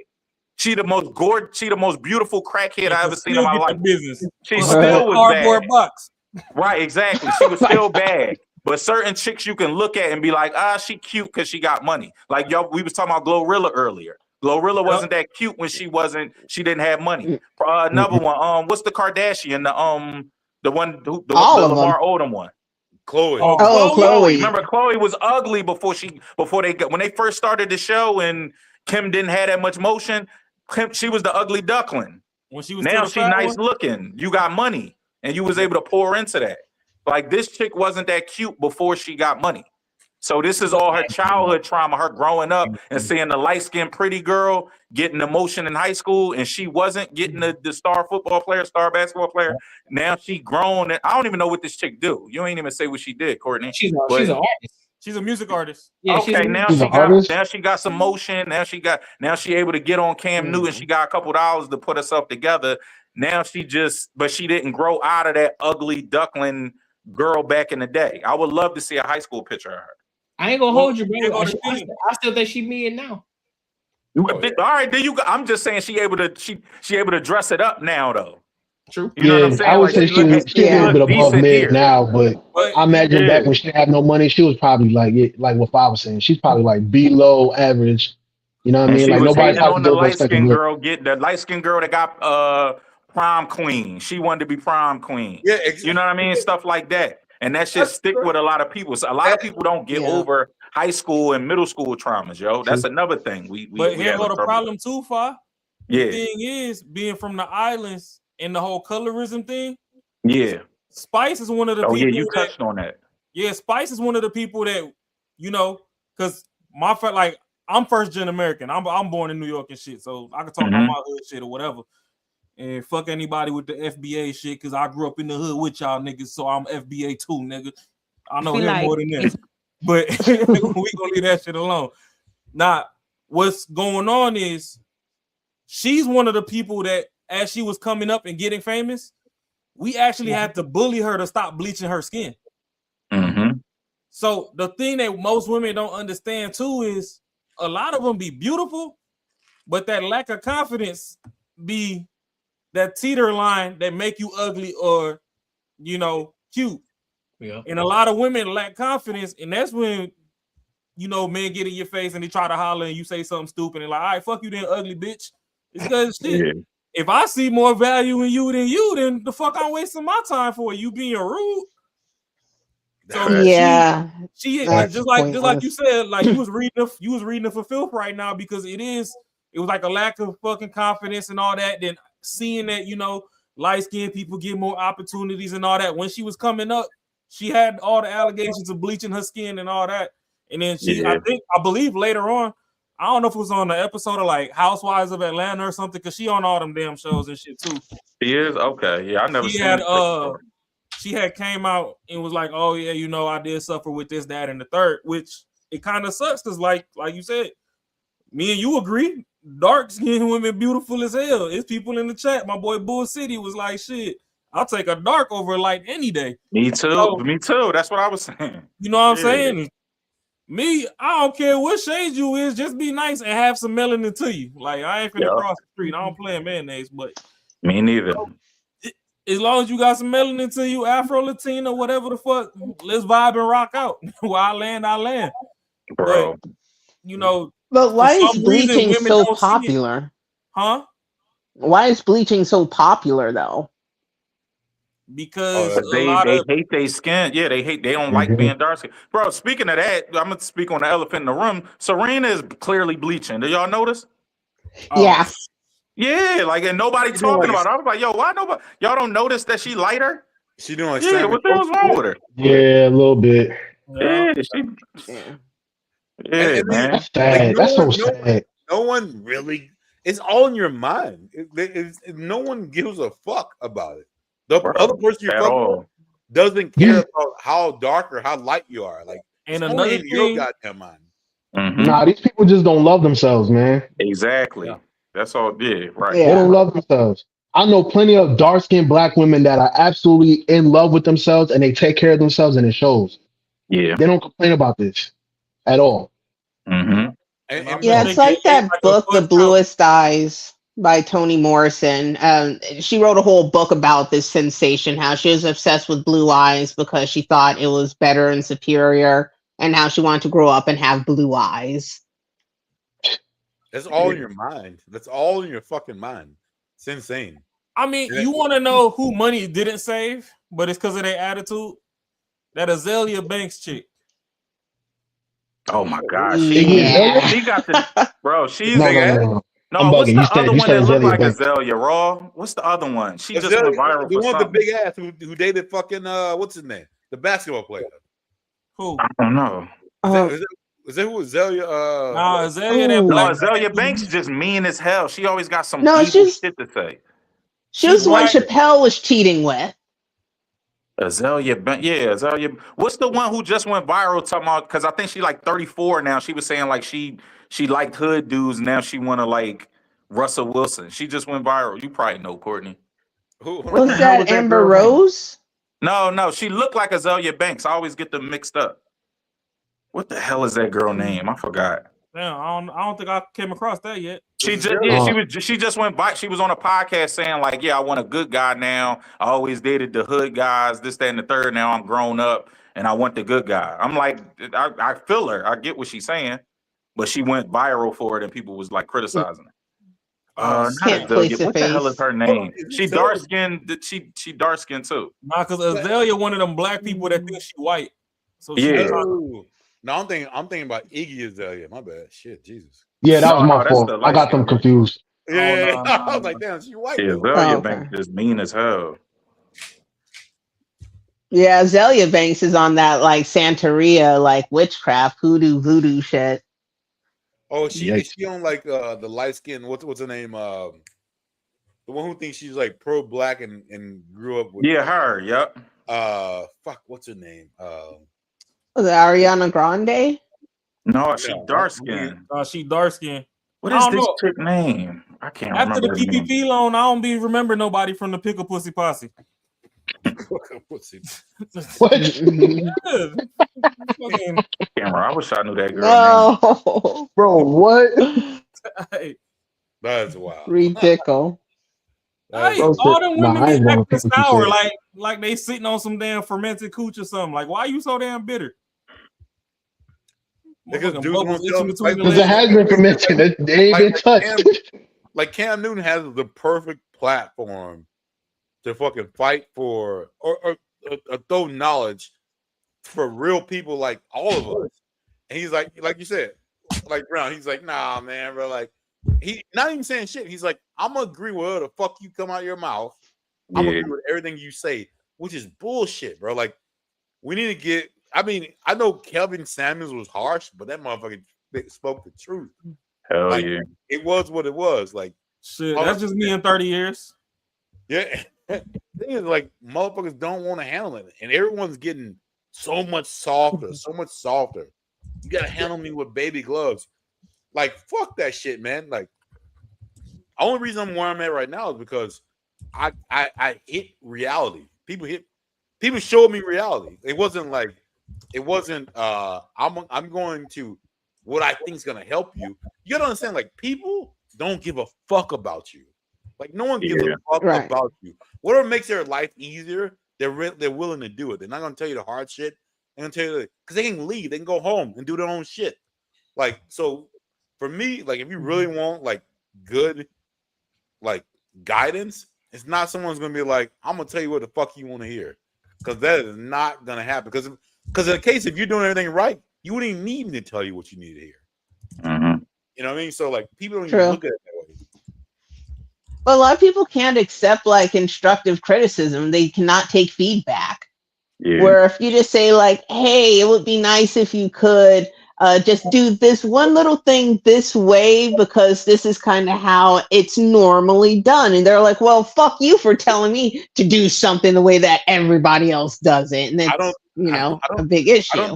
I don't think women are good at constructive criticism or taking it. I think men are. I can tell because there's two different ways. I can say someone come to me and say, "Man, you fat as fuck." Here we fucking go. I know you talking shit to me. I know what's up.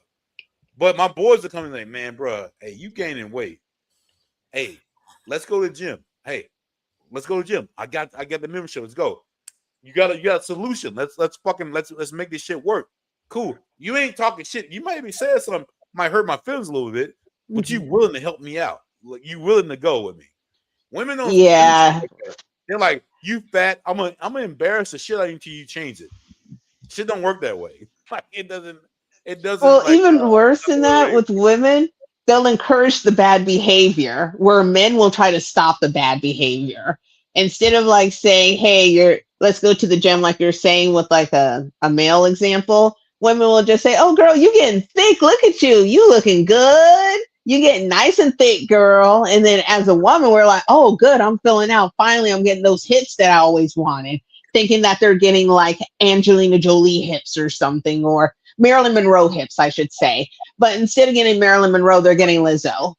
So it's a difference. It's like, no, you've kind of gone past that, girl. You kind of need to reel it back in, to get to where you think you want to be. But that goes back to that body dysmorphic disorder that I was talking about, where it's like, oh no, I'm not that big. I'm this level of big. Nah, I think women are just used to lying to each other. Oh, 100%. Straight up. I think women just accept the bullshit. They know it's bullshit, but because it feels good, they accept it. And the truth, it hurts. It hurts them too much, so they can't take that too much. Like some women can handle the truth, but generally speaking, women cannot handle the truth, especially when it comes to something that is like self-inflicted. You get what I'm saying? They can't look themselves in the mirror. They can't deal with that accountability because then it'll force them to make a change. And women don't want to change. At least some of them don't. Yeah. Tonight's conversation, to sum up what you just said, PJ. Them boys purposely get up there and lie to all them women for ticket sales, but pay the bills.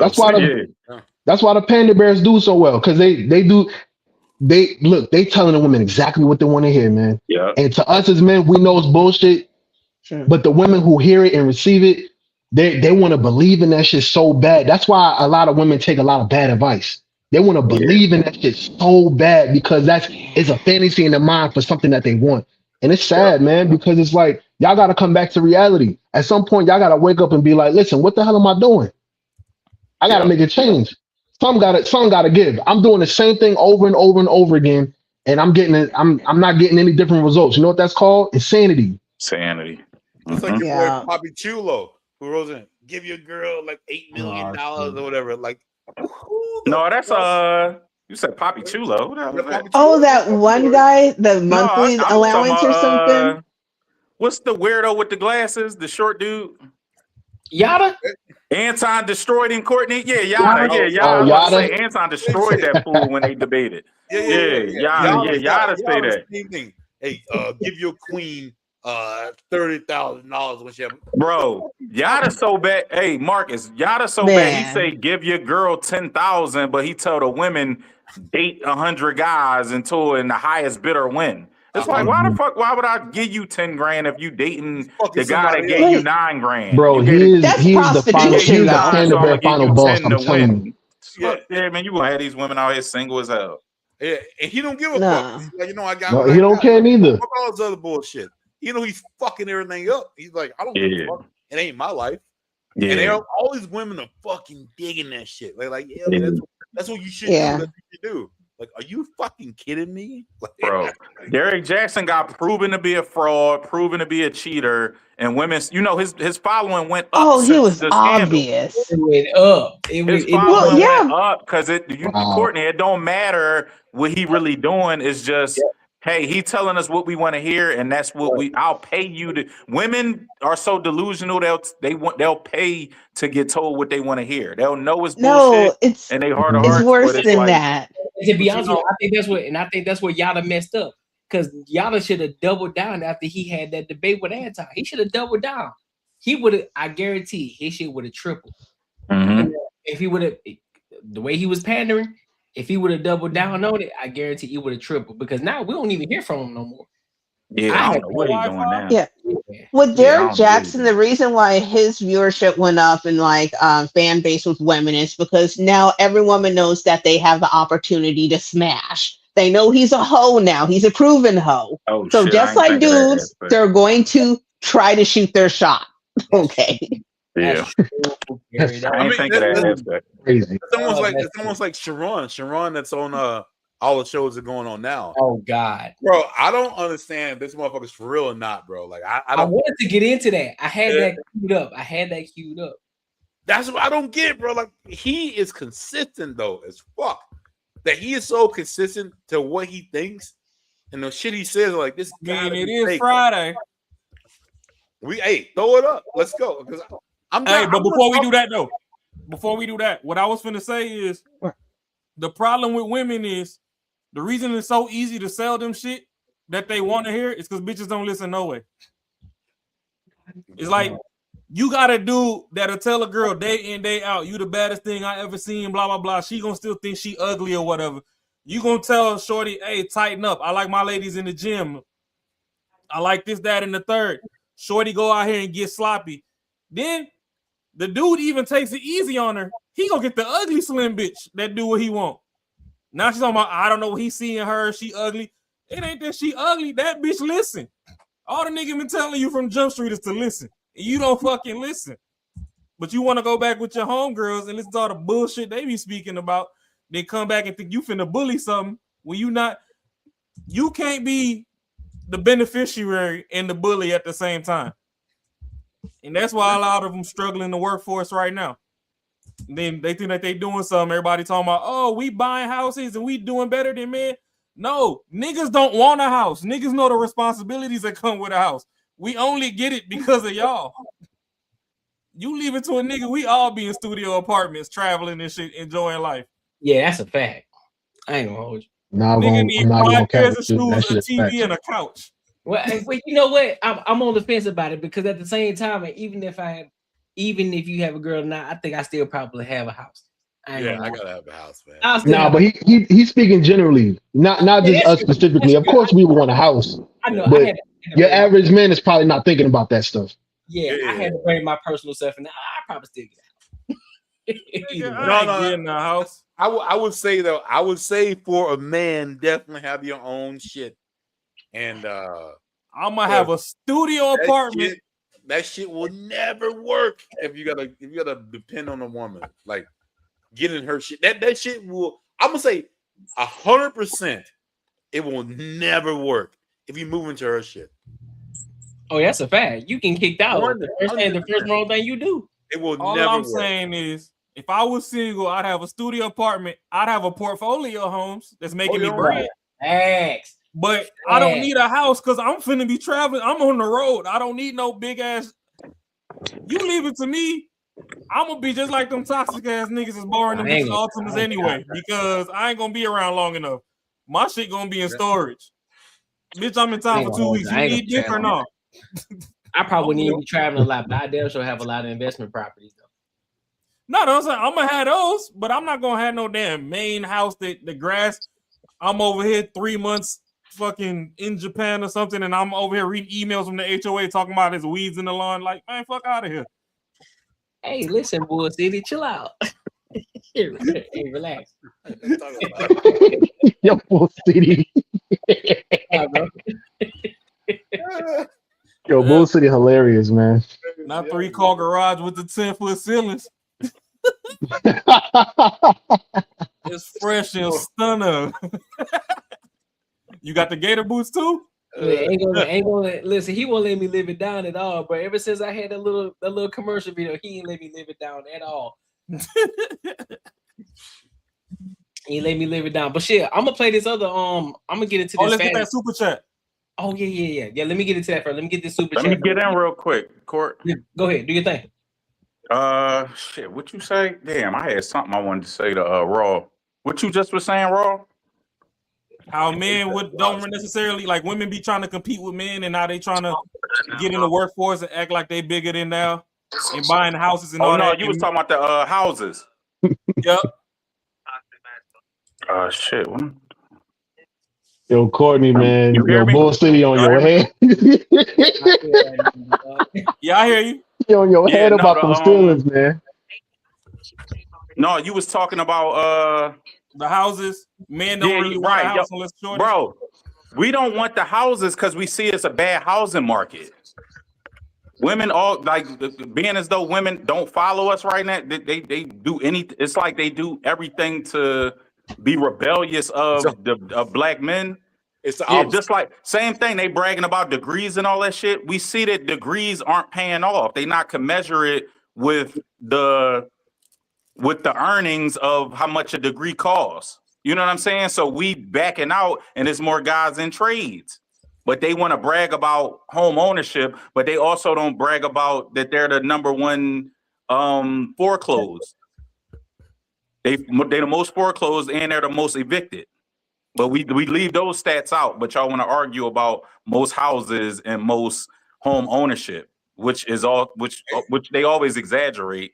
It's not even true. But even if it was, like, you know, just like with the education stats, they're the most enrolled, but they're not the most educated. Yep. You know what I mean? It is a crazy thing. Like someone literally, like they think you should listen to them because they say, "I went to school for this." Man, I don't give a fuck what you went to school for. Like, I still, again, I'm all about common sense, dog. Like, for me, I don't give a fuck. I've seen some smart, dumb motherfuckers in my life. Absolutely. And this is fucking insane that people think just because you got a degree that puts you on a level of being able to have a conversation. It's almost the same thing as if you make a lot of money.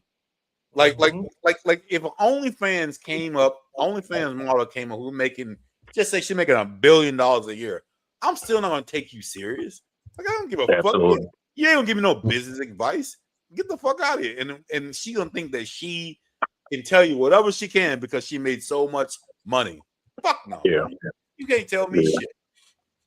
Fuck all that. Another point you made, Raw, you said, was that you, Raw, said don't move into a woman's house? That was me. Marcus said that. Marcus, yeah, absolutely not. Yeah, never move into a woman's house. Yeah, y'all got to get the crib together, or she got to move in your spot. Because men are less likely. Women not going to put their woman out on their ass, most likely. But a woman will put a man out on his ass first chance she get. And if you move into her home, like, I always say it's the dumbest thing. I had a cousin that moved in with like his girl in the family. I was like, yeah, I never would do that. But even if it's, you know, her spot, yeah, the chick I was dating that I said I broke up with about the police pullover. She had oh my God, I want to touch on this too. My fault. No, remember you was talking about the boss chicks? I think that was you, Raw. You was saying they talking about they got this, that, and the third. A lot of chicks be on Section 8, bro. Yep. A lot of chicks be on Section 8 and they'll run it up because they don't have no rent. If you get Section 8 and food stamps because you got 2 kids or something, that's not a fair fight when you fighting against a dude that might, you know what I'm saying? A dude worked the same job as you, but you don't have no rent and you don't pay for no food. Yeah. Versus us, we got food and rent. You know what I'm saying? But y'all will argue that y'all doing better. Y'all not. But yeah, chicks will be on Section 8 and they'll get food stamps, but they'll be talking about all this ball stuff and they'll take trips, this, that, and the third, and they'll think they doing better than men. No, you being subsidized by the federal government. And that's why when you get me in my toxic era, I'm over there eating Caden and Jaden's fruit snacks and honey buns. You know what I'm saying? And I fully support you for doing it because they go and talk down to a chick like me who doesn't like spend their time trying to scam like the system and then, you know, invest like what money I have into like ridiculous like extension nails and all that stuff. Like, oh, well, you broke. You ain't got like 50-foot long nails and stuff. It's like, well, maybe I can't function in them. I don't want dirty booty nails. Like, I just want like basic ones. So come on now. And that's why young men, as you building, if you in your toxic era, don't be scared to borrow that bitch couch. It'll be there for you. No, I'm cool, bro. I don't even want You to say, wildin'. bro. I'll be Hey, You wildin' with that one. Drop I'll some never dick move off in and with take the them girl, kids bro. snacks. You It'll be never, alright. you never ever moving with a girl, bro. Yeah, I don't want to. Like, I don't if it's never first want a kid, chick to be able to say "get out." yeah, You know what I'm saying? Facts. because it's Yeah. going to You know how happen. embarrassing that is It's going to as a happen. man to get told to get out of somebody's crib. Hey, Mm-hmm. Yeah. A lay dude, down a till you dude, a come dude up. will It leave ain't his own embarrassing. house. Her before he best tell you friend to got a get the fuck couch out. too. Nah, I'm good. Like a You I'm dude just will be like, saying. I never yo, even want like, to put myself in that position. I'm You like, I'm sleeping gonna good leave, with I'm gonna leave one first. leg out from up under the covers. You sleeping good as hell. She's like, hey man, you gotta go. What you mean? Yeah, Like, right. man, I'm straight, bro. I'm good. Yeah, after Megan Tory, I wouldn't mess with her best friend. Yeah. I'm just saying. Nah, but what I was saying, the chick I broke Bull up City with, no ball. she offered me to come stay with her because she had Section 8 and she had like she had free housing for 2 years. I was like, damn. I said, yo, you better run it up while you got these 2 years. This chick bought a bunch of bags and a bunch of bullshit for the year I was dealing with her. You know what I'm saying? I'm like, yo, you fumbling the bag. Like, but she got approved by Section 8 for 2 years of zero rent.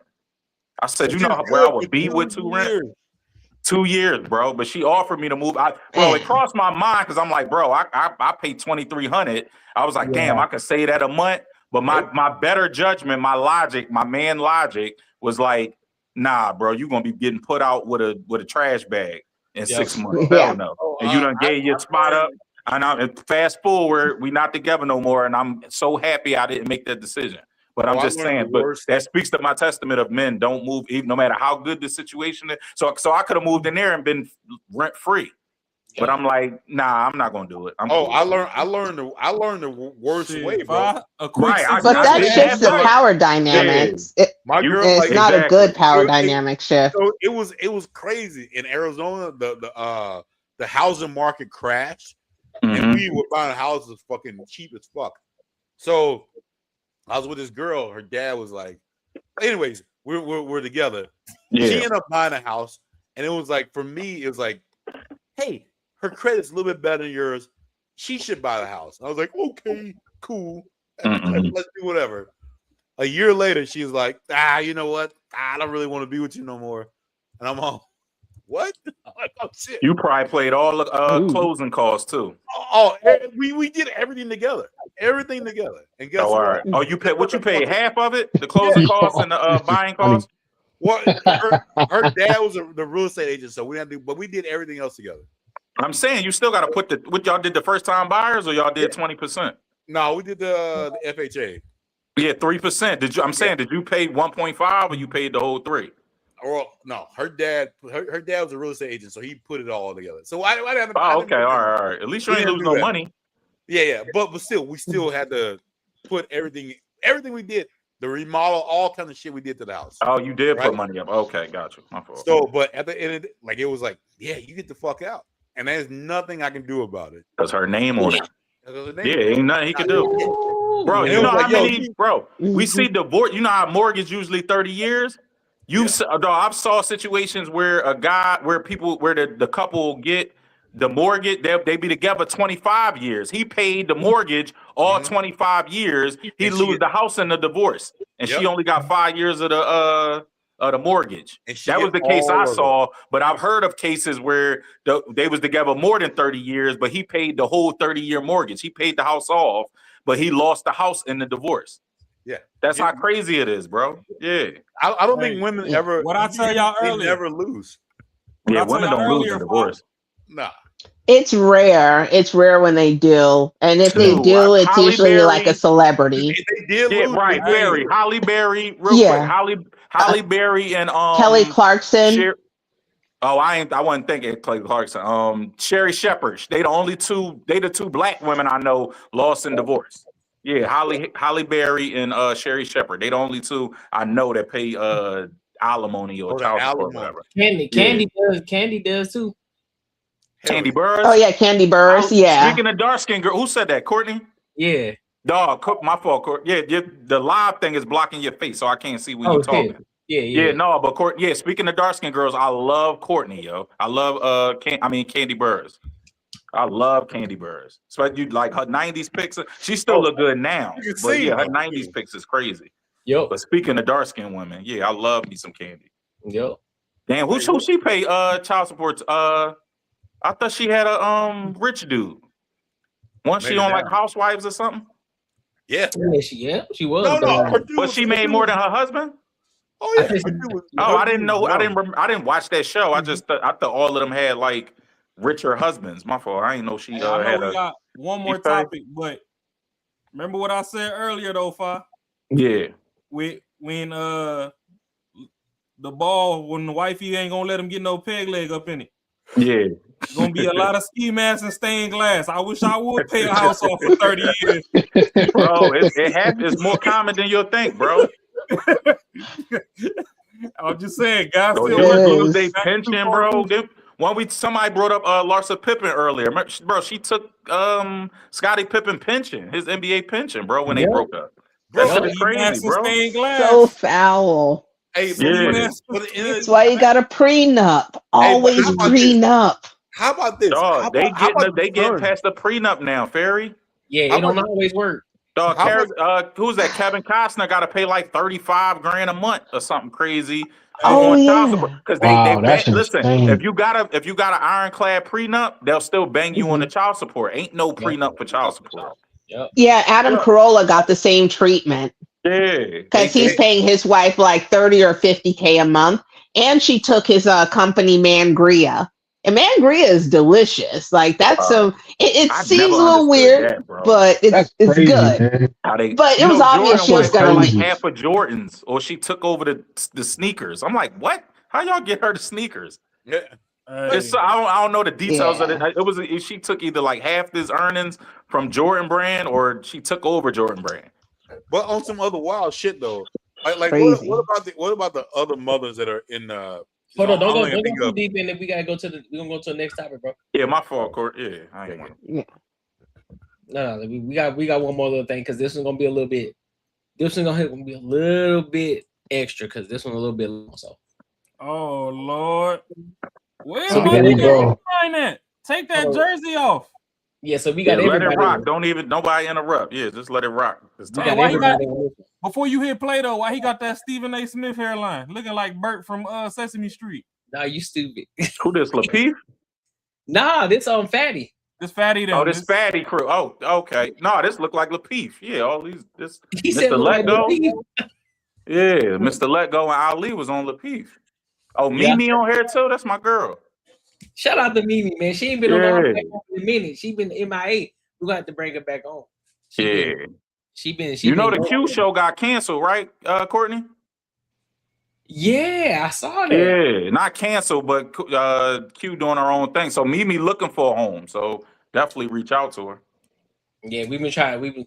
Well, I ain't gonna say we've been trying. I see she been trying to do her own thing too. You know what I'm saying? Well, she been on 2K and them platform on them. Yeah, she looking for something. She be in the chat in the morning show. She be saying like, Anton, find me a job. Not trying to pull back up till she get another Tesla.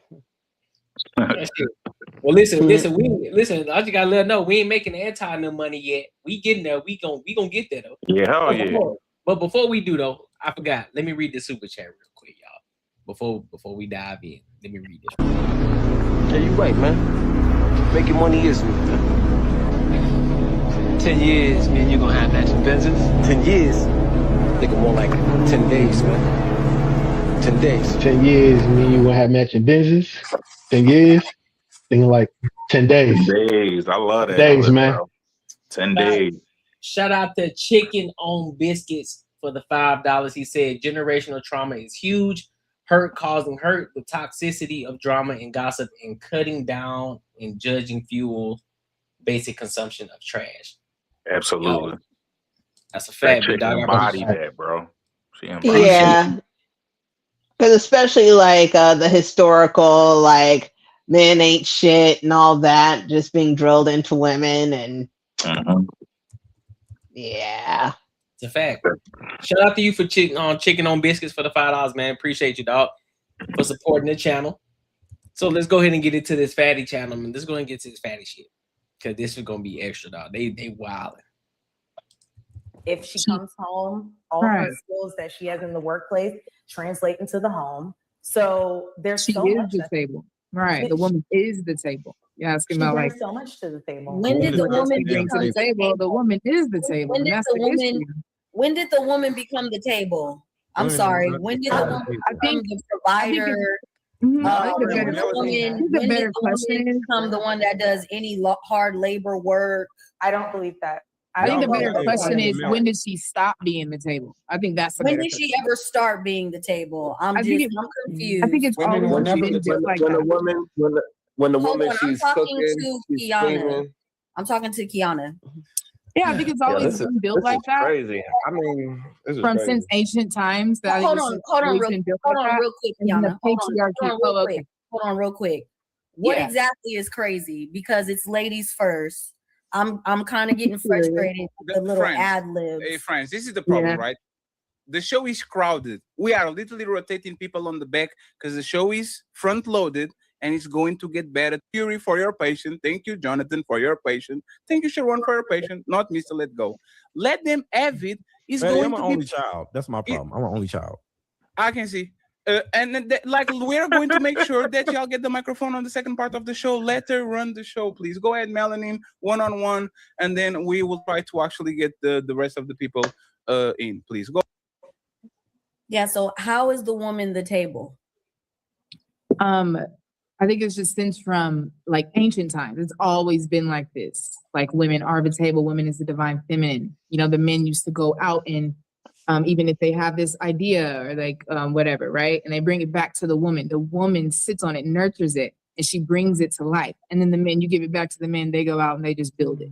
So That it's doesn't always make been, this you, is that our doesn't make essence. you the table if you're not the one going out to get it. So he's the one putting his life on the line to go get the food, and he's bringing it back to you already dead, right? and For that's you to his just essence. spin it and cook it. So how are you the table? You sound like a helpmate, not the table. No, he's the masculine. That is his masculine essence. That is his job. That is his duty on the planet. And as women, that is our job to sit back in our feminine. We bring what we take what they bring and we make something out of it. And we're ordained for that. We're ordained to live softly like that. It wasn't until the patriarchy was created. That's what we're missing. I actually just built a course that's teaching you women about the patriarchy. If you're interested, hit me up on Instagram. But the patriarchy was a structure built for men to take that out from under women, to take that right that women have to rest in softness, right? And now we see women working. Now we have to convince people that we need to bring something to the table when we are the table and always have been and always will be. So it's our job as women to just stand in that. It don't matter what the red pill, blue pill, whatever, I don't even know what all that is, but stand in your truth, ladies, divine femininity. Okay. You want to learn more? Instagram. To me, you did not explain why the woman is the table. You just strictly went into like that girl empowerment, give you encouraging words, but like you didn't say anything that made you the table. Everything you described was him first leading, going to get the food, giving the shelter, like putting his life on the line. That would make him the table. You are enjoying the fruits of his labor. But Yuri, go ahead, because you've been waiting for a moment, and then we can open it back up because I want everybody to speak. Yeah, I think your mind. All right, so before we move forward, keep it brief. What y'all got on this little part right here? She says that women are the table. What are y'all thoughts on that? Absolutely not. Even if she argued that, she did a terrible job at arguing it. Everything she mentioned as the table was dependent on what the man had to go do first.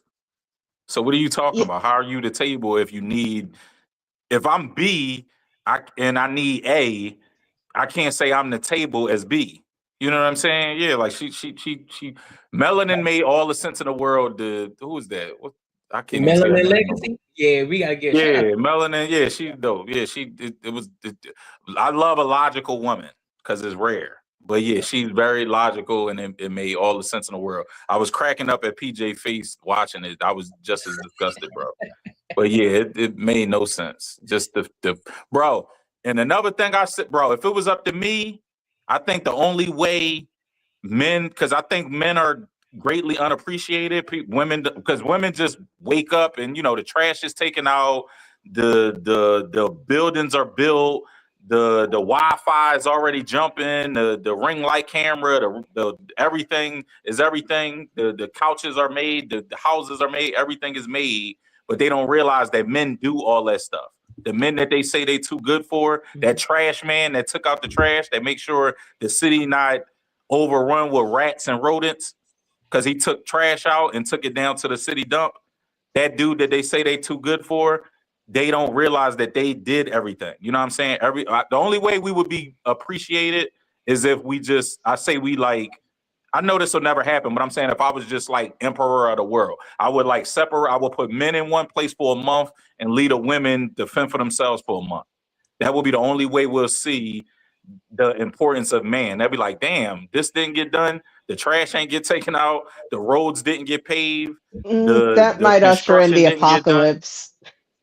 Yeah, that's what. But I'm saying, the only way that we would get appreciated by women is if there was total separation. I think a month would do it. It'd be a controlled. It'd be a controlled environment. You just send them out there to the wild, and you just sit there and overwatch them, and then let them do what they do. Like, listen, we just sit there and observe. Well, the problem is that they would crash out in a week. They've got it confused. It's not that women are the table or women were the table historically. Women were trophies historically, and pretty much still are. And they kind of confuse the two terminology. A trophy isn't something that you need to prove yourself to. A trophy is just something you go out and get. It's like, okay, I'm at this level, and at this level, I deserve this. So, hey, I have this. Do you want this? Okay, come along. And they assume that to be the table, but being the table means that you provide things, meaning that you're the one who's sheltering the man. You're the one taking care of him. You're the one building him up, building his business, making sure he's fed, sane, and all of that. Like, was it like full and drained at the same time, So it's more to it versus just I'm here and I occasionally cook food for you and I occasionally do this and that, but it's nothing consistent. And even if it is consistent, we demand more out of our men than we're willing to give to our men. Just being transparent. And like even out of our friends. It's very selfish. Overwhelming majority of the time, the woman is the beneficiary of the man's greatness. It's not the other way around. Even if women are great, they don't pour into their men like that. You know what I'm saying? And then when they do, one case I can think of that is not Ketanji Brown. What's that girl? What's the lady who she cook something Brown? What's her name? Oh, Tabitha Brown? Tabitha Brown like retired her husband, and black women were mad because she became massively successful, and she was like, yo, you ain't gotta work no more. A bunch of black women were mad, like, how dare you? I'm like, what? Because I think he was a cop or something. They like, how dare you retire him? They like, yo, he had he supported me and helped me get to where I'm at. Now we millionaires. Now he don't got to work. But that would be applauded if a man retired his woman. You know what I'm saying? So, like I said, women are the beneficiary of the greatness of the man, but men aren't the beneficiary of how great their woman is. Men pour into the woman way more than women pour into the man when the woman is the breadwinner. That's why I you touched on something, because like when there's a comeuppance in like a couple, like the man gets more money or something, it's automatically expected he retires the woman. But if the woman gets more money, it's expected that the man does more to level up to the money that she just got or to exceed it.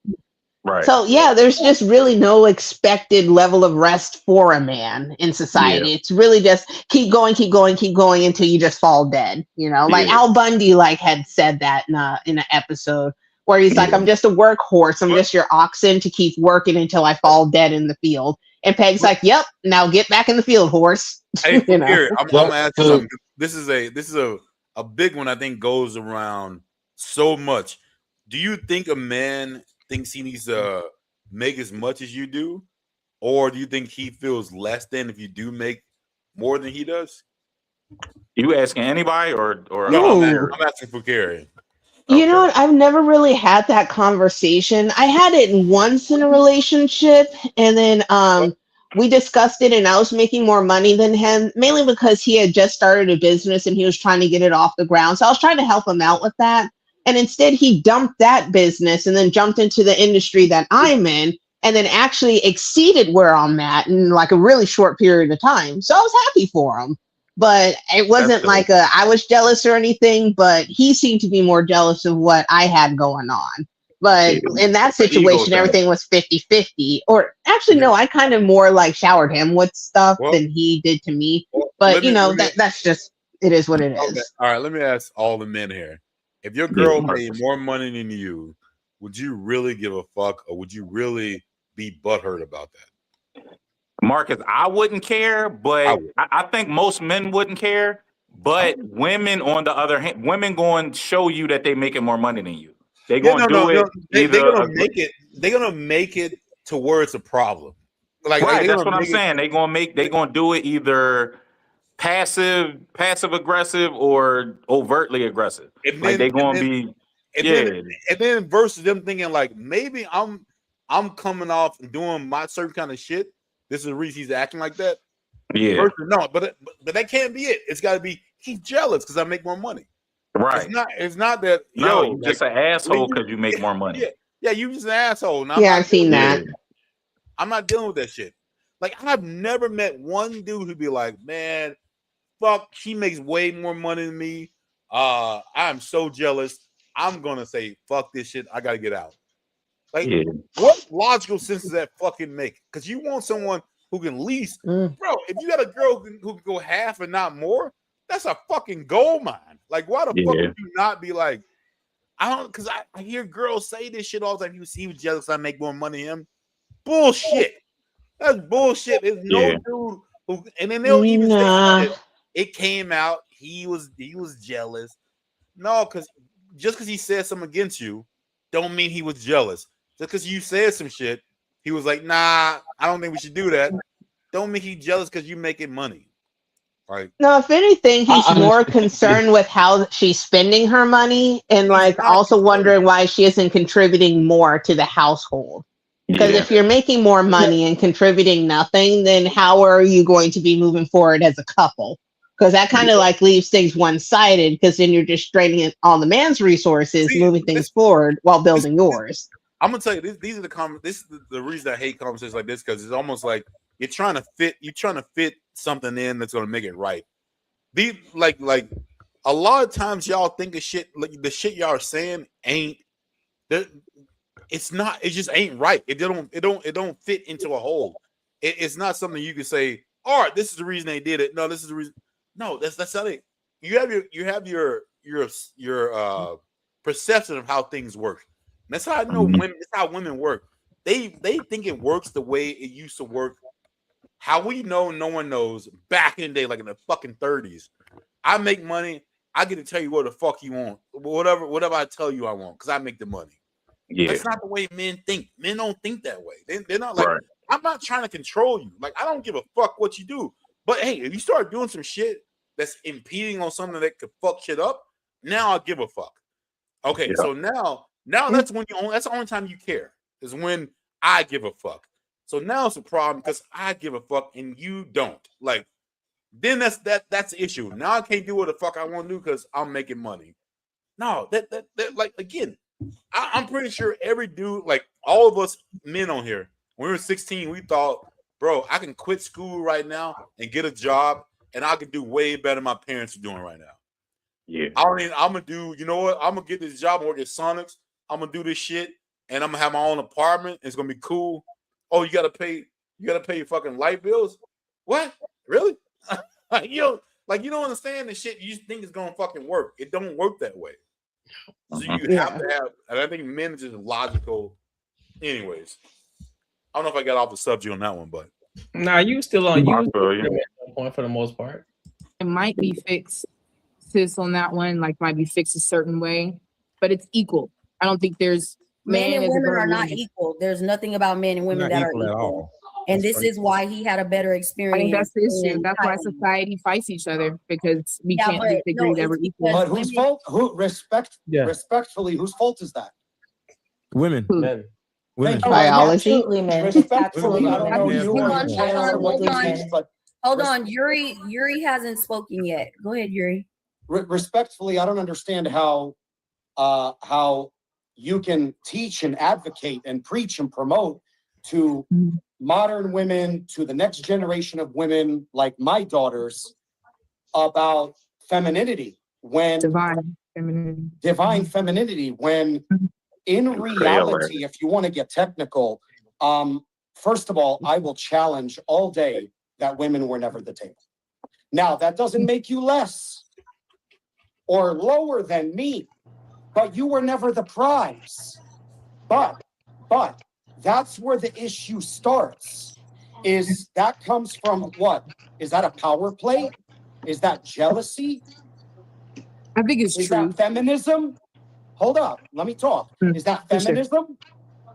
Is that not being able to handle that we are the breadwinner in most scenarios? Look, I'm an Eastern European man.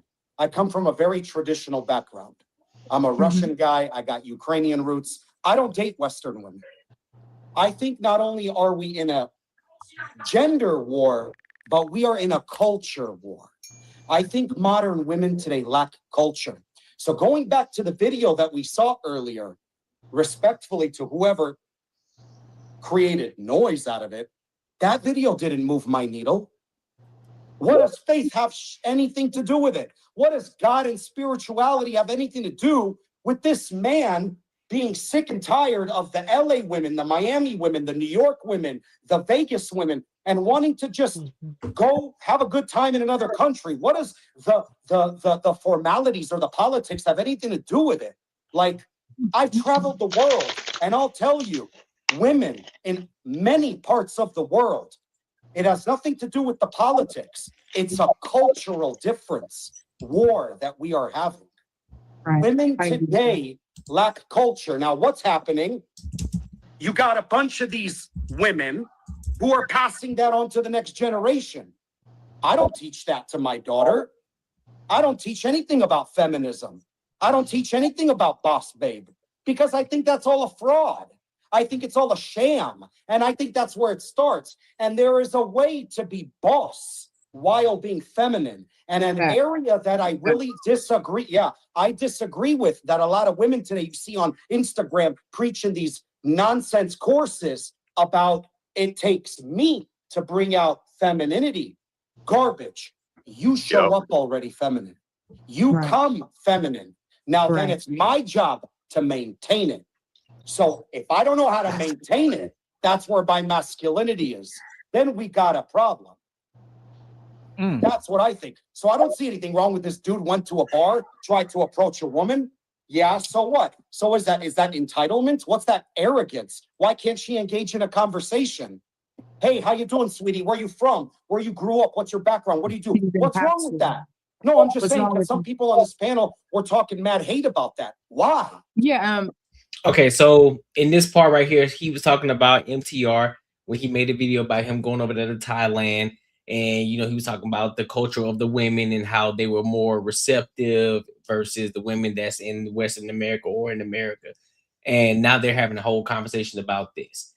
And so does anybody disagree or agree with what Yuri is saying? Yuri cooked. Yo, he was cooking. Yeah, he was snapping. The loudmouth shorty ain't even had nothing to say back to him. Because what I think it was a good move for MTR. Yeah. MTR not really moved. I didn't buy that when he moved when he said he was going. I don't think he really going. He just was having a good time. Yeah, 100%. I mean just to visit, like not physically like move everything there. Again. Yeah, he's definitely gonna go back and visit again within the next 6 months to a year. But he was talking about he moving and all that. I think he just was, he just was happy. He's been traveling around for like the past year or so because I was part of the MTRs. So he would let us know when he would be on like trips in his Discord and all that. So he's just out there enjoying life and just like coping with everything that happened with the passing of his father. Yeah. He's still a young guy. He's wealthy. He has everything like he needs in this Yeah. world. So only thing he's missing is a woman. So that's Yeah. what he's going off to do, to find himself his partner. And I hope he finds that person. MTR single, no kids, and got a bag. That's the way to be, bro. What Sheesh. you got on there? Yeah. What you got on PJ? Oh, you know me, I'm toxic as hell because I was finna ask, what's the purpose of a table anyway? When you got a table, you put shit on it, right? Right. I don't get why women, why do they love this buzzword? Why do they love this buzzword table? Like, yeah. And then on top of that, the way that they describe it is nothing to do with exactly what it's supposed to mean. Right. You know what I'm saying? It's like I forget who was saying it before, but the person who was basically saying like the table is not like the person who brings the table is the person that provides, the person that keeps the roof over our heads, to keep the money coming in, the person that keeps you where you are supposed to be comfortably, right? So I don't understand. And then on top of that, it's like I don't understand why some women have this mindset that when they get into a job that pays them at least up to what men are getting or more than what men are getting, why do they feel like they have to compete with us still? Like, why can't you go over here, you trap over here, and I'm trapping over here, we bring it together, and then we make something great out of it. Right. It's not a team thing, it's a superiority thing, PJ. But that's why I'm trying to get them to understand. Like, if a table is something that you put things on, then don't be mad if I come to you and say, hey, what do you bring to the table? And you say on the table, I'm like, all right, bitch, wait right there, and I go get me another shorty. Right. If you want to just lay down and be the table, I got something I can put on you. Bro. Women hey, like that are hey, Raw, that table thing has been diluted so much to nothing. That's a lot of women just think they're the table just because they're the woman. It's like, why you the table? Oh, because the women always the table. Why? Okay, What, so like, what did you do in your specific situation? No, I'm just the woman. You didn't do anything to become a woman. You just had more X chromosomes than I had. So you know what I'm saying? You don't you don't. That's lazy just like work. As I grow older, I champion looks less because like you didn't earn your looks. I'm starting to cherish more stuff that you earn. Like if you got a good job or if you got good characteristics, you earned that or you cultivated that versus if you just look good. Your mom and your dad were both good looking, so you're good looking. You get what I'm saying? So I don't cherish that as much as I did when I was younger. You know what I mean? Yeah, with all this table talk, I almost wanted to roll it back to when we were just brick houses. 36, 24, 36. So many chicks just be like, oh, I'm the table because I'm the woman. It's like, women need to stop pushing diluted. monogamy if they want to be tables. Because if you the table and you finna just lay there, I'm finna go get a bitch that's bringing something in here. Yeah. So if you want to lay there, that's cool. If you cute enough to get put up, you might get put up. But when I go get another shorty that actually know how to make shit shake, shut the fuck up. And Raw, another thing I always thought was interesting. Women now, like new modern women, they want men to pay for everything, right? But y'all also want to compete with us in the work field, and y'all also want to make more than us. So which one? If y'all want men to work and pay for everything, then y'all like Anton was talking about it the other day. Courtney, I think you was on the show. He was talking about women need to go back home and was you on that show, Courtney? Yep. When he was saying, he was saying like because that would cut out daycare, that would cut out a lot of that would make our kids smarter and more. It would bring the maternal factor back to the kids. Yep. You know what I'm saying? Like we'll have better kids. We'll be able to nurture better kids. Yep. Because the mother's get back a home stronger like it was back in the bond. day. I gotta ask y'all one thing though. One thing. I heard you said, Brown, like, man, I don't trust any woman on this earth to put 100% of herself into my kid. I'm just gonna be 100%. I think you missed. No, you would be involved though, Mark. You know what I'm saying? Not just. I'm saying, but listen, we would cut. Dog, you know how much people pay $500-600 a week for childcare, bro. You know, a lot of people going broke just off childcare. You didn't hear about this in the 50s, 60s, 70s. That was because women were home. Did you know what I'm saying? Were you raised by your just at home, like homeschool? No, bro, I'm back in I the was. 90s. I think we all around the same age. My mom worked, but I remember the older lady on the block that watched everybody kids Yeah. when they went to work. That's Yeah. the dead. What happened to that? Yeah, Miss Jackson used to watch Miss Jackson on our block used to watch all the moms that was 20 and 30, like my mom Yeah. age. She watched the whole block. She was like 50. She was like in her 50s or 60s. She watched the whole block kids, the whole block. She didn't have a license, nothing, but Yeah. she was the daycare for the whole block. Like And- it was remember it was and more you- community back in the and 90s, you- 80s, 70s. turned- There's no and you- community now. And you That's turned what- out. yeah. And you There's turned out good. community. Oh You man. turned Yeah. out good. Nuts things running around. Just follow me. Follow me. When it's personal, it's a little different. I think if it's your wife, which is her kid, Yeah. and your kid, Yeah. I think she's gonna pour everything that she is into your kid. Yeah. No. Fine. No. But No. if you involved too, it's gonna be both of y'all. You know what I'm saying? I don't want my kid to be 100% like me. Like, Bro, you got flaws too. but that's what you bring you bring yourself into it. In Exactly. general, if both And you of- picking the spouse. It's not coming to America where it's picked, where it's Only picked spouses. thing I'm saying is the most people I ever hear talk. We that need are to go back to that. They're very intelligent and True. very whatever. Didn't grow up, didn't get homeschooled. Yeah. Only people I ever hear that have very fucking really good insight on everything weren't fucking homeschooled. No, Mark, no. Nobody's saying home. I was homeschooled. I just said daycare. You know, daycare, bro. Yeah. People spending thousands of dollars a month on daycare. I'm talking about the first 5 years before school start. Not homeschool. I wasn't talking about homeschool. Just the first 5 years, just childcare, daycare. Yeah, that's what I'm talking about. Nobody's Yeah, saying no, I ain't say homeschool. homeschool. No. But even that, I don't think that the most people I've heard that again, the people who are I think are the most intelligent didn't get that either. That's cap. Okay. Yeah, I think the better, more rounded people went to, like the community raised them in the first couple years versus Right. you know what I mean, Because versus the daycare. The daycare, you don't know what they putting in them. You don't know what that daycare, the owner of that daycare into. Yeah, because when your kids first Yeah, born, the daycares are different now. Yeah. Not even All right. I guess I'm getting it now. Hold up, before you get there, go ahead, PJ. No, I was saying like and it's another thing too, because like daycares, I don't trust daycares whatsoever, man. Right. Me being a veteran, I used to have a lot of homies in the military that used to drop their kid off at daycare. They come home sick, they come home with bruises, they come home with cuts, all type of shit. They stay sick. Yeah. You know what I'm They saying? stay Like, sick because it's a bunch of different kids from different areas. Yep. In my mind, I'm thinking I'm sorry. Hold bro. on. Let PJ finish. Let PJ finish. My fault, PJ. Y'all good, man. But in my mind, I'm thinking like, at least me, my preference would be so my wife would be home. She wouldn't have no job. Her only job is to raise our child. Mm-hmm. The only thing.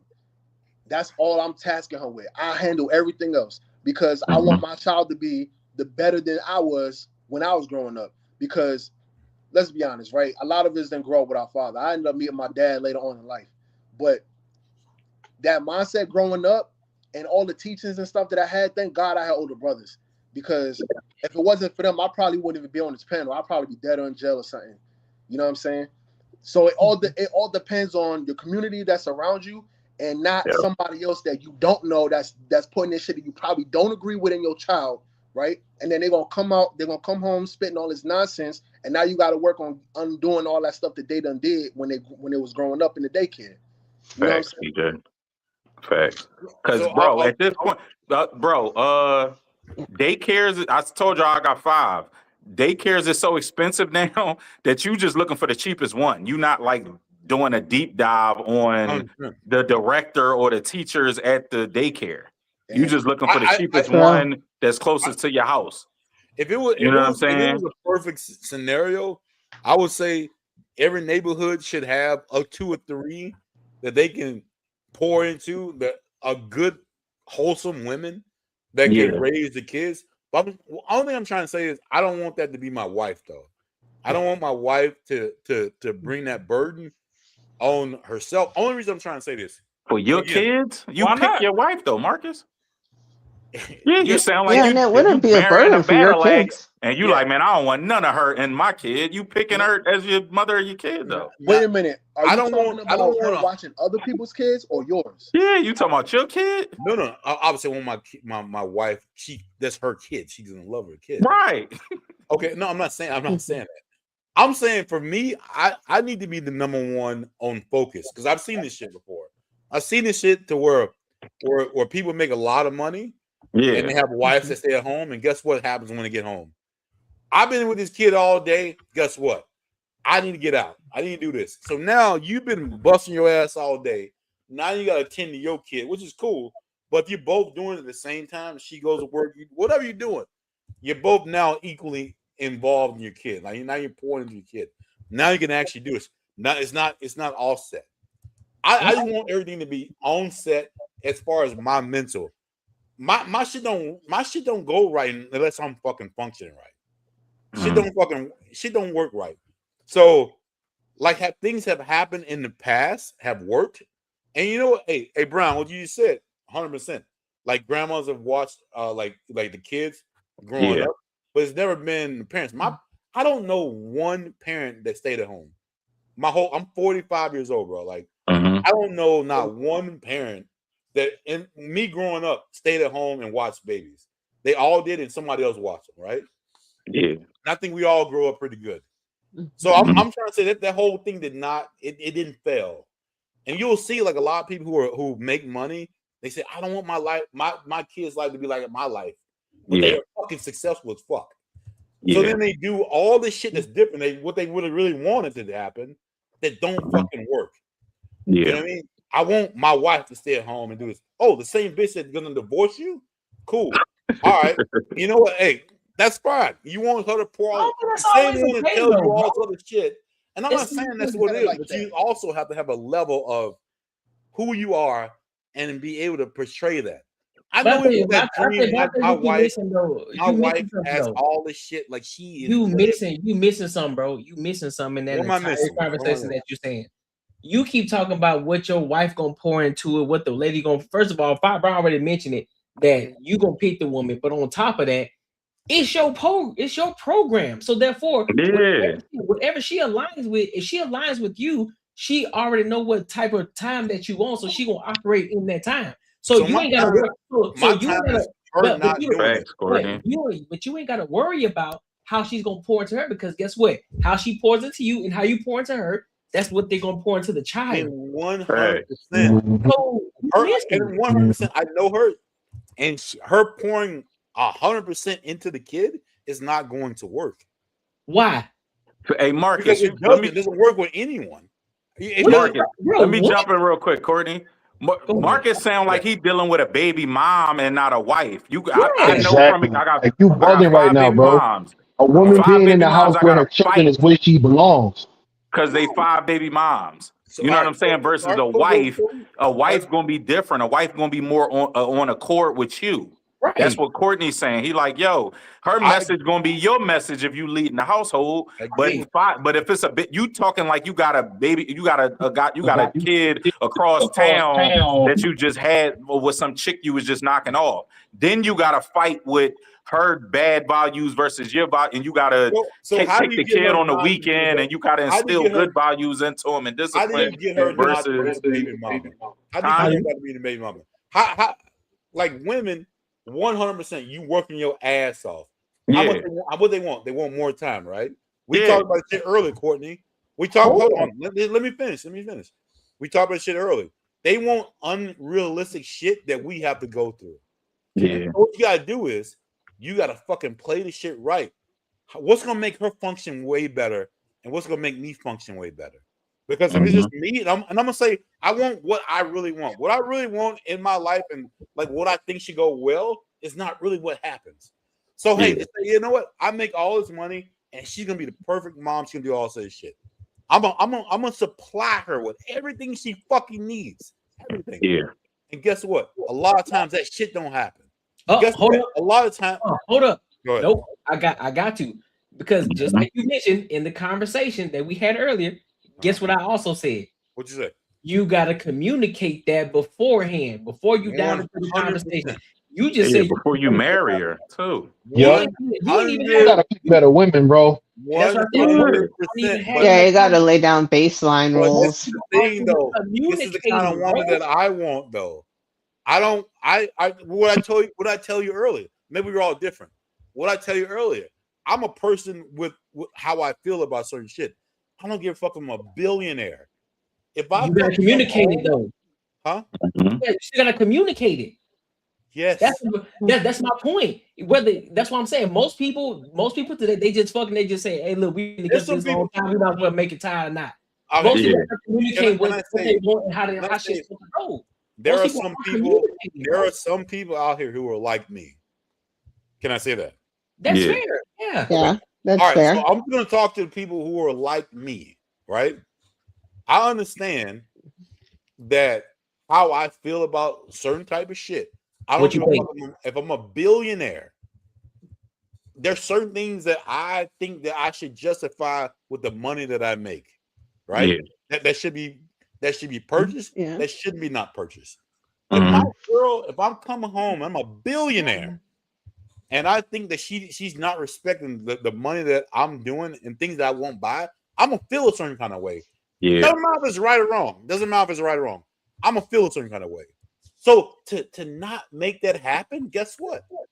I'm going to have a girl who works, who does, and she could work. She could work for our company, but she's buying where the fuck what she wants to buy because she's bringing it in. Guess what? Guess what? That's going to offset the way I think. Yeah. Okay. So he explained it better that time. Okay, I get what you're saying, Marcus. No, but you, Mark, you was talking like you was like, man, I don't want none of that bitch. Yeah, you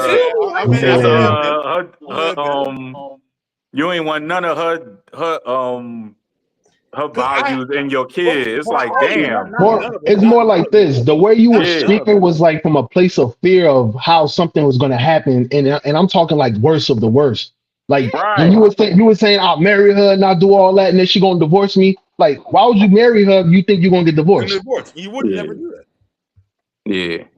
A man would never put himself at a disadvantage like that knowingly. Right. Mark was talking like a babe, like it was a chick he knocked that he had a kid with on a one night stand that he ain't really know. Yeah, that's what you said. Yeah, you was talking like that, but the scenario was of a wife. Yeah, you know what I mean? Yeah, if it's a wife, you should have more aligned ideology. But wives divorce dudes all the time.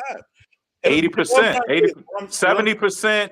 Women divorce at a 70% clip. If she got a college degree, it's an 80% clip. So, yeah, you're right. So, but what I'm trying to say is, you gotta do shit that you think that like is uncomfortable, but it works for you. Like I said, like that'd be the only way I can function, and to make that shit actually work. And a lot of people are kind of like, that's not the way it's supposed to. But I already know how I work, and I want my girl to be the same way, because I'm pretty sure she works the same way, but she's not gonna tell me that because it's not the way it should be. I know that I'm working for it, and you think you deserve to do this shit, but I'm telling you how I think, and I have to think right first to make all this shit work. Right. So pretty much you saying your girl got to work. You don't want no stay-at-home mom. Thank you. Yeah, that was a roundabout. That was a long way around the block to get to. Yeah, pretty much. Yeah, in a nutshell. Yeah, your girl need to work. You don't want no stay-at-home mom. I got you. I got you. Yeah, that's pretty much what you're saying. Let me ask a question to you fellas. Now, if it was a situation where you and your girl, like, you both have like great careers and whatnot, and you decide to like start a family, and you have like your first kid, okay, you have like twins or something, and so it's a situation where you need one of you to stay at home. Your girl has a job that's taking off like a lot faster than your career, and it's a higher pay, and you're able to survive off of just her salary. Would you be a stay-at-home father if she asked you to be? Barry, I would need to make some money at home. I get you if like she taking off, if she like the CEO of her company or something like that, and she doing her trajectory is better than mine. I can't just sit home and be a stay-at-home dad. I gotta be doing content creation, or I gotta be what's that called, Courtney? Where you sell stuff online? I just was looking up that. What is it? Drop shipper or something? I gotta be doing something. I gotta bring something in. As a man, as a man, we need to earn. Women can sit home and not earn anything, but men gotta earn some way. Even if it's at home, even if I'm doing all the Mr. Mom stuff, I gotta be making some money while I'm in that house as well. So not only that, yes, so not yes only that, and but no, Fairy. Yeah, yes and no. so look, right, not only that, but if you're in a position where your wife is earning more money than you, bro, you gotta hustle harder. Ain't no if, ands, or buts to it. You gotta get to that point. And it's like, and as a matter of fact, as a man, you should always be striving to get to that point. There should never be a point in which your wife is making more than you. I'm not saying that it's not gonna happen, but realistically speaking, in general, if y'all are like right here and y'all start to have a family, again, I'm just adding in my preference. I prefer the wife to be home. If we could survive over her salary, now we got to make adjustments. I need to start grinding more. Like what Five was saying, I got to start finding different avenues to start making more bread, so that way we can survive off my income. You know what I'm saying? No, but PJ, I agree with you and disagree with you at the same time. I agree with you that we gotta make money. Yeah, like I think we're in agreement on we gotta make money as men. But I don't. But the way you making it seem like it's a competition. But what if she hit a lick like we was talking about Tabitha Brown? She making millions, bro. What job you gonna get that's making millions? You gonna try to go viral now? Cause she. You know what I'm saying? What if she hit a lick? It's gonna be a rare occasion, but what if she hit a lick where she went viral? She in Target. She telling her cooking stuff in Target. You can't compete with that. What you ready to do? What you ready to go out and do today or tomorrow to be like, oh, I gotta make more than her? Now it's a competition thing. No, just make money to where she can't put you out or emasculate you. You know what I'm saying? If she was to put you out, you still doing enough to where you can live on your own. I would never say be a stay-at-home dad where you're not making nothing, but be sustainable and be respectable as a man. You know what I'm saying? But I don't like. But a part of which what you said I disagree with is you saying like, oh no, I need to do more. I need to make more than her. She making because what if your girl hit a lick and make $1 million some 1 year? You gonna be able to make 1.1? That's rare. I mean, but that's like what y'all was saying earlier about those one-off situations. That's an extreme. I'm naming the one-off. You were 100% right. Yeah, it's rare. I said it's rare, but I'm just saying, what if you get a Tabitha Brown? Tabitha Brown hit a lick. Her husband, I think, if I'm remembering correct, he a cop or something. He can't make $1 million no matter how much overtime he do. You know what I'm saying? And she hit a lick with going viral.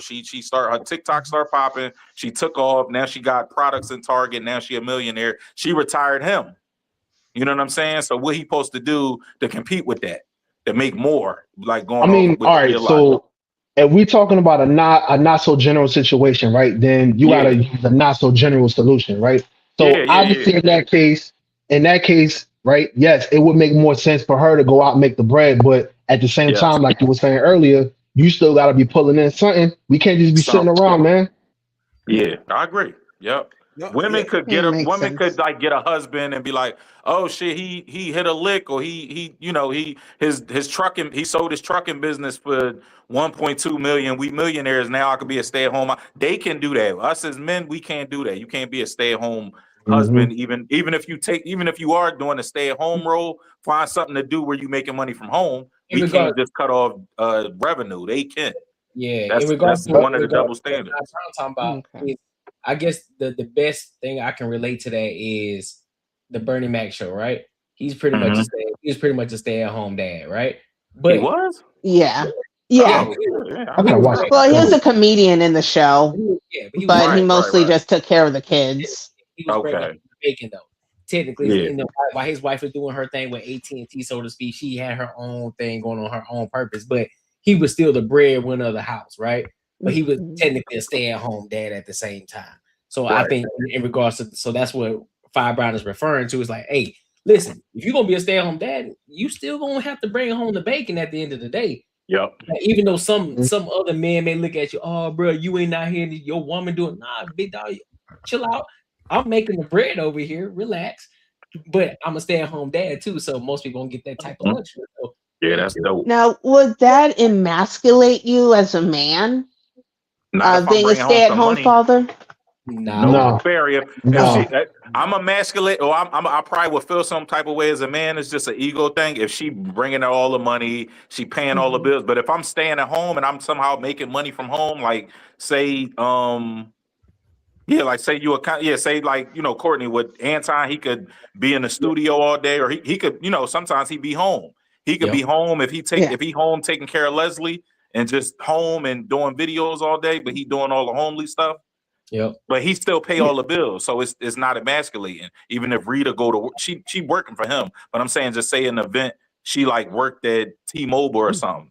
She working, she going out the house to work, but he's still paying the bills. If she working and paying the bills, and I'm just a stay-at-home dad, then it's like I'm gonna feel some type of way as a man. But I said, as men, you got to bring in something. You got if you staying at home and you paying all the bills, you don't feel no way. But if you staying at home just being Mr. Mom and she coming home paying all the bills and you cooking and you doing all the woman stuff and she gotta bring home the bacon too, and that's when you'll feel emasculated. I think it's monetary. I would just get a job and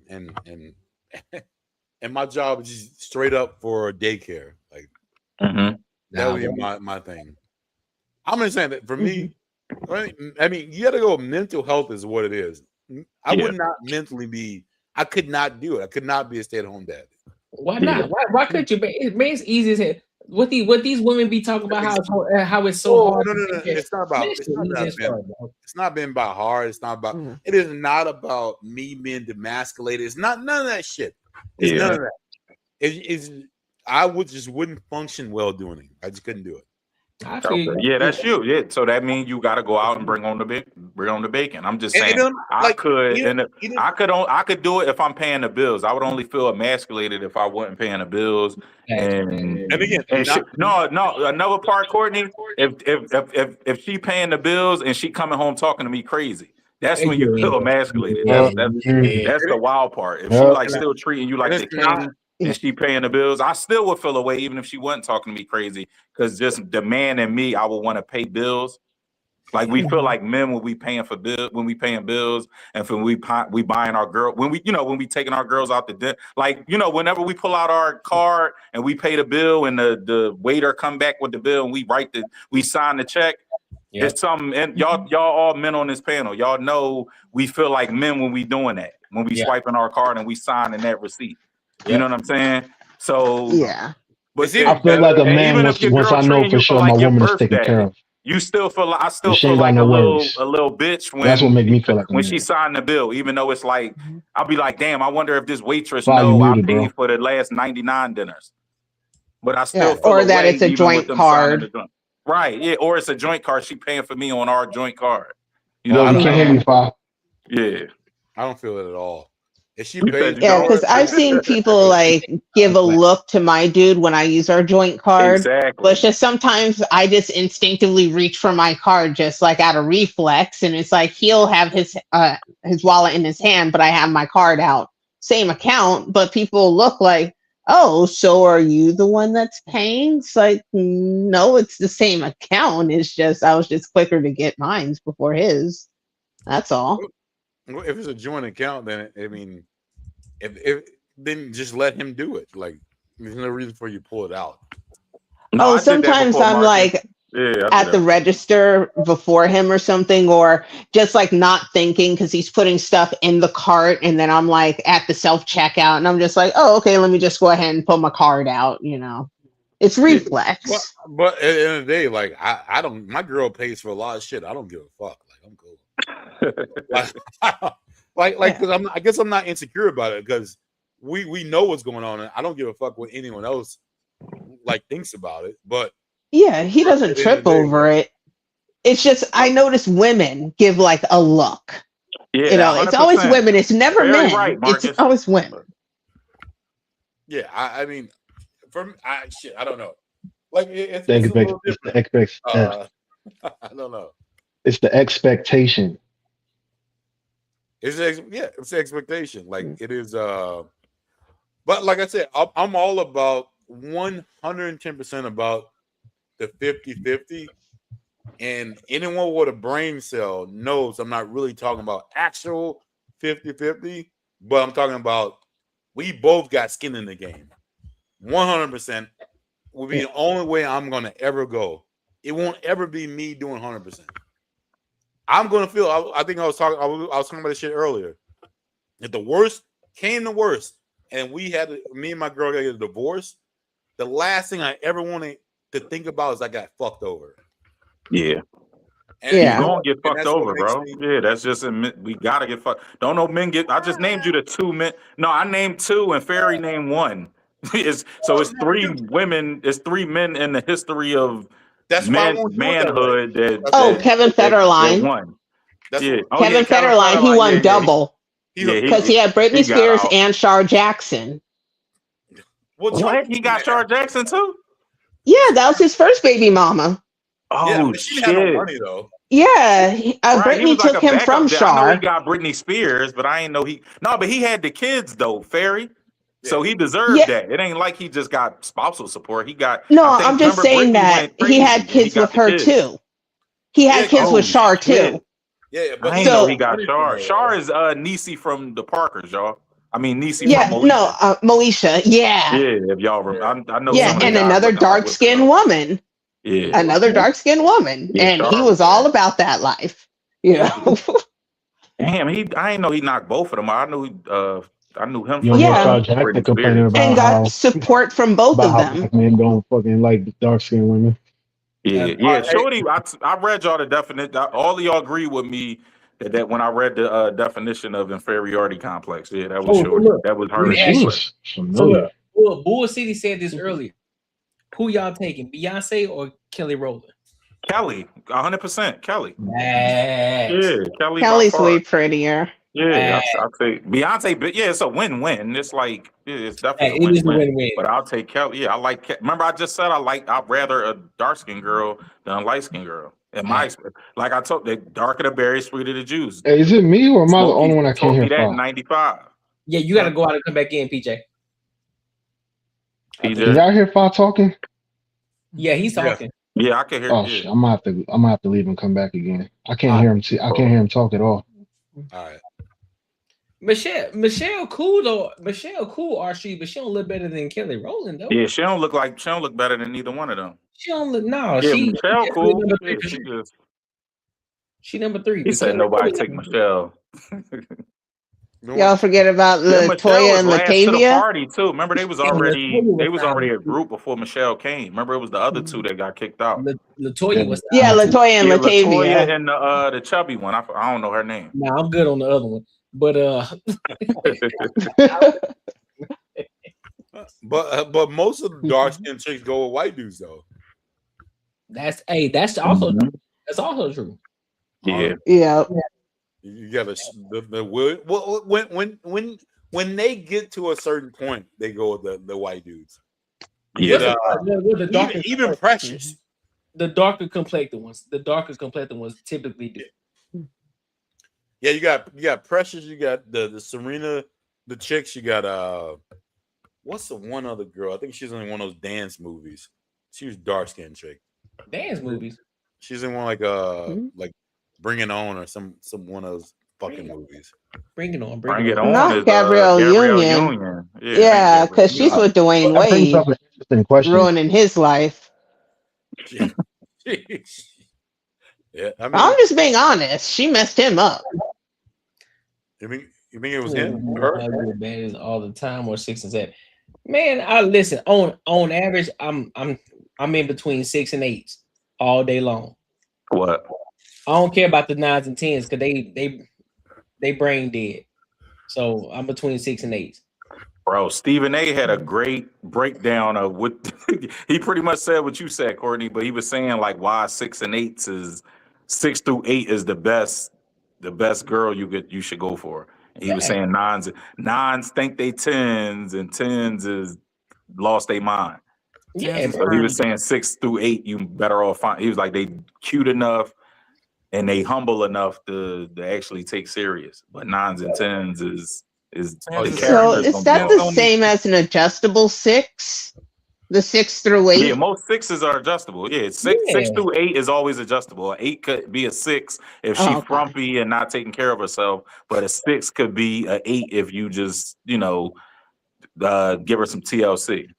Get some TLC or she gets some Oh, money. okay. I've heard that term or before. she gets some Then money. There you go. This chick on here was probably a 5 and pushed herself up to a 7. The girl we was covering on camp. Yeah, you feel me? So Yeah. it works. It works that way. So in between 6 and 8, say you. But most real 10s are, I think, are real nice. I mean, not normal dudes gonna be. No, hell no. I think Tens do not exist, bro. Ain't no such thing as Hell yeah. Or 9. Say 10s do not exist. I disagree. That's Looks wise, you saying the full package or just what you mean? Like a 9, like looks wise 9. Looks wise, you can be a 9 Like or a a 10, but the 9 perfection? or 10 Ain't personalities no 10s, are bro. bad. they're really dumb though. It's a lot 10s of if you go times. off just A lot of looks. them are It's not delusional. I get you. It's Or no 10s it's if you go off empty. personality and looks. You go off the whole package because most 10s are assholes. Facts. I got another saying. Beautiful women are awful people. Mm-hmm. Yeah. So I think different though. I think that savage beautiful women are awful people. Dog, when I see a girl and she's gorgeous, I be like, damn, she bad. She a terrible person. I ain't even meet her. That's just what I say in my I head. think it depends because if they're religious, they tend to be nicer. No one fucks with the 10s. Nah, not even. Yeah, I'm cool on the I think Five's onto something with this one because a lot of the times those women have pretty privilege, and women who have They had pretty privilege for a assholes. very long time, they are very, very intolerant. They're very immature, and they're very they have a lot of people gonna expectations. put up with their But bullshit. Exactly. realistically, dudes don't fuck with chicks who are out of their league, which would be a 9. Cap. Yeah. Cap. No, you gonna shoot at them, but That's cap, bro. Because think about it, bro. We're in the social media age, bro. So all these shorties who are 10s, everybody's in their DM. Everybody's so Captain, save the hoe. So when you meet them in real life, they're gonna have that same mentality. Like, oh, shit, I got plenty of dudes hollering at me in my DM. Nah, that doesn't mean exactly. It's always somebody else. It's 100 dudes trying to Dinner holler. daddies and save the hoes. Yeah. that don't mean that but that don't mean that people aren't still gonna try to holler at them. Yeah. It's just to understand, listen, they already have this pretty privileged mindset. So when you come to them, you're gonna have to come to them a different way, or you're gonna have to come to them versus what they always see on the DMs. Oh, you beautiful, you this, that, and the third. It's gonna come different. So that's what they're gonna be attracted to. Yeah. So yeah. Since you're like for now, you might be right. I'm thinking about my ain't era no where, what were like my era where It is a mic because 10s don't exist naturally in the wild. Listen, bro, I'm always in global ambassador. Yeah. This whole thing with the digital shit wasn't happening back in my era because the hot bitches, because they were out of your league, they're not gonna come straight up to you. Those bitches never got hit on. It was the 6s and the 7s that got hit on who thought they were hot. You know what I mean? Like, but now I guess you behind a computer, you can say what the fuck you want to say. And it is Mark is right. But like back in the day, the hot chicks were the cool ones. But we're talking about right now, though. We ain't talking about back in the day. No, Mark is right, bro. Me personally, Courtney, I'll take my shot at a 6 or a 7. Like I'll be more confident shooting at a 6 or a 7 than a 9 or a 10. If I see a 9 or a 10, I'm like, man, I'll just spin. I ain't even not that I think they out my league, but she might think I'm out her league. Wait, Five, you from Philly? Yeah. I'm shooting at a 10. Now, all right. So I'm from New York, right? Growing up in the city, bro, we have all kind of like people there, right? So we see a little bit of everything, especially in high school. And I'm not going front, bro. A lot of 6s in high school thought they were 10s, and a lot of the really, really, really, really, really pretty girls, they had a tribe that they stuck with, and that was just for protection, because a lot of dudes would come up to them, try to holler, get their number, all type of shit, right? Yeah. Now, it's only the real fugly ones that are out here talking like, oh my God, I'm a 10, and you can't even look at yourself in the mirror, like, you know what I mean? Like, right? Because you're getting a so lot. It's not just the pretty girls, it's the ugly ones too, especially. I think that's more so today, PJ. I don't think it's back in the day, I think the 6s knew they were sick. Like when I was in high school and stuff, they knew it was like a hierarchy. But now the 5s think they 10. Like everybody think they 10s. Everybody think they 10 because of bro. social Yep. media. Like the 5s and 6. If you funny looking or not that cute and you got a fat ass or you got a nice body or you cute with nobody, but either way you classify as a 6 or a 7 or a 5, they still think they 10s because they still getting motion in the DM. Everybody's shooting in the DM. Yeah, You know what I'm saying? it all be fake too, because Right, it's all all them dudes fake just want to love, but smash. that inflate the ego. You know Yeah, what I'm saying? Yeah, yeah. If you can get a guaranteed or a maybe, you probably can go with the guaranteed. So you probably can go with the fucking 5, right? That's true. You're like, I think it depends on where you at, bro. Because at the end of the day, what you may consider a 10 in one place, it may be a 6 somewhere else or a 2 somewhere else. So facts. You could be a 10 in Yeah, Minnesota, Cali. but you take your ass to Miami and you a 6. Yeah, you feel me? You know So what I'm saying? So it's different. It's levels. Subjective. Yeah, qualifies the Arizona 8. Yeah, right. So you can easily say, okay, Cali Fives of Arizona 8. yeah, you feel me? So you can say, Oh, depending on the area. Yeah. in Phoenix can be My girl's out there. can be a 6 in Scottsdale. Yep, exactly. You got more baddies over there in Scottsdale than you do in Phoenix. So it's like, all right, then let me go over here to Scottsdale. Let me shoot at some of these baddies. But it's a difference though, because guess what? You're gonna have more Caucasian women over there too.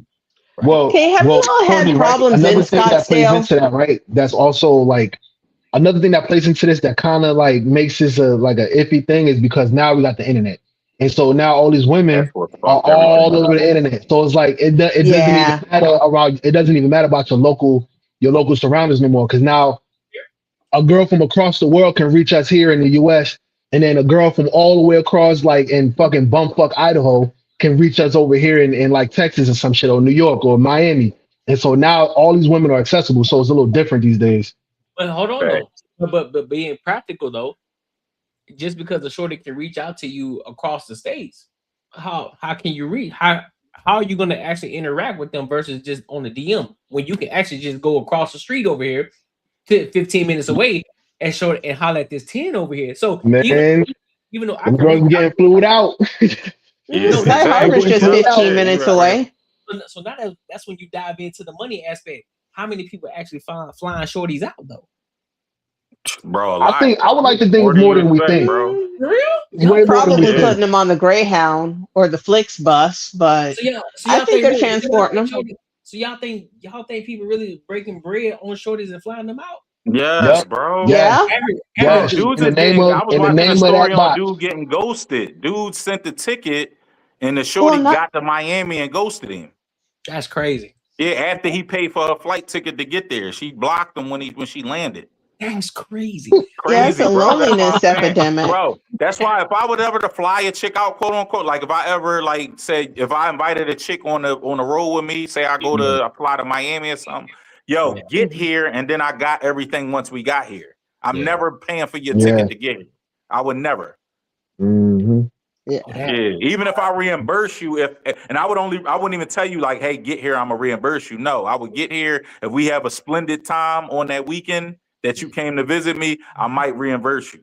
You know what I'm saying? But no, I would never just pay for a flight, especially with no chick I don't know. Yeah, if you got sweat equity in the game, then yeah. But I'm talking about like just flying a random out, which is a lot of dudes do.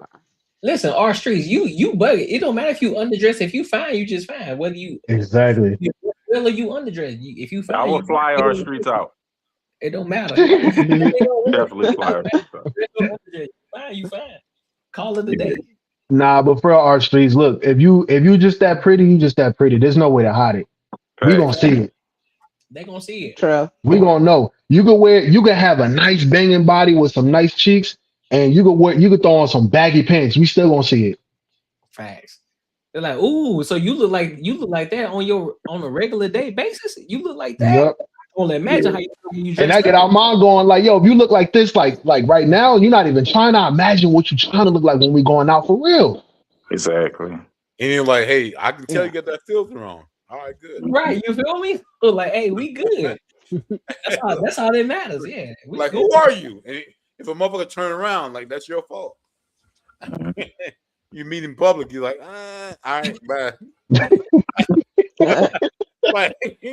Yeah, I don't think I look the same online as I do in public. Bro, like I feel like I'm two different people. This is the funniest shit I've ever seen in my life. Even like better. you'll see chicks that maybe you work with them, whatever, and they'll post some shit online, and they that filter. You're like, they don't look nothing like you. Yep. And you'd be like, what are you expecting people to say? And you don't see women in there like, God damn, girl, you see. You know what I mean? Like, I know that ain't you. Like, someone's gonna be really upset if you do this little filter picture to someone. Bro. Jesus. And they were like, what? Like, man, y'all wow, bro. Like, that's crazy. Hey Marcus, they got filters for like where they can make your butt bigger, like they can stretch the picture and all that. Like it's everything. crazy, bro. And that's that Photoshop shit. Yeah, right. They got shit where the chicks make their butt bigger. Literally looking for a response from people who actually know them to say, "Damn, you look good." Like, are you? That's mental illness right there, bro. You got to run. Right. Yeah, that's that body dysmorphic disorder again. Yeah. The filters feed it. You see it in a lot of fucking girls, bro. Like, geez, I know they don't look like you. Yeah. It is what it is. Fuck. Hey, us as men, man. What I was saying earlier. Yeah, but it's hey, Fair, you the only woman on the panel. I'm curious. I had a question. Why do so y'all expect guys to pay for everything, right? Y'all that's the ideal man, correct? Depends on the woman. Yes, like most the average woman. Though, yes, yeah. Right. Yeah. But so why do y'all fight us on? Listen, y'all back in the 50s, 60s, 70s, because I hear this commonly where women say, oh, well, our it's one girl particular on my Facebook that I went to college with. She always argue about how great her grandfather was and this, that, and the third, and men today could never compete, whatever. But I often hear women go back to yesteryear in the 50s, 60s, 70s, where the guys paid for everything. They always, conveniently leave out that the men used to beat the shit out their women way more than what they could now, and they couldn't even report it. But that's a different story for another day. But y'all say y'all want us to pay for everything, but at the same time, simultaneously, y'all fight us for wages. Y'all fight us in education. Y'all want to work in the same fields as us, so that's taking away resources from the men. You get what I'm saying? So if you want us to pay, so and then y'all fight for equal wages when y'all in the workforce, which is cat. Really, y'all want superiority, and y'all want to get paid more than us. Like I hear a lot of women want to be in like executive positions, like they want to be in the front office of the warehouse, and y'all want the men in the warehouse making less. So a lot of times y'all want to make more than us, but y'all want us to pay for everything. And then y'all still save all the money, but y'all don't want to pay half.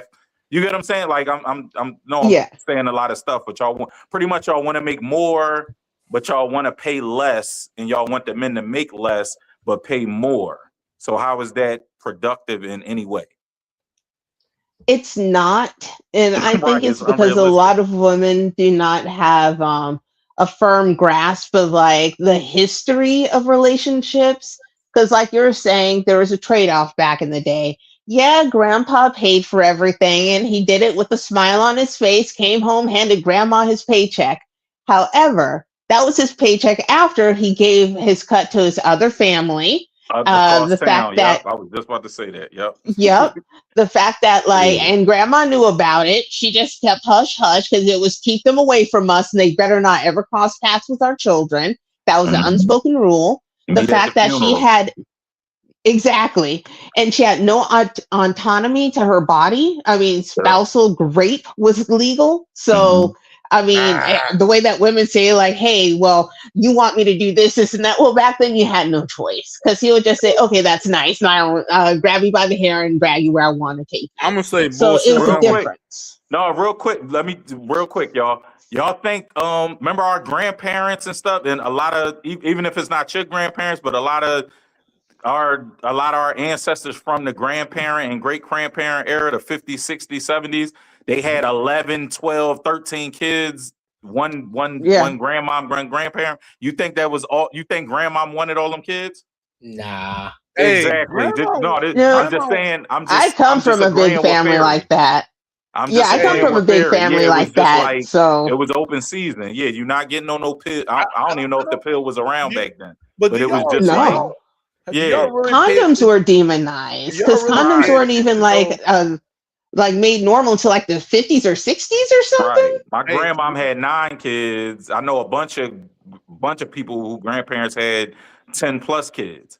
But you think grandmom wanted all them kids? My grandma had a ton of kids. Mhm. This is a crazy one. This is crazy shit right here that y'all never even fucking talk about. Some of them kids won granddaddy's kids. And some of them That kids, too. Facts. you know what I mean? Like it's wild. And none of y'all never talk about that shit. And granddaddy was like almost like real little. Grandma can run granddaddy, like big time.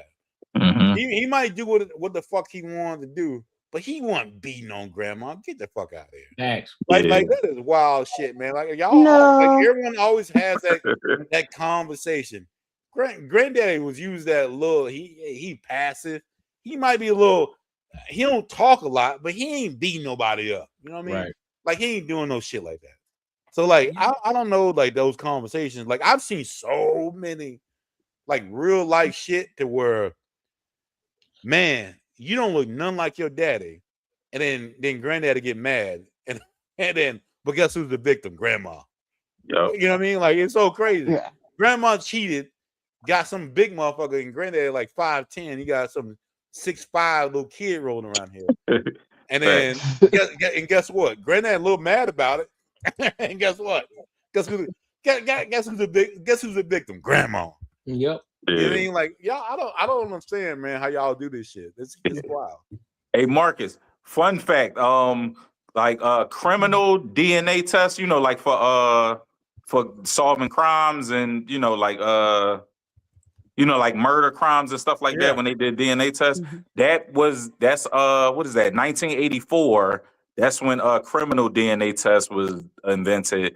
And paternal DNA test wasn't invented until 1988. Like people don't realize that. And guess what? Who will tell you? Yeah, very recent. Guess who will So make it's you only feel 30 years. So all them 60s, 70s, 50s, 40s babies, like you said, that could have been the milkman. You don't know who baby that was. And guess who will make you feel remember, bad? listen, hey Marcus, back in the day, remember men got drafted. So they'll be gone for months and years at a time. So you don't know who kid that. They come back from war, got a kid. It's like, I wasn't even here, but this is my wife, so I gotta do what I gotta do. You know what I'm saying? So our lineage, your lineage might not even be what you think it is. 100%. What's the name is only 30, what's that, 38 years? Guess who make you feel bad if you question the shit? Like, damn, this thing don't look nothing like me. Guess who make you feel? Grandma. Mama make you feel bad. Yeah, like what? Hey, look who's got the saddest story in the world. Tyler Perry's daddy was so mean. That ain't his real daddy. But guess who else? Guess who got Grace? The mama got Grace. What's the singer? The gospel singer. His mom lied to him. Kurt Franklin. Kurt Frank. He confronted his mom when he found out it wasn't his dad. She got mad at him for finding out. She's like, "Why would you investigate? Why would you say something?" Kurt Franklin mom. Yeah, he found out. So messed up. 50 years old, and his mom blamed him. She got mad at him for finding out the truth. For calling her ass out. Yeah. And guess what? She still get Grace, bro. She still get Grace. It's insane that we got this narrative that men are the fucked up ones. Yeah. But then now I gotta raise this kid who ain't mine because I gotta stand by fucking law. And because I get mad, now it's like, oh shit. All right, cool. Like I don't get this shit. Like, and that's the only thing. That's the only downfall I would say with men back in the day. Just leave that bitch and get the fuck off. Yeah, bro. Another one, Tupac. Y'all saw Tupac dad come out on Vlad, look just like Tupac. But remember Tupac and Dear Mama, he said his dad died. He thought his dad died but that wasn't really his dad. Mm-hmm. Oh yeah, the real dad did a Vlad interview. He looked just like Tupac, but a lighter version. I was like, oh yeah, that's definitely his daddy. But he was like, bro, he said I was taking care of him.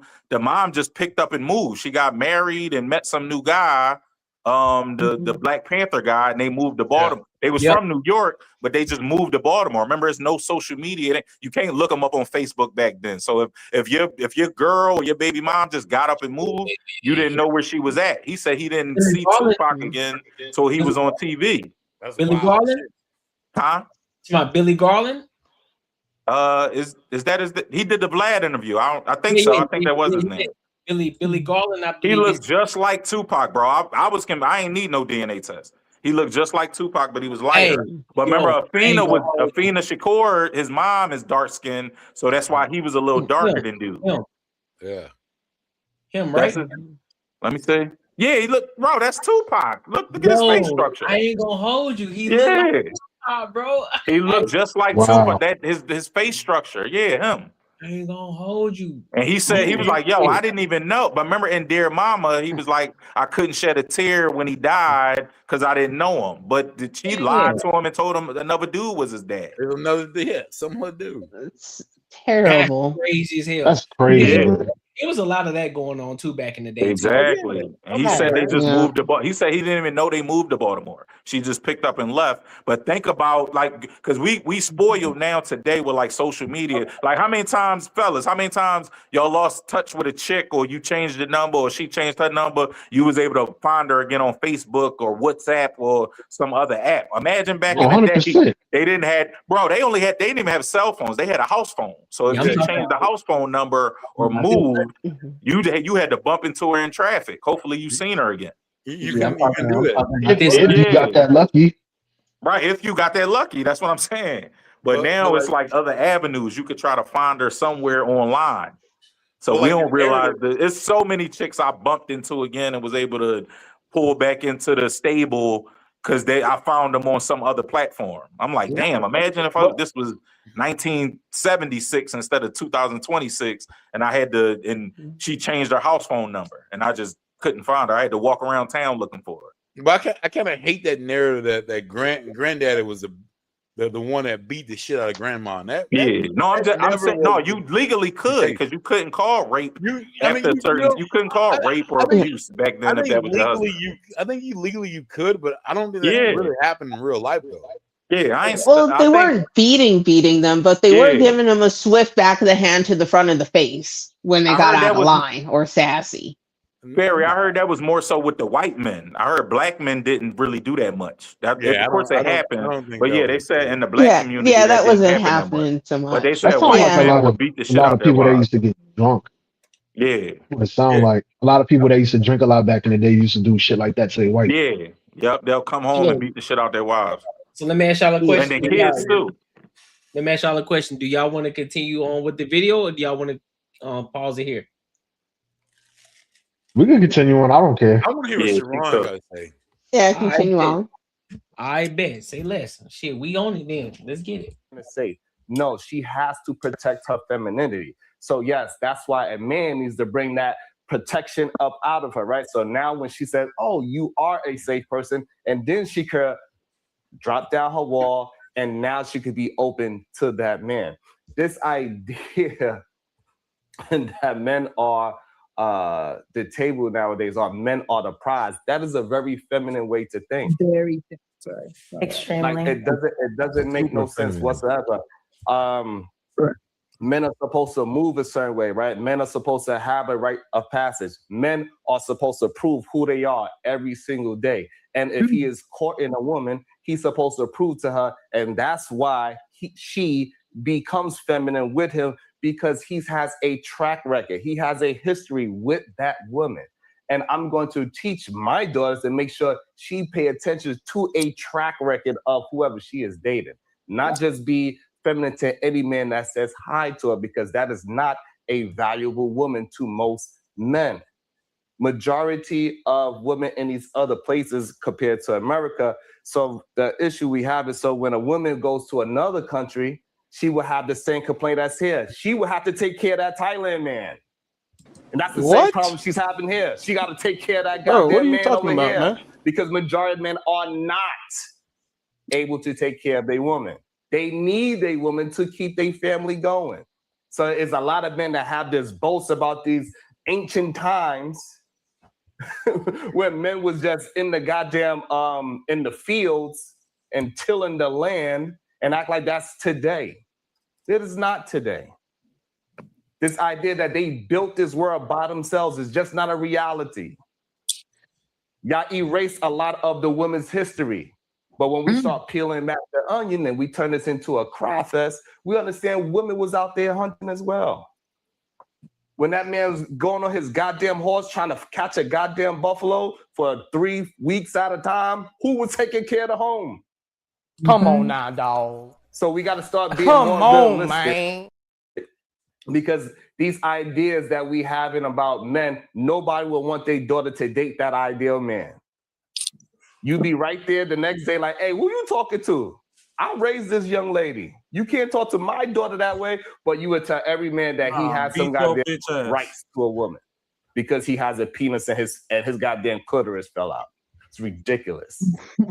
This dude got a box in between his legs, bro. I swear to God. Or Sharon? I think he maybe certain things were taken out of context or I don't know, maybe we're defining femininity differently in terms of baseline respect in approach. I don't see any reason, it sounds a little insecure actually. I don't see any reason why a woman cannot be kind, mindful, respectful, and engage in conversation. What does that have to do with what? Let him land, please. No, I think some of the things that I mentioned earlier were taken out of context about the whole approaching a woman and her having this ego or entitlement of, I don't owe you a conversation. There's nothing wrong with engaging in conversation. Nobody's asking her to come home and sleep with. It's just a conversation. That's number one. Okay. And if you're going to come at me hot and heavy like that, well, that's an issue with self.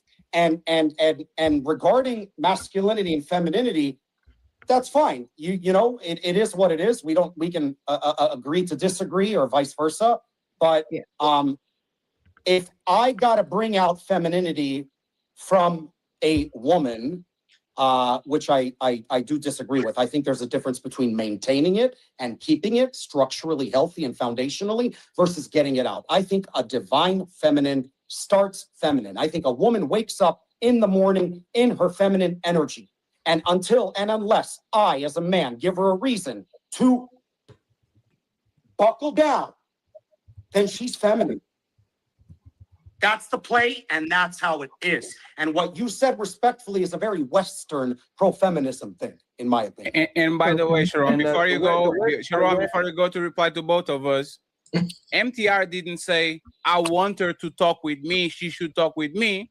He said, I went to her, she had a frown on her face, she treated me like I was the enemy, so I went ahead and moved on, like a man. That's not what you want a man to do. You are at the bar, which is a social area. You see a woman that you like, you approach her, she rejects you or kind of like is closed out. So you go ahead and to find a woman that actually likes you. You should be pushing that.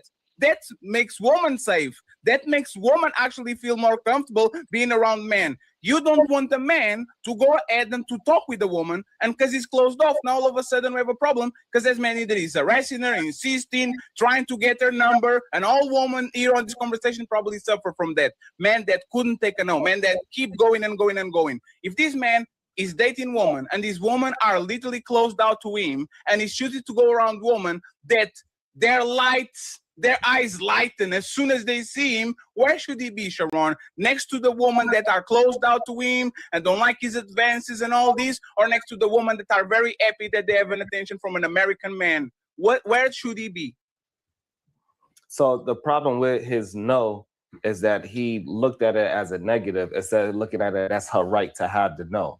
And so when he expresses it that way, he is presenting resentment, and other men are adding that resentment onto women that before they even communicate with a woman. So they have a predisposition moving forward. Instead of say, oh, this one said no to me, but I'm going to talk to the other one that is receptive, the one that did smile at me, the one that do like me, the one that is in my bracket, so to speak. That's the issue. And I also do find it funny that Yuri is from, he said he is Russian and he's Eastern European. He is from a country where the women are not known to be soft. They are not known to be cooks. What they're known to be very rough, aggressive, and they want to be princesses. is what they want to be. They just make sure they are skinny and they make sure they spend their man's money. They are not known for these goddamn homemakers. So I think that is very interesting and rich that he is trying to talk to us on our culture about Yuri, I got you. No, 1 second, Yuri. I got you. Hey, Yuri, you know what's funny about this? 1 second. Yuri, you know what's funny about this? Sharon had 150 million to choose and he got a Russian wife. So he agrees with you. He had 150 million woman to choose on the United States. No, hey, Yuri, I got you. I promise you, Yuri.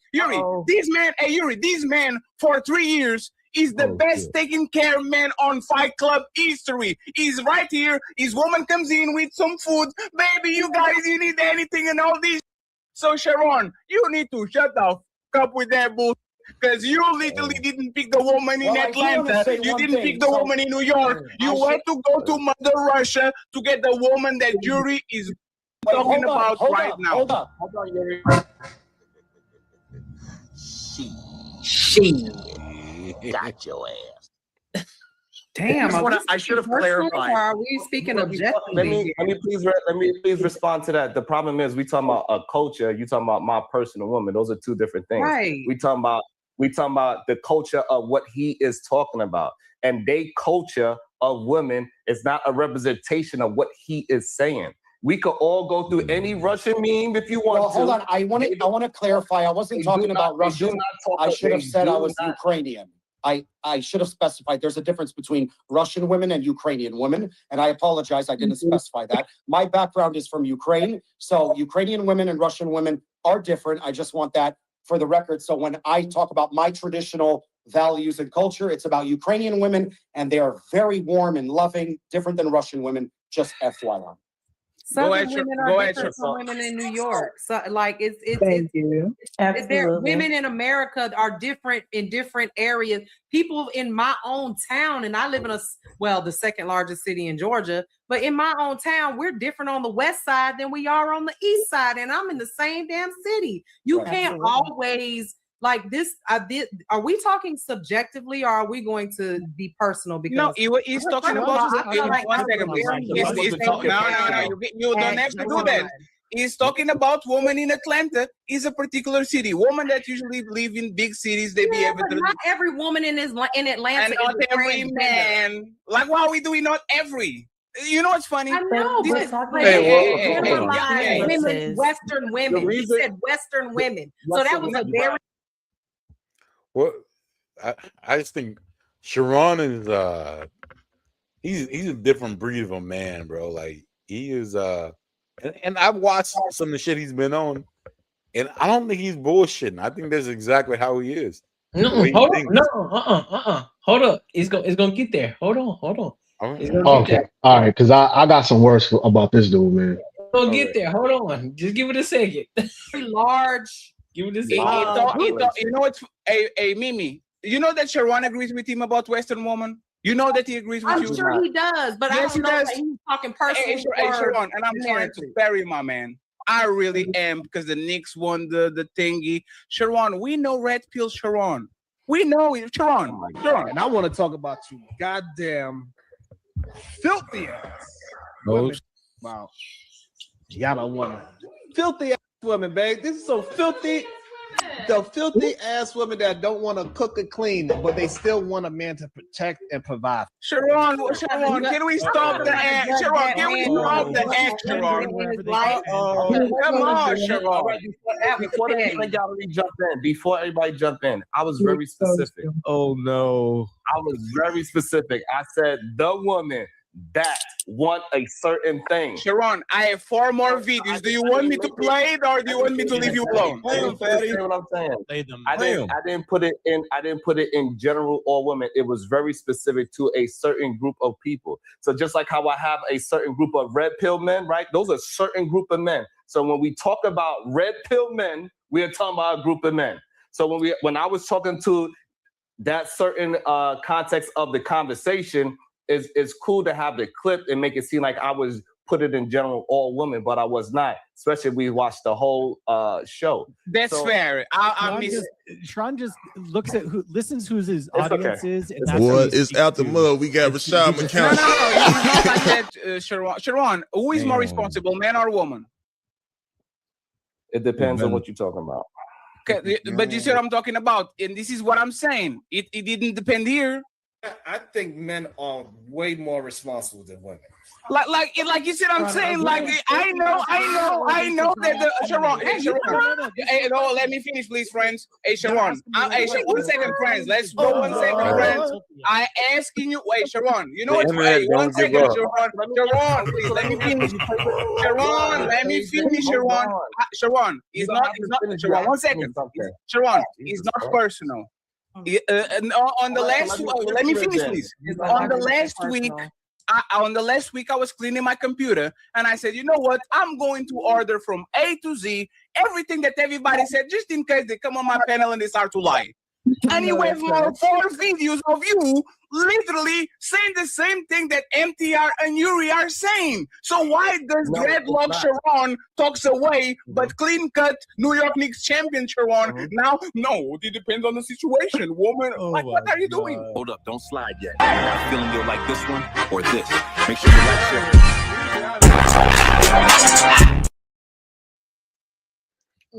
share. What's y'all thoughts on it? I got some words. Go ahead, bro. Yeah, go ahead. Oh, me? Yeah, go ahead, PJ. All right. First off, right, as a New Yorker, we don't claim this dude, man, at all. And this dude is obviously a feminist, right? Because why the hell are you a man talking down on the principles and characteristics of men that make men men, but then you're talking about how women? Oh, bro. Let me gather my thoughts, man, because I have so much to say. Oh my God, this dude needs to shut the hell up, man. God damn. My thing is how women don't see this shit as being like not beneficial. Like I'll even grant you that I think what's your name? Melanin. I'll even grant you I think melanin may be I think a little bit too much. What you Speaking mean? facts, but she's a little bit too much What you mean? because she's all about men this, men that, yo, this men that this that. Mm-hmm. We can fight our own shit. We know what's up. Like we know exactly what we like way shit needs to work. Like if a woman like again like you can tell like the grifters and the panderers. This motherfucker 100% is a panderer. He's the one he's the one that will say, I've been married for 50 years, never got divorced. Because guess what? You and your wife on the same wavelength, bro. You can understand she fucked somebody else. You cool with it. You get it. You got that woman brain, man. Like, got it. Cool. But don't put that shit on other men because the shit you doing, that shit don't work. So I'm saying, like, yo, like again, like he'll be the poster child for women to say he's married and he understands he's emotionally available or whatever the fuck they say because he understands, and that's bullshit. All right, I think I have my thoughts together somewhat because there was a lot that was said there, right? So first thing he said or he mentioned was culture. Where the hell are we different? We used to be that way. We used to be where the men were the leads of the house and certain things that they did, and women used to be in the house taking care of the kids, and there were certain things that they did. Just because we're across the seas or we're a different country doesn't mean that we were different. A lot of the countries definitely had the same blueprint when it came to dynamics of men and women, and that's how it's always operated. I don't know where the fuck he's getting that shit from, right? Then on top of that, he's talking about how men are not the prize and we're feminine for thinking that we're the prize. Where we are the valuable people. We are the ones that bring forth the value, and we are the ones that take care of the people that are all around us. What the hell is he talking about? Like, you know what I'm saying? And then on top of that, the whole conversation thing, right? So how the fuck are men supposed to approach women if And first of all, we're not going to be asking or saying certain things before we even get to know the person. If it's a stranger, we have certain things. We're going to go down a list, right? We're going to go down your name, where you from, what's your sign. Some guys used to say that, right? What's your sign and all that. Don't do Some it. guys, you know what I'm saying? But it's certain things that we go down when we're getting to know a woman. I don't understand 20 what the hell he's talking about. This dude has no fucking masculinity whatsoever. This dude has a box between his legs, and it makes me so angry, bro. And I try not to be as emotional. I'm working on that, right? And so it gets me angry is because these type of men are the ones that still hold us back from actually having masculinity that prevails and benefits everyone around us. No, he's still stuck on this fucking pander bear shit that we all know is not true and has been disapproved by many different other panderers before him. So it's like, are the women still believing this dumb shit? 100% they are. Yes. I mean, we know that it's not true to an extent, but we still want to believe it. Now, the bigger question is, out of the amount of his followers, how many of them have active fathers in their life? Because a lot of this stuff works on women who do not have fathers or active fathers in their life. So they're not able to weed out like the fluff that they're telling you and to see that somebody's just throwing game at you. And it's not something that's reality. It's the reality they're presenting to you to create an environment so they can get something out of you. So usually it's your money by selling their weird courses that do absolutely nothing for you, in my opinion. Or it's just straight up getting the box. But forget, you're doing this service because what he's actually doing, he's not trying to sell shit. He's literally fucking saying shit that most men don't do. Like it is not. It just no. Because what you're trying to say is a rhyme or a reason. What you're trying to say, you're doing this to get something. He ain't trying to get shit. Hold on, Are you sure he's not laying down the foundation for future play? He's doing it to do it. Yeah, he's doing it. It's way more dangerous because what he's doing is, and it might work in his life. I think it does. But hey, can we go like factual? Motherfucker, he on any terms, if we had to be PC, I would say this dude likes dudes. If we didn't have to be PC right now, if it was all of us hanging out and Sharon rolled up, I'd be like, man, this motherfucker like dudes. But guess what? Most women be like, nah, he's straight as hell. You know what I mean? Like, Yeah, straight as Liberace. Off the rip, I'd be like, man, this dude likes dudes. Like literally, like the way his mannerisms are. Without anything else, I'm gonna say he likes dudes. Bro, I don't know. Have y'all ever fucked around? Like I've said this shit before. Like going out to dinner with like when I was younger, with other girls, like girls I'm dating. Hey, we're going out with my girlfriend, her new boyfriend. Cool. All right. Meet this dude. Hey, what's up? I'm like, that dude, is he like, you know what I mean? She's like, why do you think he's like that? I'm like, this motherfucker's gay as shit. Pause. What? Where yo, bro? What's up? What's up? You all right? I don't understand how women do not see certain shit that's obviously in your fucking face. Like I don't like, to me it's like I don't, it's almost like you gotta say it to not believe it, bro. Like you see it. Yeah. Delusional. My boy Bull City, man. He the man.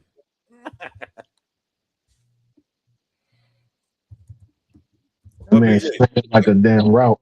Like PJ, what you were saying, bro, like this is really not even, it's not even funny. It is what the shit he's saying is fucking shit up. Like I'm telling you, it's aggravating, bro.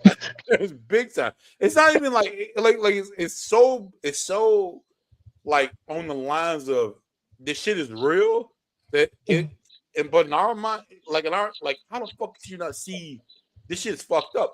Like again, it's almost like this. If you have a boss who reams your ass to do better, or you have a boss to say, "No, it's cool, man.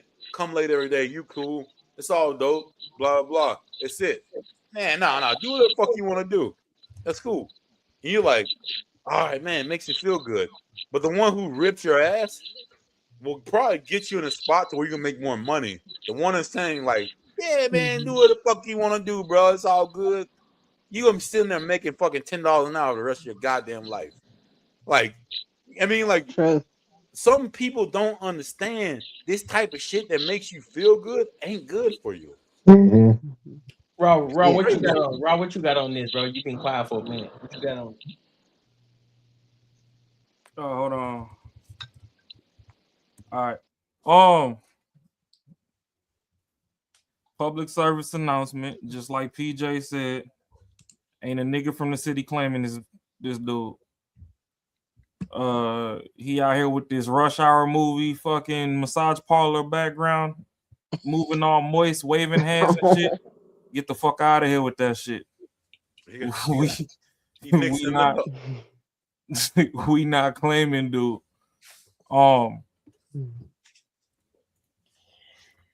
He about as wrong as fucking 2 left socks with holes in them. This nigga think he cooking in a pot, and this nigga thought process is in a strainer. It's leaking. Like, bruh, yeah.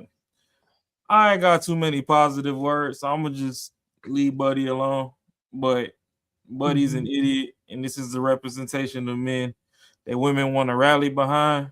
I guess it's more hoes for me, because sooner or later they're gonna wake up and realize that ain't the way, and they're gonna come crawling back. And I got hell and hot water for them to crawl through. The conversation earlier, what I was trying to tell y'all is ain't no such thing as a 10.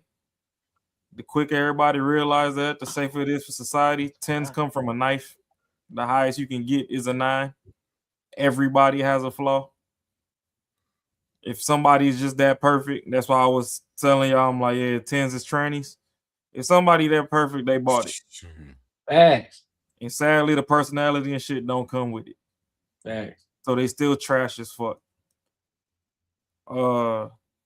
Hey, shout out to Fatty though for putting together dope ass panels. But every single time I see this dude, Sharon, I don't know, bro. It's like he like back in the day when we had paper maps and niggas was getting lost and swearing that they was going the right way. Like even when you could use the pencil and trace. Like he's a nigga that when Garmin first came out, he was arguing with the GPS.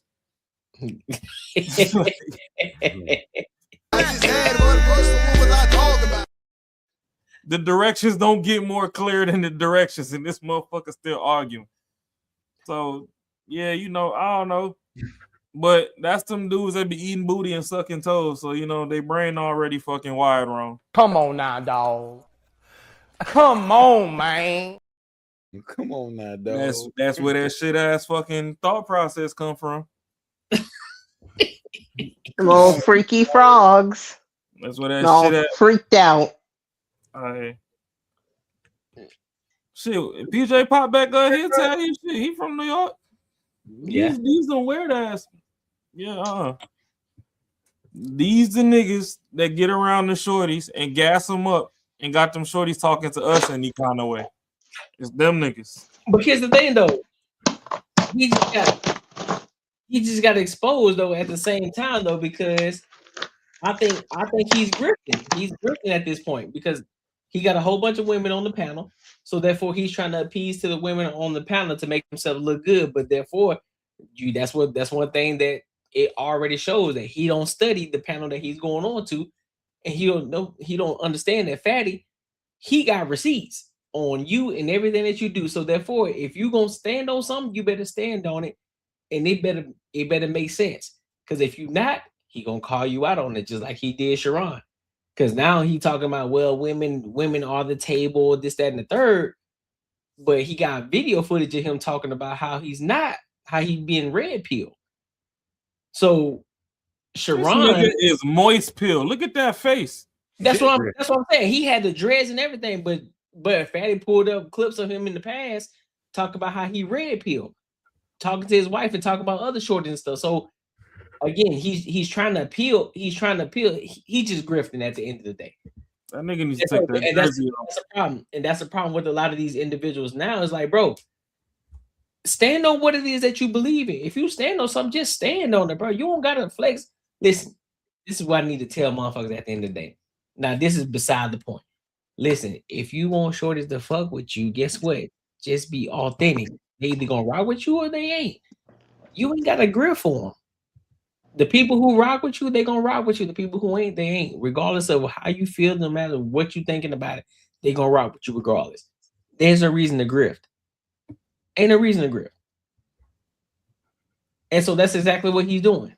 Now, I get it. He's trying to, I guess he's, he got his doctorate. I hope he ain't pulling a Dr. Cheyenne in this situation because he got doctor in front of it.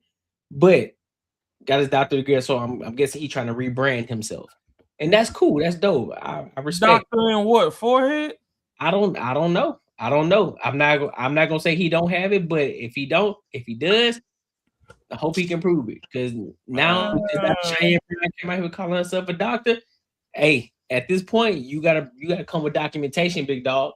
If you don't get Billboard Bracy the fuck out of here.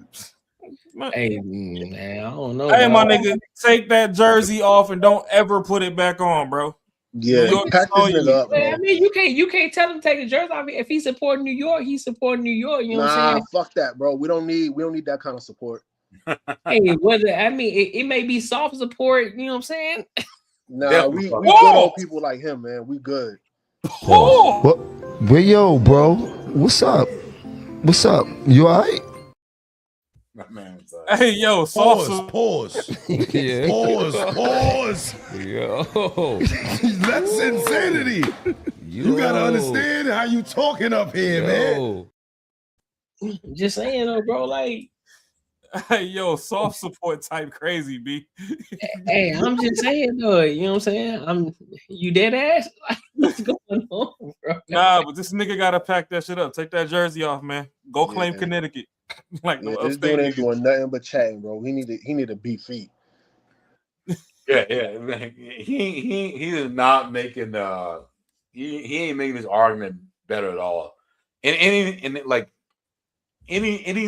like show he's been on, he's fucking shit up. Like I think him and Public Defender would be probably like could you imagine both of them motherfuckers on the same show? Like, Hell no, boy. A Public Defender, damn. I ain't gonna hold you. He looked like the type of nigga that be in these shorties DMs just because they was on the same panel trying to beat cheeks. It be these same dudes. Like dead ass. I ain't even gonna hold you. Them be the ones where them shorties come out about 6 to 8 months later trying to expose motherfuckers on my all these niggas on these panels be in our DMs trying to hit and like no. Meanwhile, the whole time is this dude. Yeah. Hey. Dope shit. I'm not gonna lie, that was kind of hard to listen to. Oh, that's rough. Got me feeling like Millionaire Morning Show when the AD be playing Democrats talking.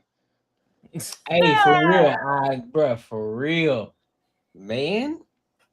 Oh, shout out to Eric D, but reading his shit in the chat. Bro, for real, man. Hey, you know what? Big shout out to Eric D, man. Oh man, my thing done messed up again. I gotta refresh again. Shout out to Eric D, bro. No, shout out to Eric D though, bro. Eric D be heavy in the comments though, but boy, he be all the way on one side when it comes to that Democratic Party. All the way. He be leaning, boy. He be leaning. Should be leaning. One thing I will give Eric though, he be making some sense. He's one of those. He's one of those Democrats that I would actually like to actually sit and have a conversation with, because a lot of the stuff he says does make sense, and he don't be just talking out his ass. Mm-hmm. Oh no, he respect him for sure, but sometimes I just be like, damn, bro, like ain't no center line in your thought process at all on nothing.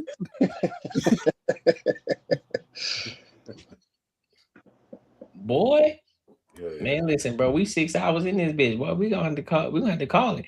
Yeah. Yeah, But, we've been having so much fun. Hey, this shit was dope though. I ain't gonna even hold you. But let me read these comments. Let me read this on Super Chat. Shit, with this shit, we getting in the stream of you. Hey, that's what I'm saying though, man. That's what I'm saying. Listen, we up and coming. We up and coming, dog. We up and coming. So we gonna take us. Some time.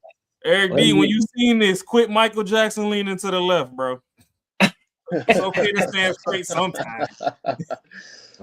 Yeah, you right, man. Making money is me, man.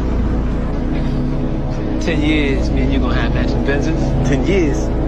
Thinking more like 10 days, man. 10 days. Yo.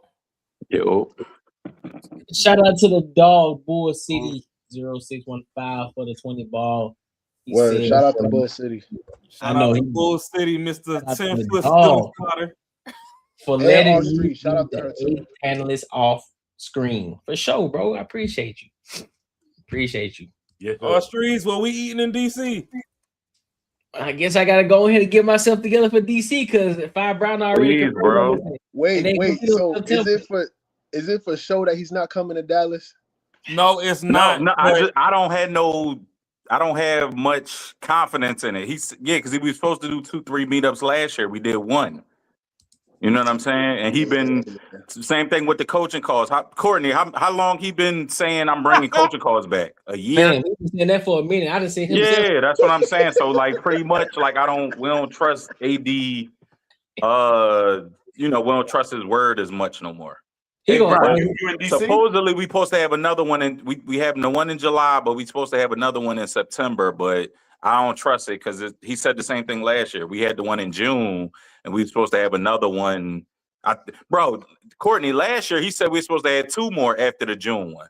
He said like a fall one and then a New Year's one, like Christmas, New Year's. We ain't have neither one. The last one was DC last year, June. Hey, Tom. Yeah, I know you pop in from time to time, Tom. When you watch this, reprimand them niggas. I ain't had shit to do with it. Hey, listen.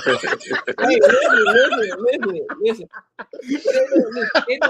You know we ain't lying. It ain't no shot. We just saying though. Bro. Yeah, ain't no shot. We just at all. I ain't saying it's a shot. I've been trying to get this one-on-one for a minute. You know what I'm saying? Next time you Courtney, bro. Every week, Courtney be like, "Yo, that coaching call, bro." Yeah, like he reminded him. He like, "I got you." You feel me? Yeah. You know what I'm saying? We moving into new. You know what I'm saying? We moving into new steps. Like, hey man, listen, I need some guidance, big dog. Yeah. Hey, Courtney, did you find the O'Shea joint? I couldn't find it. I don't know why, but I seen you. It might not have been. I'm starting to think it wasn't O'Shea, but I think it was O'Shea. It was. I seen myself in MTR. I seen it in MTR. Was it MTR? All right, my fault.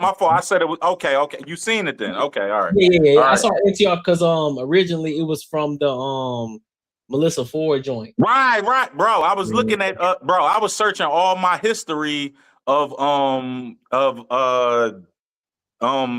O'Shea Duke. And I'm like, man, where's this clip at? All right, it was MTR. Okay, my fault. I messed up. Yeah, that's my fault. All right, as long as you saw it. I just wanted you to see it. Oh yeah, okay. I definitely reacted to it 1000%. Yeah, okay, all right, yeah. I said it was O'Shea because I was watching O'Shea that day and MTR. Matter of fact, I did watch an MTR. I know it was but O'Shea did a Melissa Ford video too. He said like the satisfying downfall of Melissa Ford. Yeah, I thought it was that. I was like, damn, I know he was talking about Melissa Ford. Okay, all right, it was MTR. Our Streets put me on because she sent it to me. She was like, "Oh, okay, Our Streets, okay." Jumping Melissa Ford joint. I'm like, "Oh shit, what's good?" Yeah, he put you in there like twice. So he put you in there in the beginning, and then he did something else in the middle. I was like, "Who video was that?" Okay, I thought it was O'Shea. My fault. I was like, "Little old me." I was like, "Oh, say less." It was twice too, bro. I told you, it was twice. Yep. I was like, "Bad."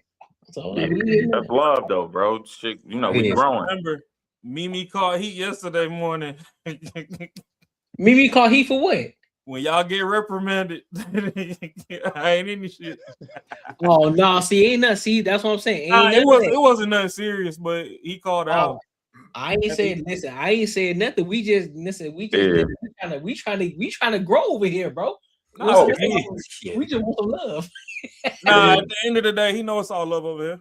Yeah, for sure. Yeah. He already know what. Yeah, he ain't on that. I can't wait to scrub the ground in DC though.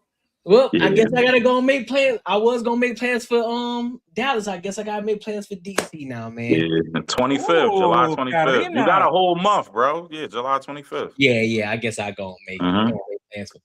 What's up? What's good with you, mama? How you feeling? Damn, with the curly hair. What's up, girl? I'm good with you. Oh, you like skin? Oh, fuck yeah. Hey, no light skins over from here. Detroit, y'all. Here y'all go. Niggas being niggas, man.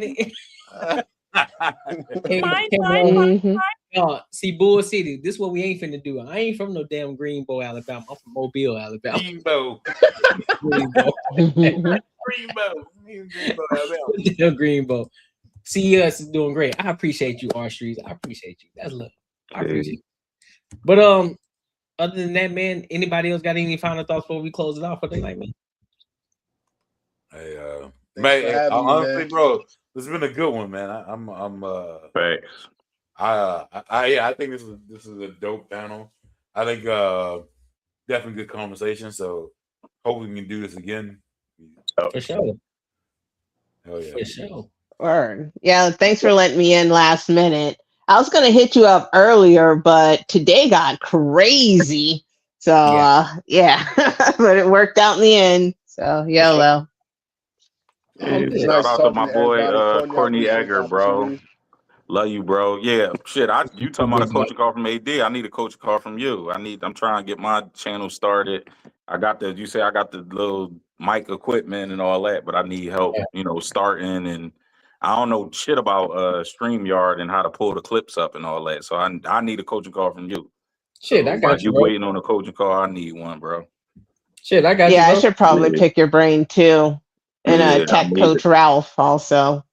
Yeah. Oh, yeah, Tech Coach Ralph is dope, bro. Yeah, Tech Coach Ralph is dope, bro. Yeah. Shout out to Tech Coach Ralph. He helping me out with OBS. And all that good stuff. So yeah. I lost my filter for my thumbnails, so I'm kind of dead in the water with my content. I'm like, I should have created the thumbnails when I made the videos. And I gotta learn how to pull the clips. I don't know how to pull the clips up or nothing. Yeah, it'd be pretty. What I'm saying? Yeah. Yeah, but I want to do all that. I gotta also, do I need a new? Oh yeah, I got you. Yeah, 100%. Yeah, I got him on the vendor. Yeah, that ain't nothing. But I got a vending machine. Yeah, I got the vending machine business and the ATM business. Shit. Coach called me. No, I got you, bro. I be trying to give the game, bro. Most people talking about bullshit. coaching calls. We gonna be in DC. Yeah, bro. Everybody hit me up. I don't even post it on my socials or nothing because I get so many people waste my time. Yeah. Yeah, hey, bro. I posted me and my daughter doing the vending machine. I got 20 people hit me up bro, teach me how to do it. Teach me how to do it. All right, no problem. How many people followed up? None. 0. That's what I'm saying. People just play. That's why I don't post my. I don't advertise it. But yeah, I'm each one have teach you been one. viral before off of you been viral before off of a vending machine? No, I don't post it. I only post, bro. I posted me and my daughter. I posted my daughter putting the stuff in the vending machine. Refilling the joints? Yeah, refilling, and people oh shit, you got vending machines? Teach me. All right, no problem. Hit me up. Yeah. Nobody follows up. That's what I'm saying. I want to give the it ain't that hard. Yeah, just like Courtney, you said when you teach me the how to the YouTube streets and all that. I'm gonna be like, damn, that was that simple. But I don't know how to pull the clips up. Do I need a new channel or can I use my channel I'm using now? No, you use the channel you got right now, bro. Okay, all right, okay. Yeah, Messi was telling me I might gotta make a new channel. And if it ain't nothing really on it for real, ain't nothing on it. Yeah. Or if you just want to separate them and make it specific, you can always make a sub channel off your main. I'll use my own one. Yeah, just with my name. Right he don't got nothing on it right now, so ain't nothing on it. Yeah. Hey, shout out to the chat for rocking with us too. Yeah, so y'all like, comment, subscribe, share. Yeah, thanks, chat. Follow Perry. I'm not sure where PJ at, but follow him. Follow 5 Brown. Shout out to I'm the only Loki on Facebook. I podcast. gotta make another page on something else. Hell yeah, you I gotta come rock with y'all over there on Yeah. Noki. Yeah. One of these Oh yeah, Sundays. for sure, bro. He be telling people call in. Yeah, Yeah, it I'm only about be to come. be me, Maul, Spaces, and Jay. Jack. Yeah, Jay be Yeah, on there. Yeah, I yeah. pulled up on That's their what panel for. one time. You know what I'm saying? I pulled up on their panel. All right, Yeah. Sunday. Yeah, I'm gonna send you the link, bro. I bet. Because Yeah, I definitely think give they a were pull talking up. about that Drewski skit when they were doing the slavery joint. I had pulled up on their panel then. Yeah, I was on I only been on like 3 weeks, 3 weeks. But we've been Okay. talking about like Carmelo Anthony case and like recent events. But yeah, I wasn't on the one you talking about. But yeah, he Spaces invited me on like 2-3 weeks ago. Oh, that's a bet then. Yeah, but no, I'm rocking with him every Sunday though. Yeah, Sunday we Yeah, be rocking. Spaces is dope. Yeah, Spaces dope. Yeah. Matter of fact, my solo show is Sunday just before they go live. So yeah. Okay. Yeah. Yeah, but bro, also, yeah, I'm here. I'm trying to get my reps in, bro. Yeah, whenever you need me, I'm here. All right, that's a bet then. Okay. Hey, let's. Oh, Fire, we need some women too. Oh yeah, we Oh, need damn. a lot of Yeah. women. We gonna definitely need some women on here. If you know anybody in Philly that's smooth in front of the camera, tell them to cam up. Got you. Okay. Yeah. Hey, All good. All good, my people. Well, I appreciate y'all for coming kick it with us, man. Make sure y'all are here Sunday at 10:05 a.m. for the solo Courtney Edgar show. And until next time, my good people, we'll holla.